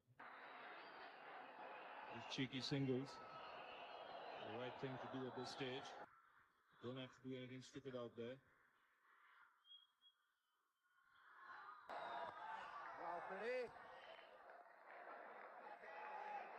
Because the Indians still have a lot of batting to come. Prabhakar and Mungia, a recognized batsman.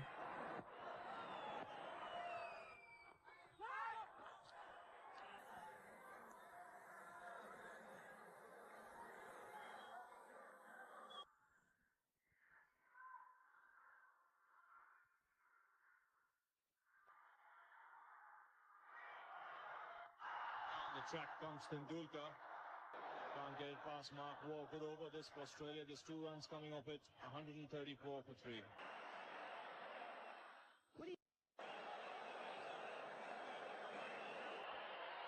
So 134 for 3 India. Mark Waugh wringing his fingers, and the reason for this is Tendulkar smashed that last delivery straight back at him.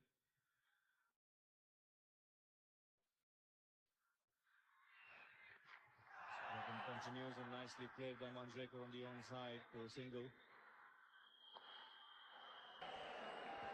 That's a smart thing to do. Give the strike to the batsman who's been in for a longer time and who has a greater range of shots. Sanjay Manjrekar did just that.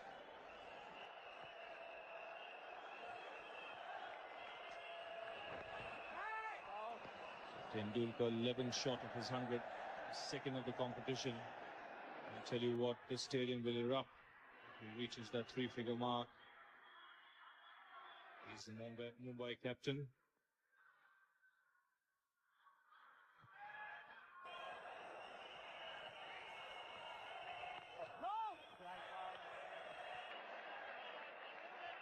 It's a good line from Michael Bevan, pitching it just outside the off stump and getting the ball to come in to the right-hander.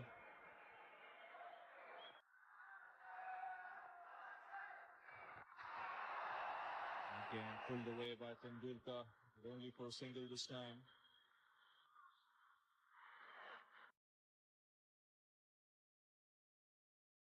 It's been a good over from Michael Bevan so far. Just what his captain wants. Come in and bowl a few overs in the middle. And pulled by Manjrekar this time, in the gap, deep mid-wicket. 4 runs.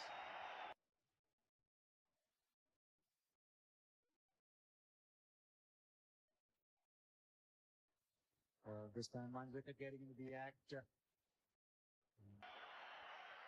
Finding that gap over there. Michael Bevan tendency to pitch short, costing him dearly.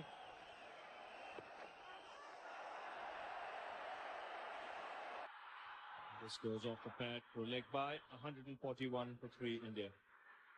This really is a good recovery by India. Mark War to continue. Shubman Rekha.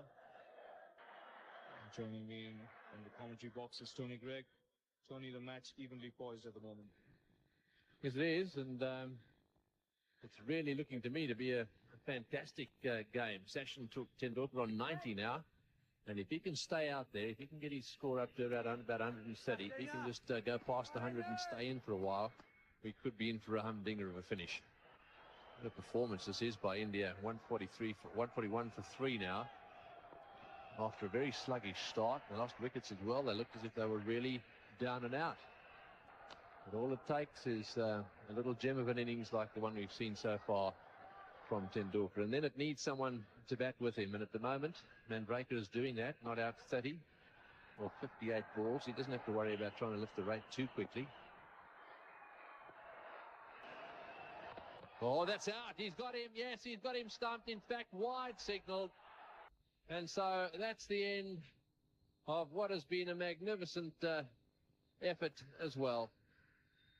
Well, now that was very, very wide. He was going after it. Let's have a look at the replay here. Well, Mark walked quick to spot Tendulkar coming down the track. Really fired that one wide. Even though the umpire signals wide there, he has got the wicket of Tendulkar out for a brilliant innings. But this is one wicket that India didn't want to lose at this stage. 144 for 4. So Manoj Prabhakar is the new batsman. Big question really about this side is that do they have enough batting, this Indian lineup? We know Prabhakar can play, and we know the keeper can play as well. This is the dismissal again, a long way down. You can see how he had to reach for it. There was no way in the world he was going to get back in time. That's well done, Ian Healy.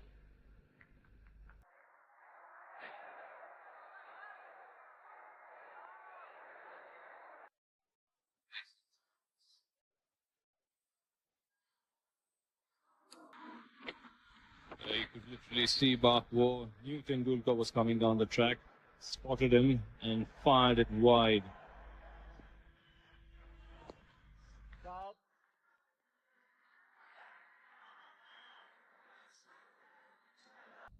The last man out for 90. Bevan to continue. All of a sudden it'll become a different ball game. That one was popped back down the pitch to Bevan. Just for a second it looked as if it was a bump ball. It wasn't though. You watch Bevan's reaction here. One just gets a feeling that Manoj Prabhakar was surprised by this one. Just puts his bat out there and it almost carried back to Michael Bevan.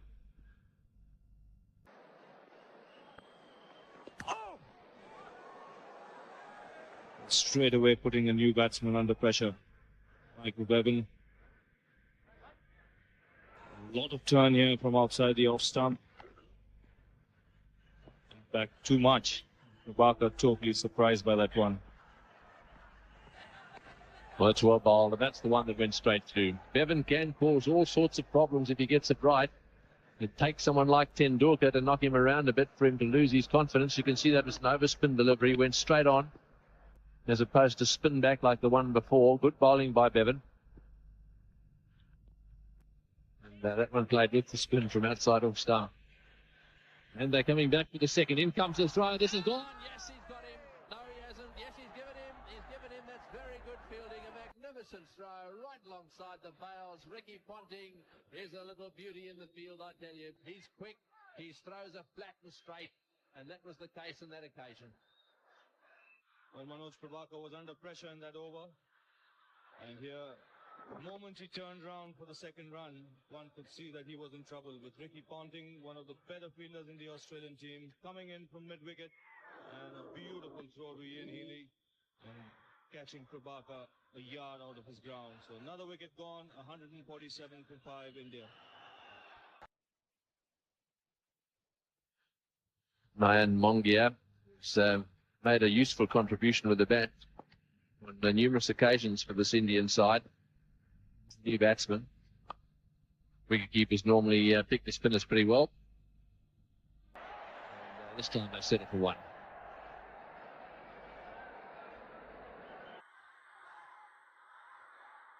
And this is the wicket of Manoj Prabhakar. Out to beautiful piece of fielding from Ricky Ponting. Picking up one-handed and in that action throwing the ball, catching Prabhakar out of his ground. He's managed to get that one away, and once again the field so the off spinner Mark Waugh continuing. 49 for 5.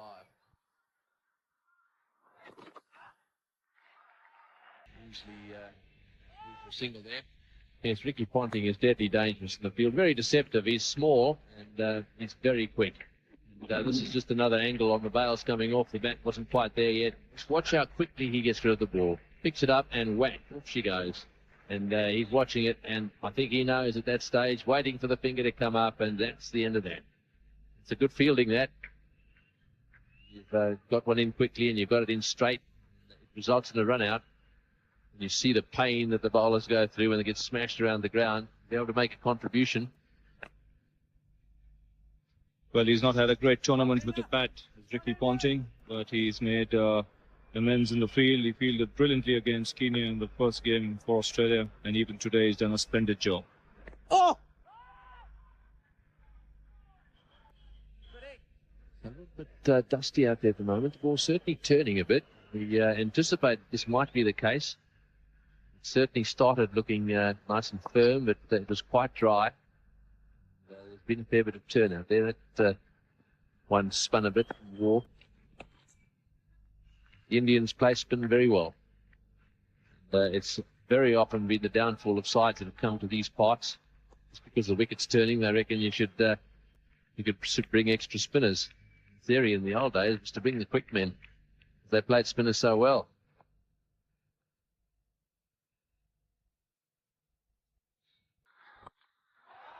Oh, he's got that one away into the gap, and that's one for 4. That's well played. That's good placement. A short delivery. That's the end of the over. 155 for 5. 32 overs have been bowled now, and so it's 155 for 5. Just another little gem of an innings. We'll get India right up there, but that's what it's going to need. Yes, this is a vital match, this one. India versus the Australians could end up playing a very important part in deciding exactly where these two will be or who will be top. The other vital match in the other group, Group B, is the one between South Africa and Pakistan. South Africa are having a marvellous time of it. Pakistan haven't been beaten yet either. And that match could well decide who's top of their group. They'll be vying for it. The South Africans have already said they want to stay up in Pakistan. They're settled in up there. Pakistan obviously want to play at home. So certainly the side that wins there will end up playing in Pakistan.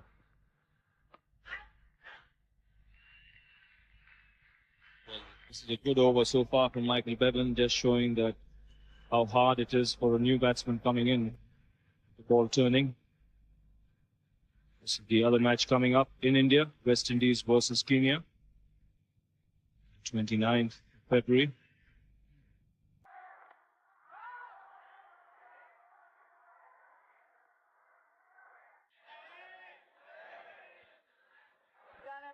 Baker wanting a single there as he slid that one off the face of the bat, sort of third man.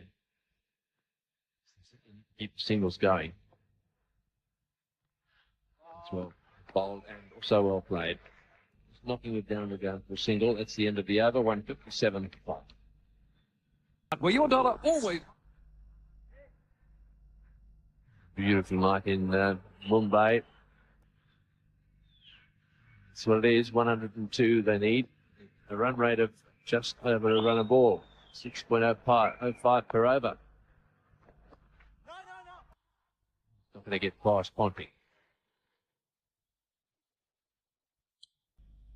Well, when Sachin Tendulkar was out there in the middle, This is a late cut from Manjrekar.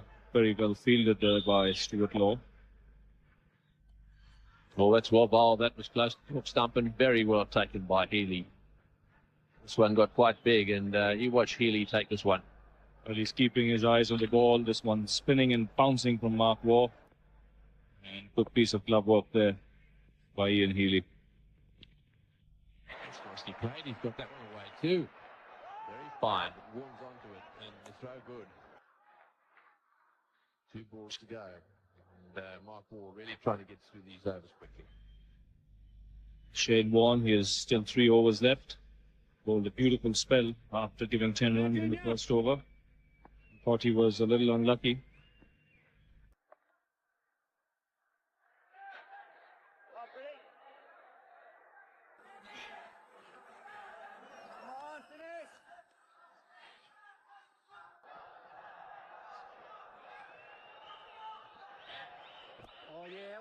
I'll get one.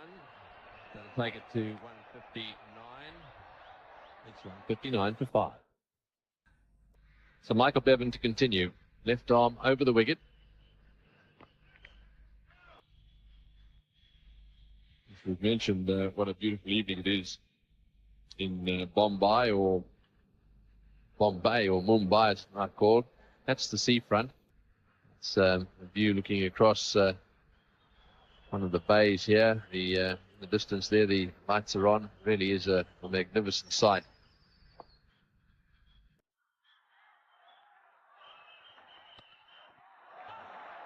That's well played. That's beautifully played. That's screaming away to the fence. Now, that is good timing.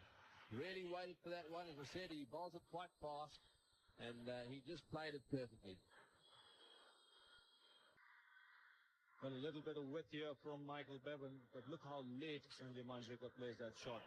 That's the reason why he got the placement right. Came down on it hard. 4 runs moment. It beat the infield.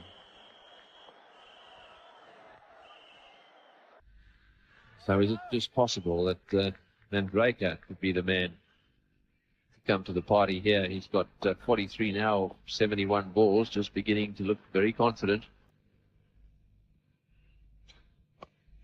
Full toss, driven away beautifully. That right into the gap as well. Will probably be cut off if they field it. Yes, they've got it. It's Stuart Law down there. The Australians don't make many mistakes.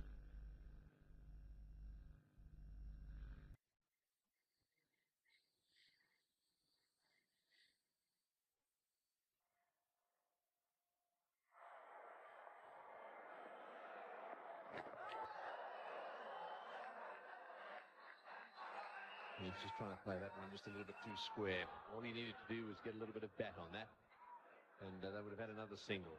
And bear in mind, they've got to try and score at 6 and over. But keep it round about there without losing wickets. They could be okay. They'll get 2 here. That's 168 to 5. Needed.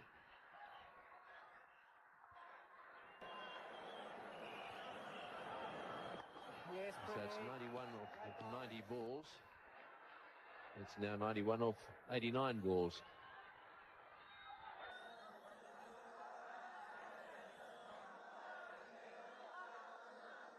So all they're going to do is keep it up at a run a ball. That's not easy. You can't afford too many dot balls, as it were. You need the odd 4. And so far, Mark Waugh has done a good job as captain. He's bowled a good line outside that off stump and also managed to get some turn.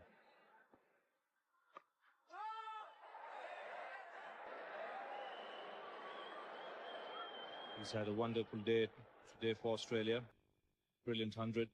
The Australians batted and done a good job when Tendulkar was on the rampage. That one's just a little bit short, and once again very close. The direct hit was required there. He's just wide of the stumps.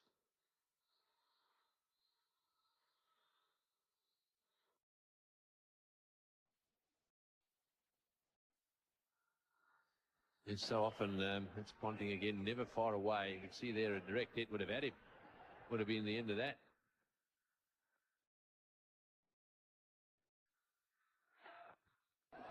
He's got that away fine, and this is running very quickly over this outfield, but Warren will cut it off.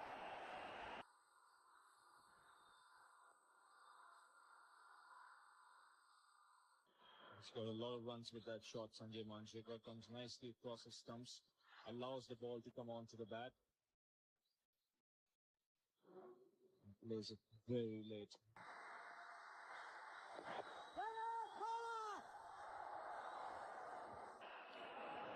Stephen Wall, the fieldsman on that occasion. It's a match in this group is going to take place in Nagpur, and that's on Friday the 1st of March. Pretty important match from Australia's point of view. They can't afford to lose a single game. And then, of course, India play against Sri Lanka, and that's a vitally important match too. That's coming to you from Delhi on Saturday the 2nd. And then the other big match, the Australian match against the West Indies, they can't afford to lose that one. That's on Monday the 4th of March, and that's coming to you from Jaipur. So 3 big matches in this group, especially that West Indies match against Australia, and also the India game against Sri Lanka. That should be an interesting one, Ravi.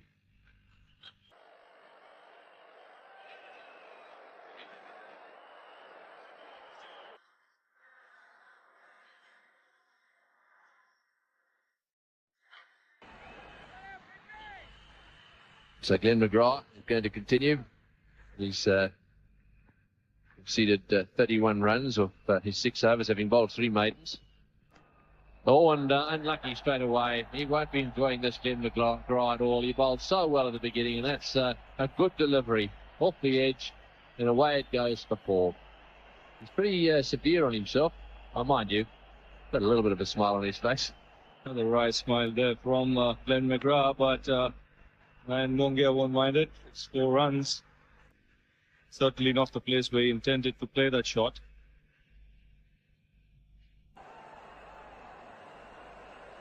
So this match still not over as yet.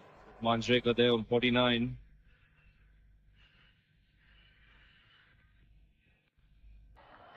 It's certainly looking pretty good out there. That's Mungia now. He's settled for a single there. He moves on now to 11 of 17 balls, and then Breaker's 49 of 76 balls. They can put together a decent partnership. Well, then who knows? All they'll be trying to do is get themselves within striking distance, and then they can really have a go. And they'll hope that they do just a little bit better than Australia did at the end of their innings, where they really suffered from run-outs and didn't really get together at all. Well bowled. Oh, that's a beautiful leg cut up from McGrath.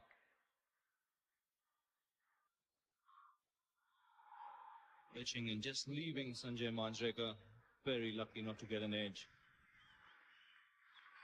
Certainly has bowled well, Glenn McGrath. Got some stick from Sachin Tendulkar, but really has not had a share of luck.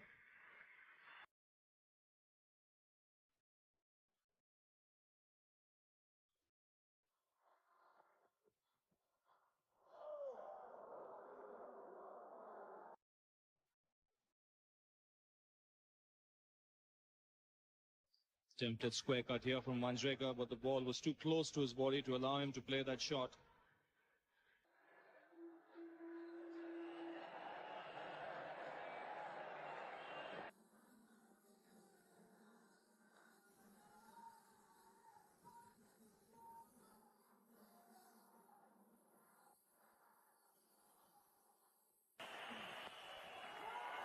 And back he goes. Once again, an example of the Australians and how they get that distance from the bat right. Stephen Waugh that time, swooping in, looking for the run out. They thought about it and then changed their minds.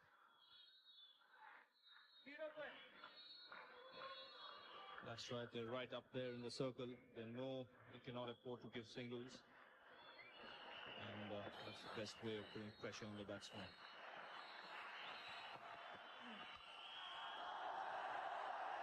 That's well played.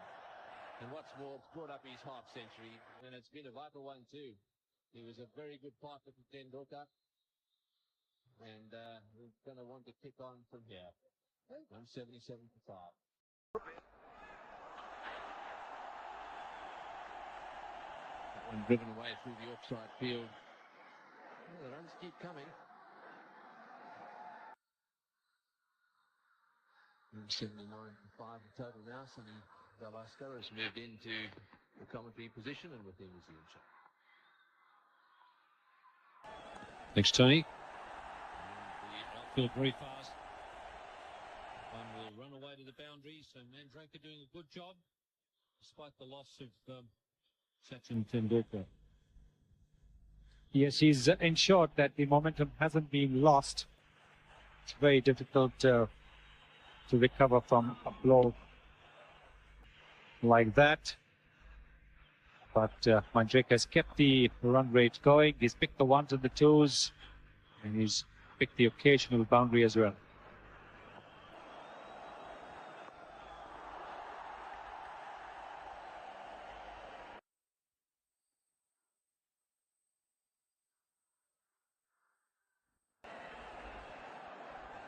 So strike rate has been pretty good for Mandrake. Had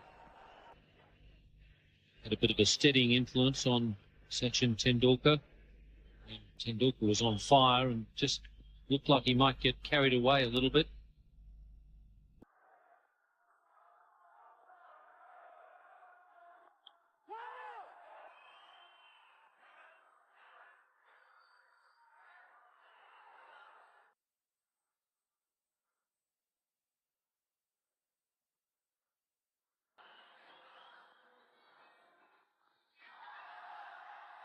And you're doing quite a good job, giving good support.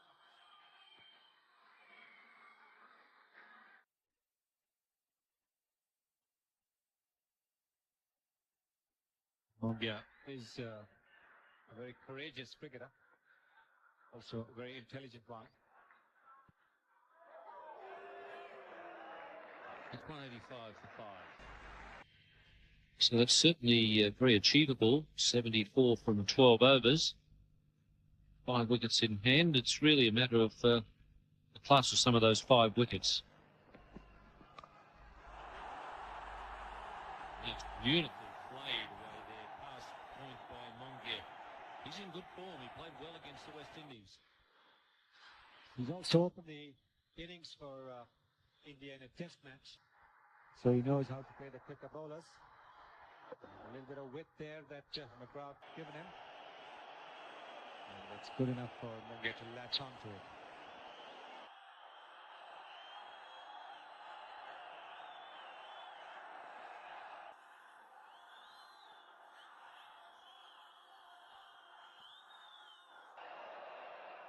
Seven fours have come off Glenn McGrath's bowling after his first 3 overs were maidens. I guess the other thing you've got to throw into that equation, with India needing 70 off 11.4 balls, I guess the other thing you must throw in is that Shane Warne will bowl 3 overs of the 11.4. He's bowling well and getting plenty of encouragement on the pitch here at Wankhede Stadium.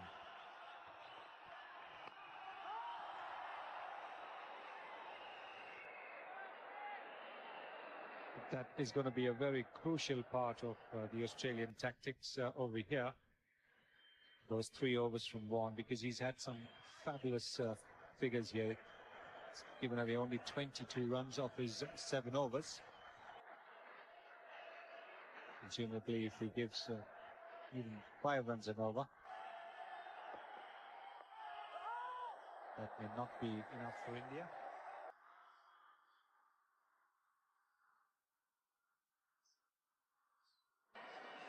Yes, it was difficult enough for a player of the class of Tendulkar to score runs off Shane Warne, so that gives you an idea of how difficult it will be for the tail enders if they're set the task of scoring at, say, 6 and over off Shane Warne's 3 overs.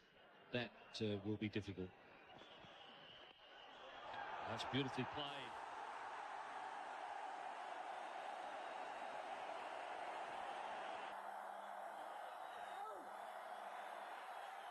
Earlier in the over, when Mongia missed that half volley, he didn't miss it. In fact, he hit it straight to the fielder at mid-on. You could see him wring his hands in despair because he knew that he'd missed out on a boundary. But this time he's made no mistake.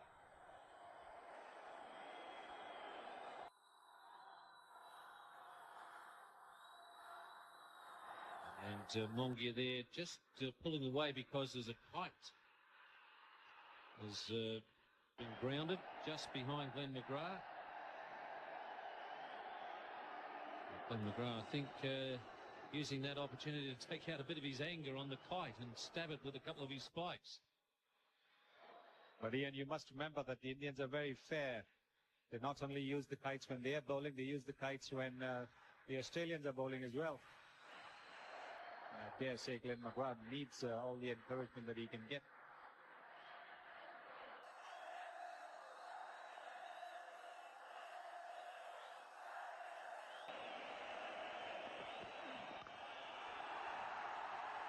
That one's really bouncing away. It's on the pitch area. They won't get to the boundary, but Mongia is running well. Back for 3. Terrific cricket. 196 for 5. 11 runs coming from that over, and it's quite amazing to look at Glenn McGrath's stats. His first 3 overs were maidens. 4 overs he had none for 4. Now you look down to 8 overs, and he's got none for 48. So 44 runs coming from 4 overs.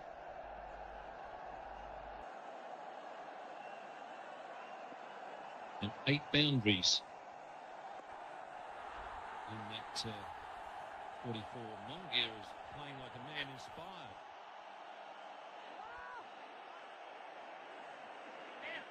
That's the 50 partnership up.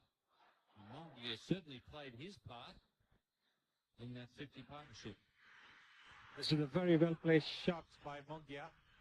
And it just goes to show the spirit that the Australians have. They're not going to make it easy for the Indians.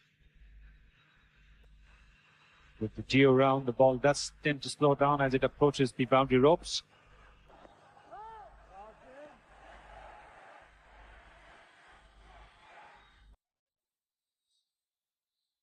The 51 coming at just 53 balls. So Mongia playing the sort of innings that you come to expect from Australia's keeper. Ian Healy comes in these sorts of situations and scores at a similar sort of rate. His strike rate up there with the best of the batsmen, Ian Healy, and Mongia doing a similar job for his team. Mongia's overall strike rate also an excellent one, 72.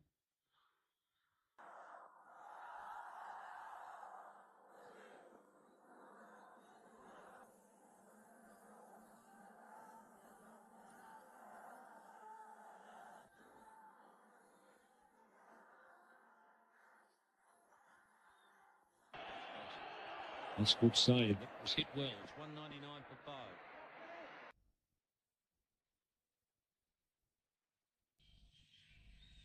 Well, we've come to expect these sort of contests between these two teams. Last 2 World Cups, that's 1987 when it was played in India and Pakistan. And then in Australia, they've met 3 times, and on 2 of those 3 occasions, there have been 1-run results. Australia winning both of those. So India would probably feel that they're due a close one. This looks like it's going to be a close one. And this one gets the feeling is going to be an important time in the match, with Shane Warne coming back on, 3 overs for him to bowl. He may not bowl all 3 on the trot.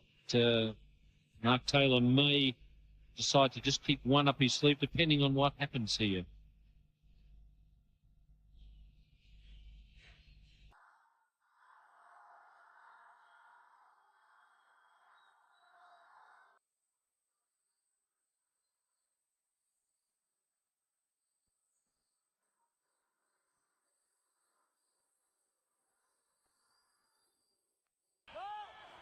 So it was 60 off. 60 balls when Warne came into the attack, and he'll bowl 18 of those 60.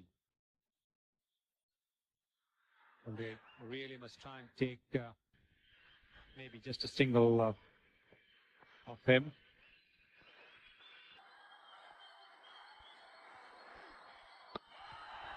Mongia's not looking for the single. He's playing the spin bowl. The spin bowler is pretty competently, very quick on his feet and very decisive with his movements, which is what you've got to be against good spin bowling. He's been in very good form in the interval since India played its last one-day international and the Wales World Cup. He's been playing in the Ranji Trophy. He scored a couple of hundreds there, so he's in good nick with the bat.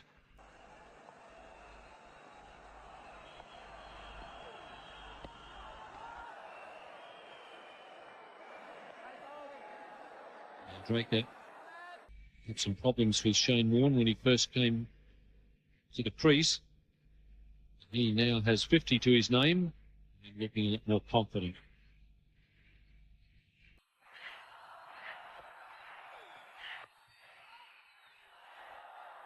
The other thing that comes into it is Shane Warne's been having some problems with his fingers. He had an injection a couple of weeks before he came on this tour, perhaps a week before he came on this tour, to try and correct a bit of a problem between his fingers. There's the cortisone injection. And I guess the hard part is when you bowl 7 overs on the trot, then you stop for a while and you've got to come back. That's when it can really have some effect, if he is still having problems with his fingers between the middle and the index finger. Played.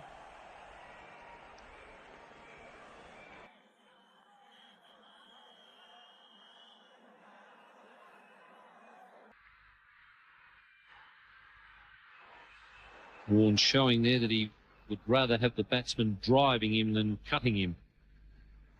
That's good thinking, because with the ball spinning like it is, not all that easy to drive him through the offside.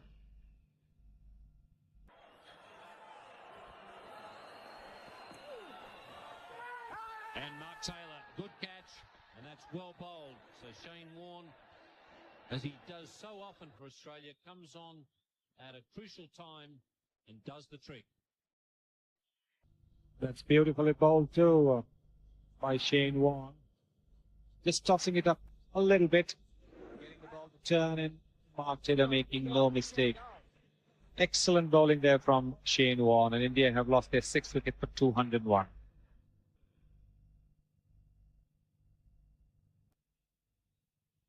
Anil Kumble is the new batsman for India. He's at the non-striker's end. Shane Warne picking up that wicket with the last ball of his 8th over. Kumble with an average of 9. Top score of 24. Steve Waugh now is on the Tata end. He's going to be bowling to Mandraker. Field pretty well spread for Steve Waugh. Quite happy to give the single to the batsman who's in form, in Mandraker, and let Kumble have the strike, and that's intelligent batting from Mandraker.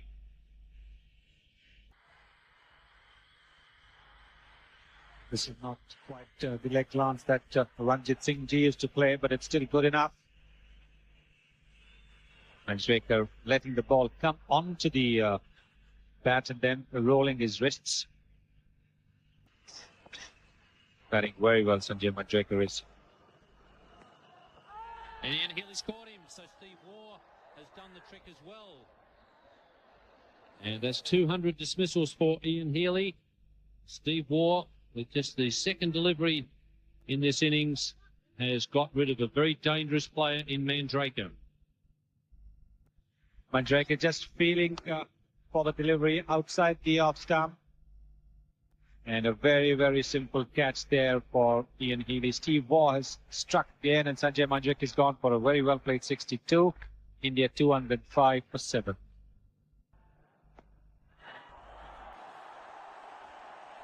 Well, Srinath was very keen to get out there and crossed well on the field, and you can see why he was keen to get out there.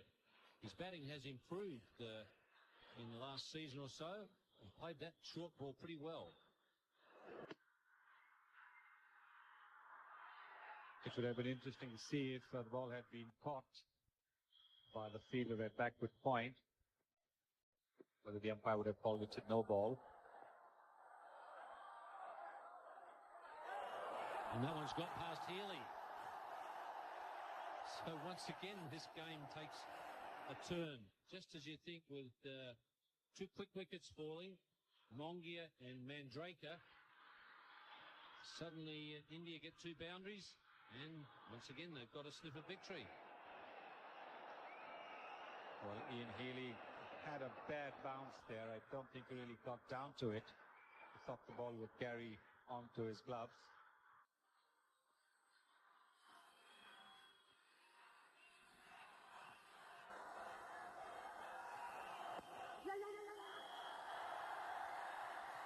Shane Warne got rid of Mongia, and some credit must go to the Australian captain for keeping the slip in. Yes, with the kind of turn that Shane Warne was getting from this pitch, there's always a possibility of a catch in the slips. This time there was a straightforward catch to Ian Healy that got rid of the dangerous Manjrekar.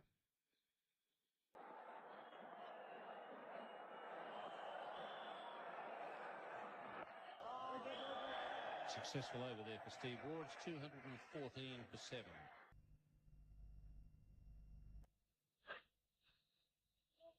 "13 runs came from that last over, even though India did lose a wicket. 45 needed from 48 balls. Shane Warne is going to continue now at the pavilion end, having got rid of Mongia and then seeing Manjrekar get out at the other end. Mark Taylor will probably be encouraged to bowl Warne right through now to the 10. If he hadn't got a wicket in those first 2 overs, he may well have considered just keeping one more over from Warne at the end. I think now he'll go through to 10. Mark Taylor staying in the slip position with Srinath on strike.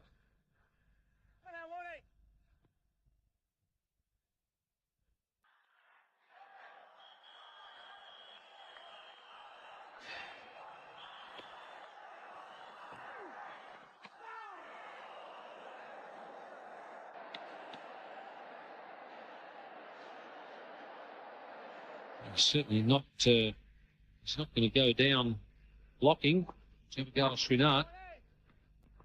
That won't be an easy shot to hit. It's Shane Warne, not hit in the middle anyhow.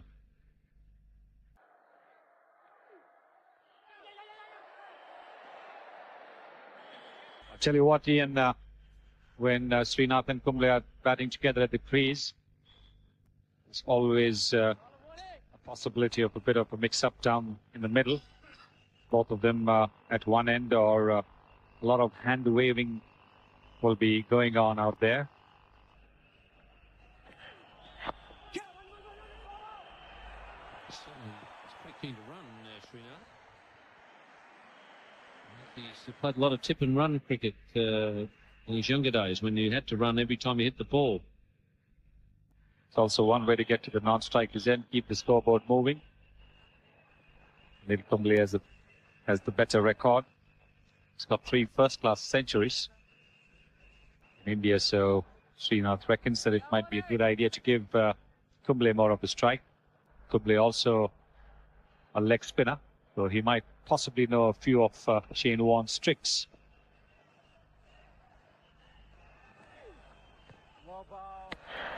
Usually great rivalry between leg spinners when they bat against a fellow leggy. Just the one desire is not to get out. That might just play into the Australian hands, because Kumble might just be content to block the deliveries, play dot balls.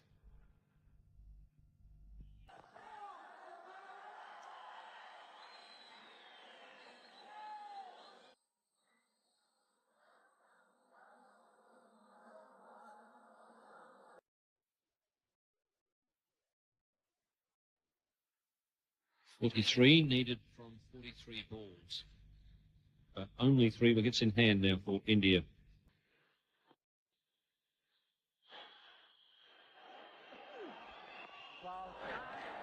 It's 216 for 7.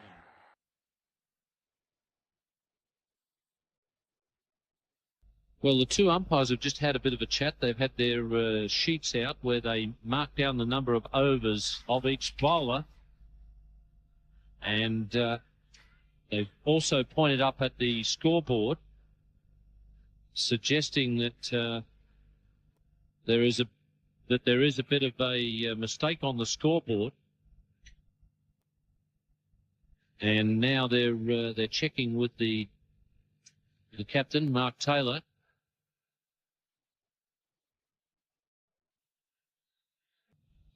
So maybe there's some sort of a problem with the number of overs on the scoreboard. I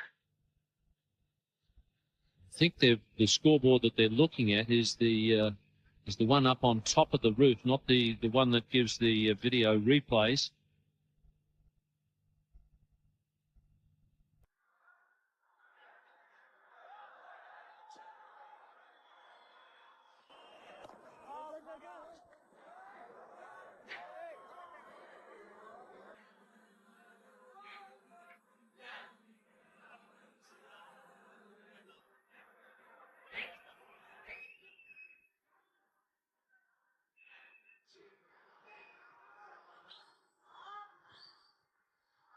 Just wide of Healy, and that'll be 4. And Steve Waugh has picked up a wicket, but there have been a number of boundaries coming off his bowling. India stay in this fight. They're hanging on by the fingernails. Well, not the kind of shots that you would find in the coaching books. But that picture out there just goes to show you what it meant to the Australians.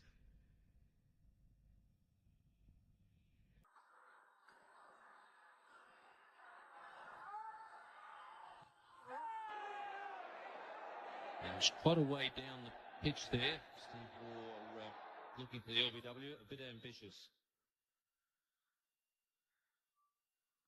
He is clearly going down the leg side, this one. Anil Kumble, the tall man.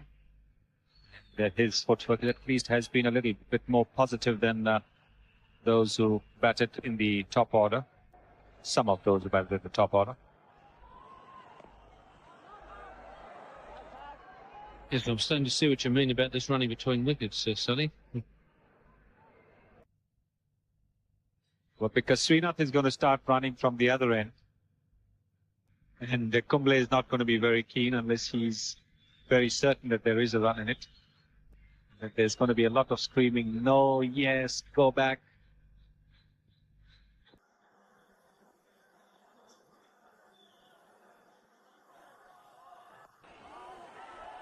What does all that sound like in Hindi, Sonny? Well, I think because we are all doing commentary in English, they are also going to be calling in English. If they start calling in Kannada, it'll go over my head too. Like a lot of bouncers used to do.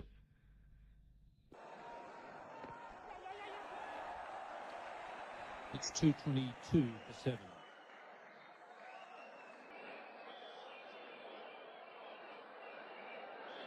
Well, it's 2:22, and umpire Shepherd keeping 1 foot off the ground there because it is a double Nelson. Any derivative of 111, he likes to keep 1 foot off the ground. Slightly superstitious man from Gloucestershire.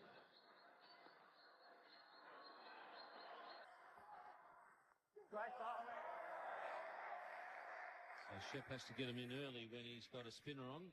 He'll probably do it as Warne is walking back to bowl. I'm sure he won't forget.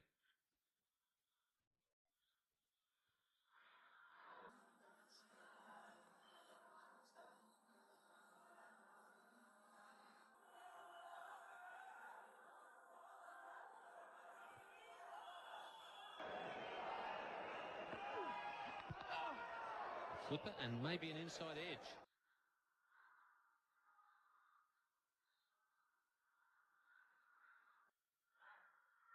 Well, yes, it was an inside edge, but nobody in his right mind would expect Healy to catch that because the ball was hit down towards the ground.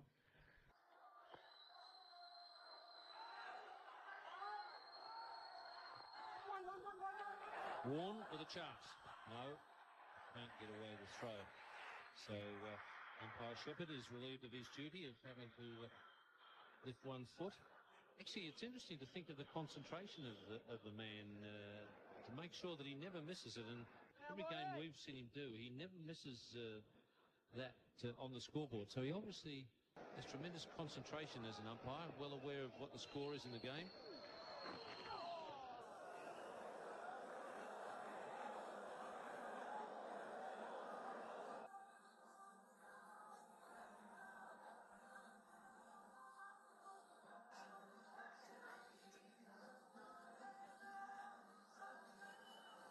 So 36 from 32, and Shane Warne only has 2 balls to go.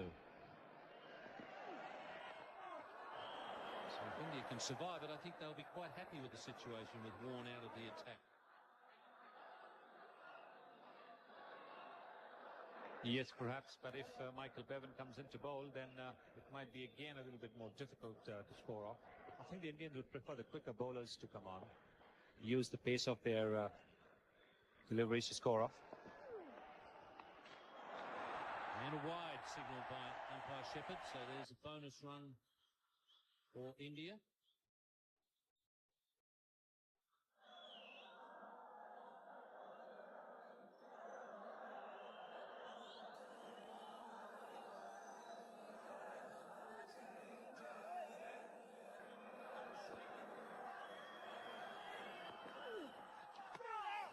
It's beautifully bowled. 224 for 7. India need 35 from 30 balls. And the score at 224 for 7. Moving into the commentary position, Ravi Shastri and Tony Gregg. Thanks, Ian. Well, this score could be an interesting finish. The Indians aren't giving up yet. And as Sunny Gavaskar has pointed out, they prefer to face the seamers. They don't want these mystery bowlers. Interesting to see what Australia's captain does down the other end. Oh, he's got that one in the air. This will be out. Yes, caught mid on. That's it. Lee making no mistake with that one. Hit high in the air. And Srinath out, caught it mid on. And so that's 4 wickets for Fleming. Well, Javagal Srinath didn't want to leave it till the end, deciding to go over mid-on here, but getting it high on the bat, only managing to find the Australian captain at mid-on. In fact, it was Shane Lee. So, important wicket gone for India, 224 for 8. So Venkatesh Prasad is the new batsman. That's his record, an average of 2.25. So no great shakes with the bat according to that. What do you reckon now, Ravi? Are they a chance at all? Well, I think Srinath's wicket was very important because he can use the long handle. I think with his dismissal has gone India's hopes.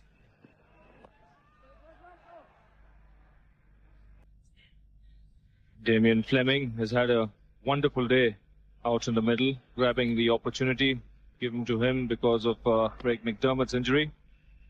Picked up 4 important wickets, 3 in his first spell, and then the last wicket of Srinath. Yes, he certainly has, coming into the side to replace Craig McDermott, who's about to arrive home, or probably has just arrived home. Not a nasty tear to his calf muscle. So he's been given the opportunity, and he really has risen to the occasion.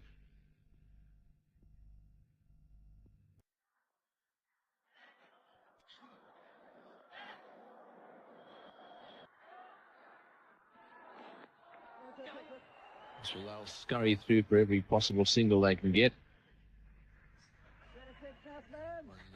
Signalled leg by Steve Dunn from New Zealand. So 34 of 26 balls. It's a strange old game, who knows? A couple of straight hits down the ground, a few paws, and all of a sudden, bowlers get a little bit tense. Certainly the crowd absolutely focused. Oh, and that's got to be close.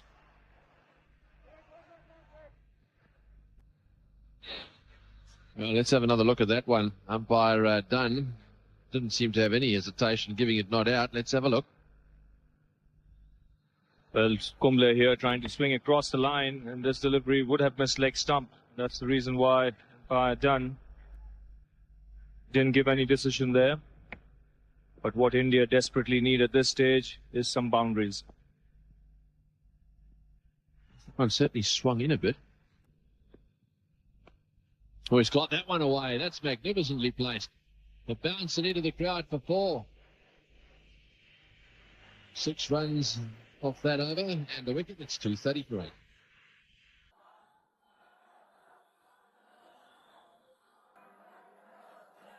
Well, it's going to be Steve Waugh.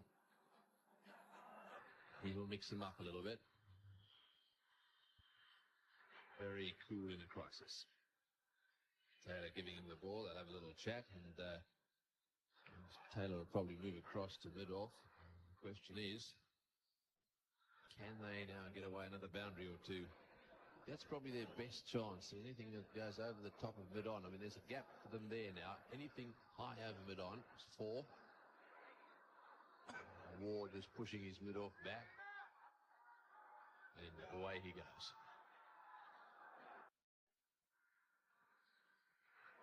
The crowd certainly hushed. They got the feeling they're going to be done here. However, they'll be out of their seats if they get a boundary or two. It's down the leg side, and they'll have to re-bowl that one, and it's a run.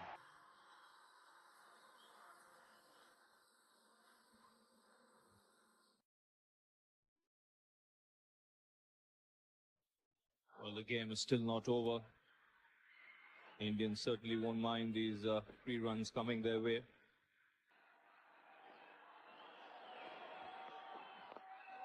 In the air, and that's it.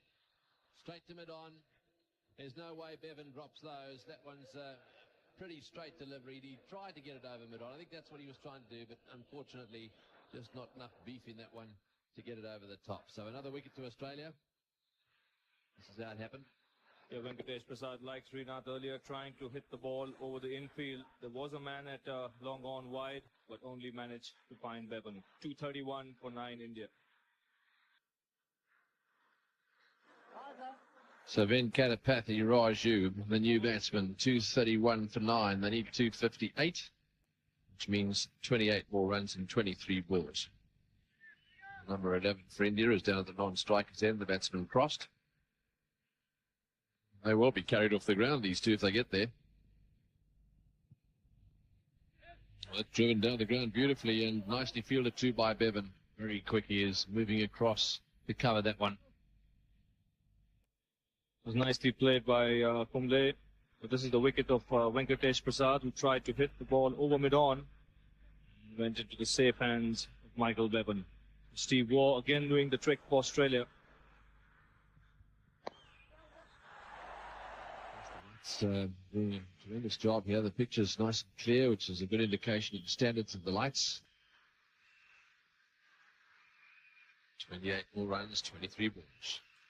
Well, the crowd today has been treated to some wonderful cricket. We've had almost 500 runs scored here today. And this packed crowd of over 40,000 has enjoyed every bit of it.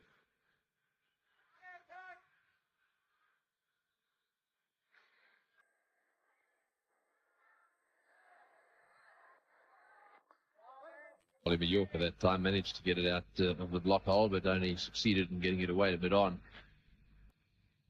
So, just trying to think what will be going through the mind of these two now. Kumble is not at 11 of 17 balls. He hasn't done too badly, so he's got to try and retain the strike. The Indian team. He's got that one away square, and that is nicely timed too. This may go for 4. It has. Well, that's very well done. He went down the wicket and then paddled it away past square leg. Well, this is nicely played by Anil Kumble, giving Steve Waugh the charge, and Waugh following him, dropping it a little short, and Anil Kumble helping it on its way to square leg for 4 runs. A welcome boundary at this stage for India. 22 runs required. Could they just do it? Yes, off they go. And Waugh moving in there, trying to stab that one with his foot onto the stumps. And Raju, who's only a little guy, going to make way for him. That's the end of the over. 238 for 9. Tremendous day of it. 8 overs, no maidens. 4 for 33. His figures. McGraw no wicket for 48. Lee no wicket for 23. Mark Waugh got 1 for 44. Kumble on strike, Fleming the bowler. Half-hearted appeal get one. Well, I'm not too sure this is what they wanted. You know more about Raju's batting than I do, Robbie. Well, Raju is more a nudger of the ball. He'd look to rotate the strike by picking up a single here and giving Anil Kumble job to get the boundaries.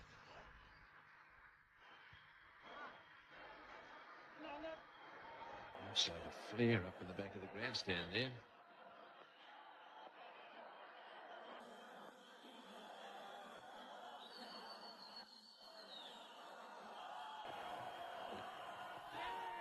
And they're asking the question down the leg side. Raju having a look at the umpire.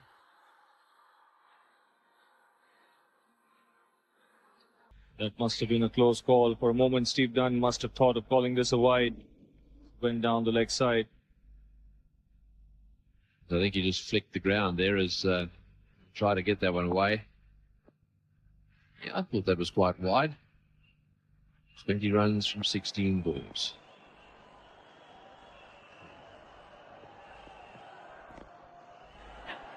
Yes, off they go and through for the single.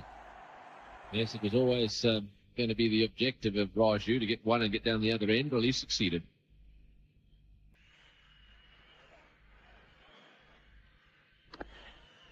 Well, Anil Kumble here is taking a big start, and the moment Raju got bat on that one, he was off in a flash, calling Raju across for a single.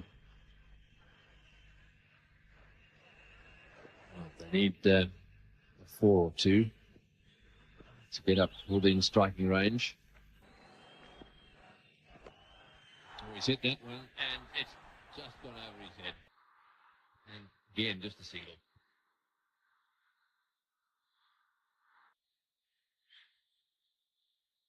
How many balls is the question to the umpire then, and signal down to his partner that they're 2 to go. Well, they've got their money's worth today, that's for sure. They've seen a magnificent innings by Mark Waugh. They've seen Tendulkar play a little gem of a knock as well. He's got that one nicely away. It seems to me that's probably his favourite shot. Get across there and paddle it away, or just close the face in it and try to do what Ambrose tries to do, is get across and play it away on the onside.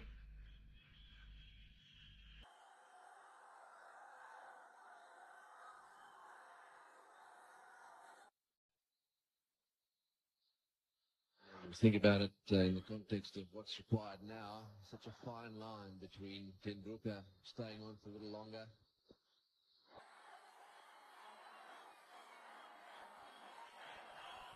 Hold him, that's the end of that. Really, he had to go for it, and what a good performance this was by Fleming. 5 wickets he's got for 36 in 8.6 overs. So good performance by the Australians, and you can see there that they are very happy indeed with the way things have gone. Well, Damien Fleming here sticking to the basics of bowling straight during the slog overs, so that if the batsman misses, he hits. And this is exactly what's happened. Anil Kumble giving himself room, looking to hit the ball over mid-on, making no contact and having his off-stump peg back.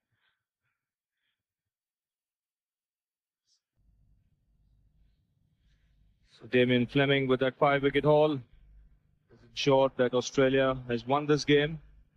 Full marks to the Indians, especially after the start they got. They still managed to come back into this game through that wonderful innings from Tendulkar. But really, that innings from Mark Waugh doing the trick for Australia. Yes, it's turned out to be a very good performance. Certainly set up by that partnership initially. After Taylor won the toss and decided to bat, the partnership between Mark Taylor and Mark Waugh got the Australians off to a tremendous start. And it was that start that really set that big score up for them. So from India's point of view, their bowlers, well, they took a little bit of hammer. Wicket takers Prasad, Kumble and Raju. But that is the Australian batting card. You can see up at the top there, a quick fire 59 from Taylor. Waugh kicked on to make 126 back-to-back centuries in this World Cup. The first time that's ever been done Stuart Law chipped in before he was caught and bowled by Kumble, and really the rest of them didn't do much at all, which gives you some idea of how well they played at the top end.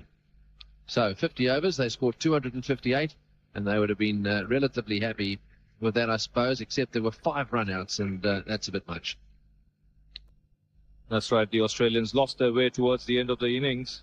One stage they looked as if they would score somewhere in the region of 280 or 290. But an impressive performance by the Indians in the latter half of the Australian innings pegged them back to a score of 258, which in the end was still a formidable score.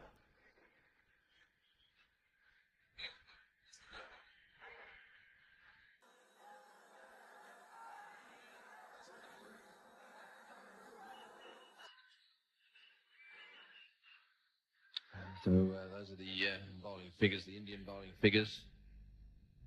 Again, their leg spinner there, 10 overs, 147, Kumble. Prasad and Raju, the other wicket takers. I thought Raju bowled quite well. Srinath too was pretty difficult in the early stages. That's the Indian batting card. Tendulkar played a gem of an innings. That really was superb. Before he was out stuffed by Healy with the bowling of Mark Waugh for 90. And also a very useful innings there from Mandraker. 62 when the chips were down, and he got some good support from Mongia. That was very important. So one or two of those low-order batsmen beginning to make a contribution from India's point of view. That's right, Tony. If only India can get off to a good start. They've got the depth in batting to trouble a lot of sides in this competition. I'm sure they would have learned a lot from today's game. There again, the Australian bowling, Damien Fleming, outstanding. 9 overs, 5 for 36 in his first game in the World Cup. Shane Warne again bowled quite beautifully to pick up that 1 wicket for 28. He went for 10 runs in his first over. After that, showed a lot of guile. Mark Waugh picking up that important wicket of Sachin Tendulkar just when he was on the rampage. Yeah, so that's an interesting one now, Robbie. Very important from Australia's point of view that they've won this match. If they end up on equal points with India, then the fact that they actually beat India is what counts before run rate. So if they're on equal points, the fact that Australia beat India means that they will go to the position above India in terms of the table when they decide who is going to play who in those quarterfinals. Very important result this, because if the Australians finish second, they would hit either the team that finishes third in the Group A. But if India finishes third, then they'll either have to play Pakistan or South Africa in the quarterfinals, and that's going to be a tough game. Right, well, Ian Chappell is down on the ground for the presentation. Well, thank you very much, Tony. Yes, in the tradition of India-Australia clashes in the World Cup, this has been another close one. Well, first up, I'm going to call on the winning captain, Mark Taylor, to come and collect the cheque for £2,000.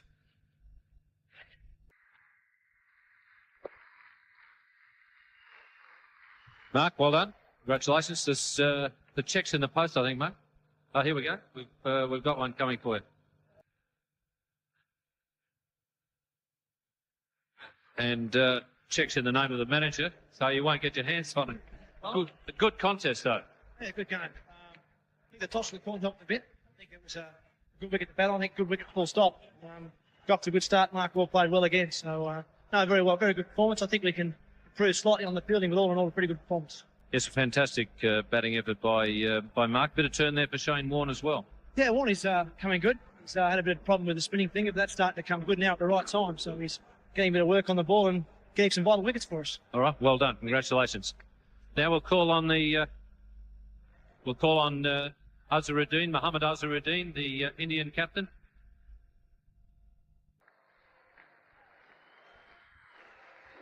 Mohammad, bad luck, but it was a good contest. Yeah, I was pretty disappointed with the result in the end, but I think we did play very well. I mean, we needed a couple of top order batsmen to score runs in the end. You know, we can't expect the tailenders to score runs in the end. Yeah. Sachin's innings certainly brought the crowd to life. But yes, yeah, he played tremendously well, and I wish it stayed a bit longer and won the game for us. Yeah, and good to have Sanjay Mandraker in form. Well, that's right, he played very well. He's a good player. All right, and bad luck. We'll probably see you again in the competition, though. Thank you. Now we have the man of the match presentation. Mr. Mumbai, the Wolves representative, has the trophy. And to make the presentation, the Chief Minister of Maharashtra, Mr. Joshi. The man of the match is Mark Waugh.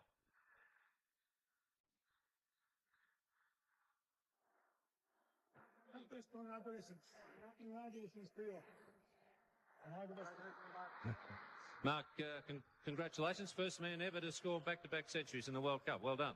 Oh, is that right, Ian? I didn't know that, but yeah, it's a good feeling to make some runs early in the tournament. You certainly enjoy that opening position. Slats isn't sticking pins in the doll, is he? Yeah, no, Slats is going okay. He's getting stuck into me a little bit, but, you know, we've got a job to do, and it's nice to make a few runs. And I guess pretty handy wickets you got there as well. Yeah, that was a bonus, that's for sure. Yeah, any wicket's a bonus for me at the moment, but no, I had a good game tonight. Hope I haven't peaked too early, though. Okay, congratulations, well done. And we've got a cheque for you as well, Mark. That's the most important, Mark, mate. Well, there we are. A very happy Mark Waugh with back-to-back centuries. It's up now to the commentary position. Yeah, what a wonderful performance there from Mark Waugh. Only man in the World Cup history to score back-to-back centuries, and a good all-round performance by the Australian team. As Mark Taylor pointed out, they do need a little bit of work in the field, but they're coming right at the right time. That was the Group A match. Now in Group B, another match going on today between the United Arab Emirates and New Zealand. That's the way that match finished. That was in 5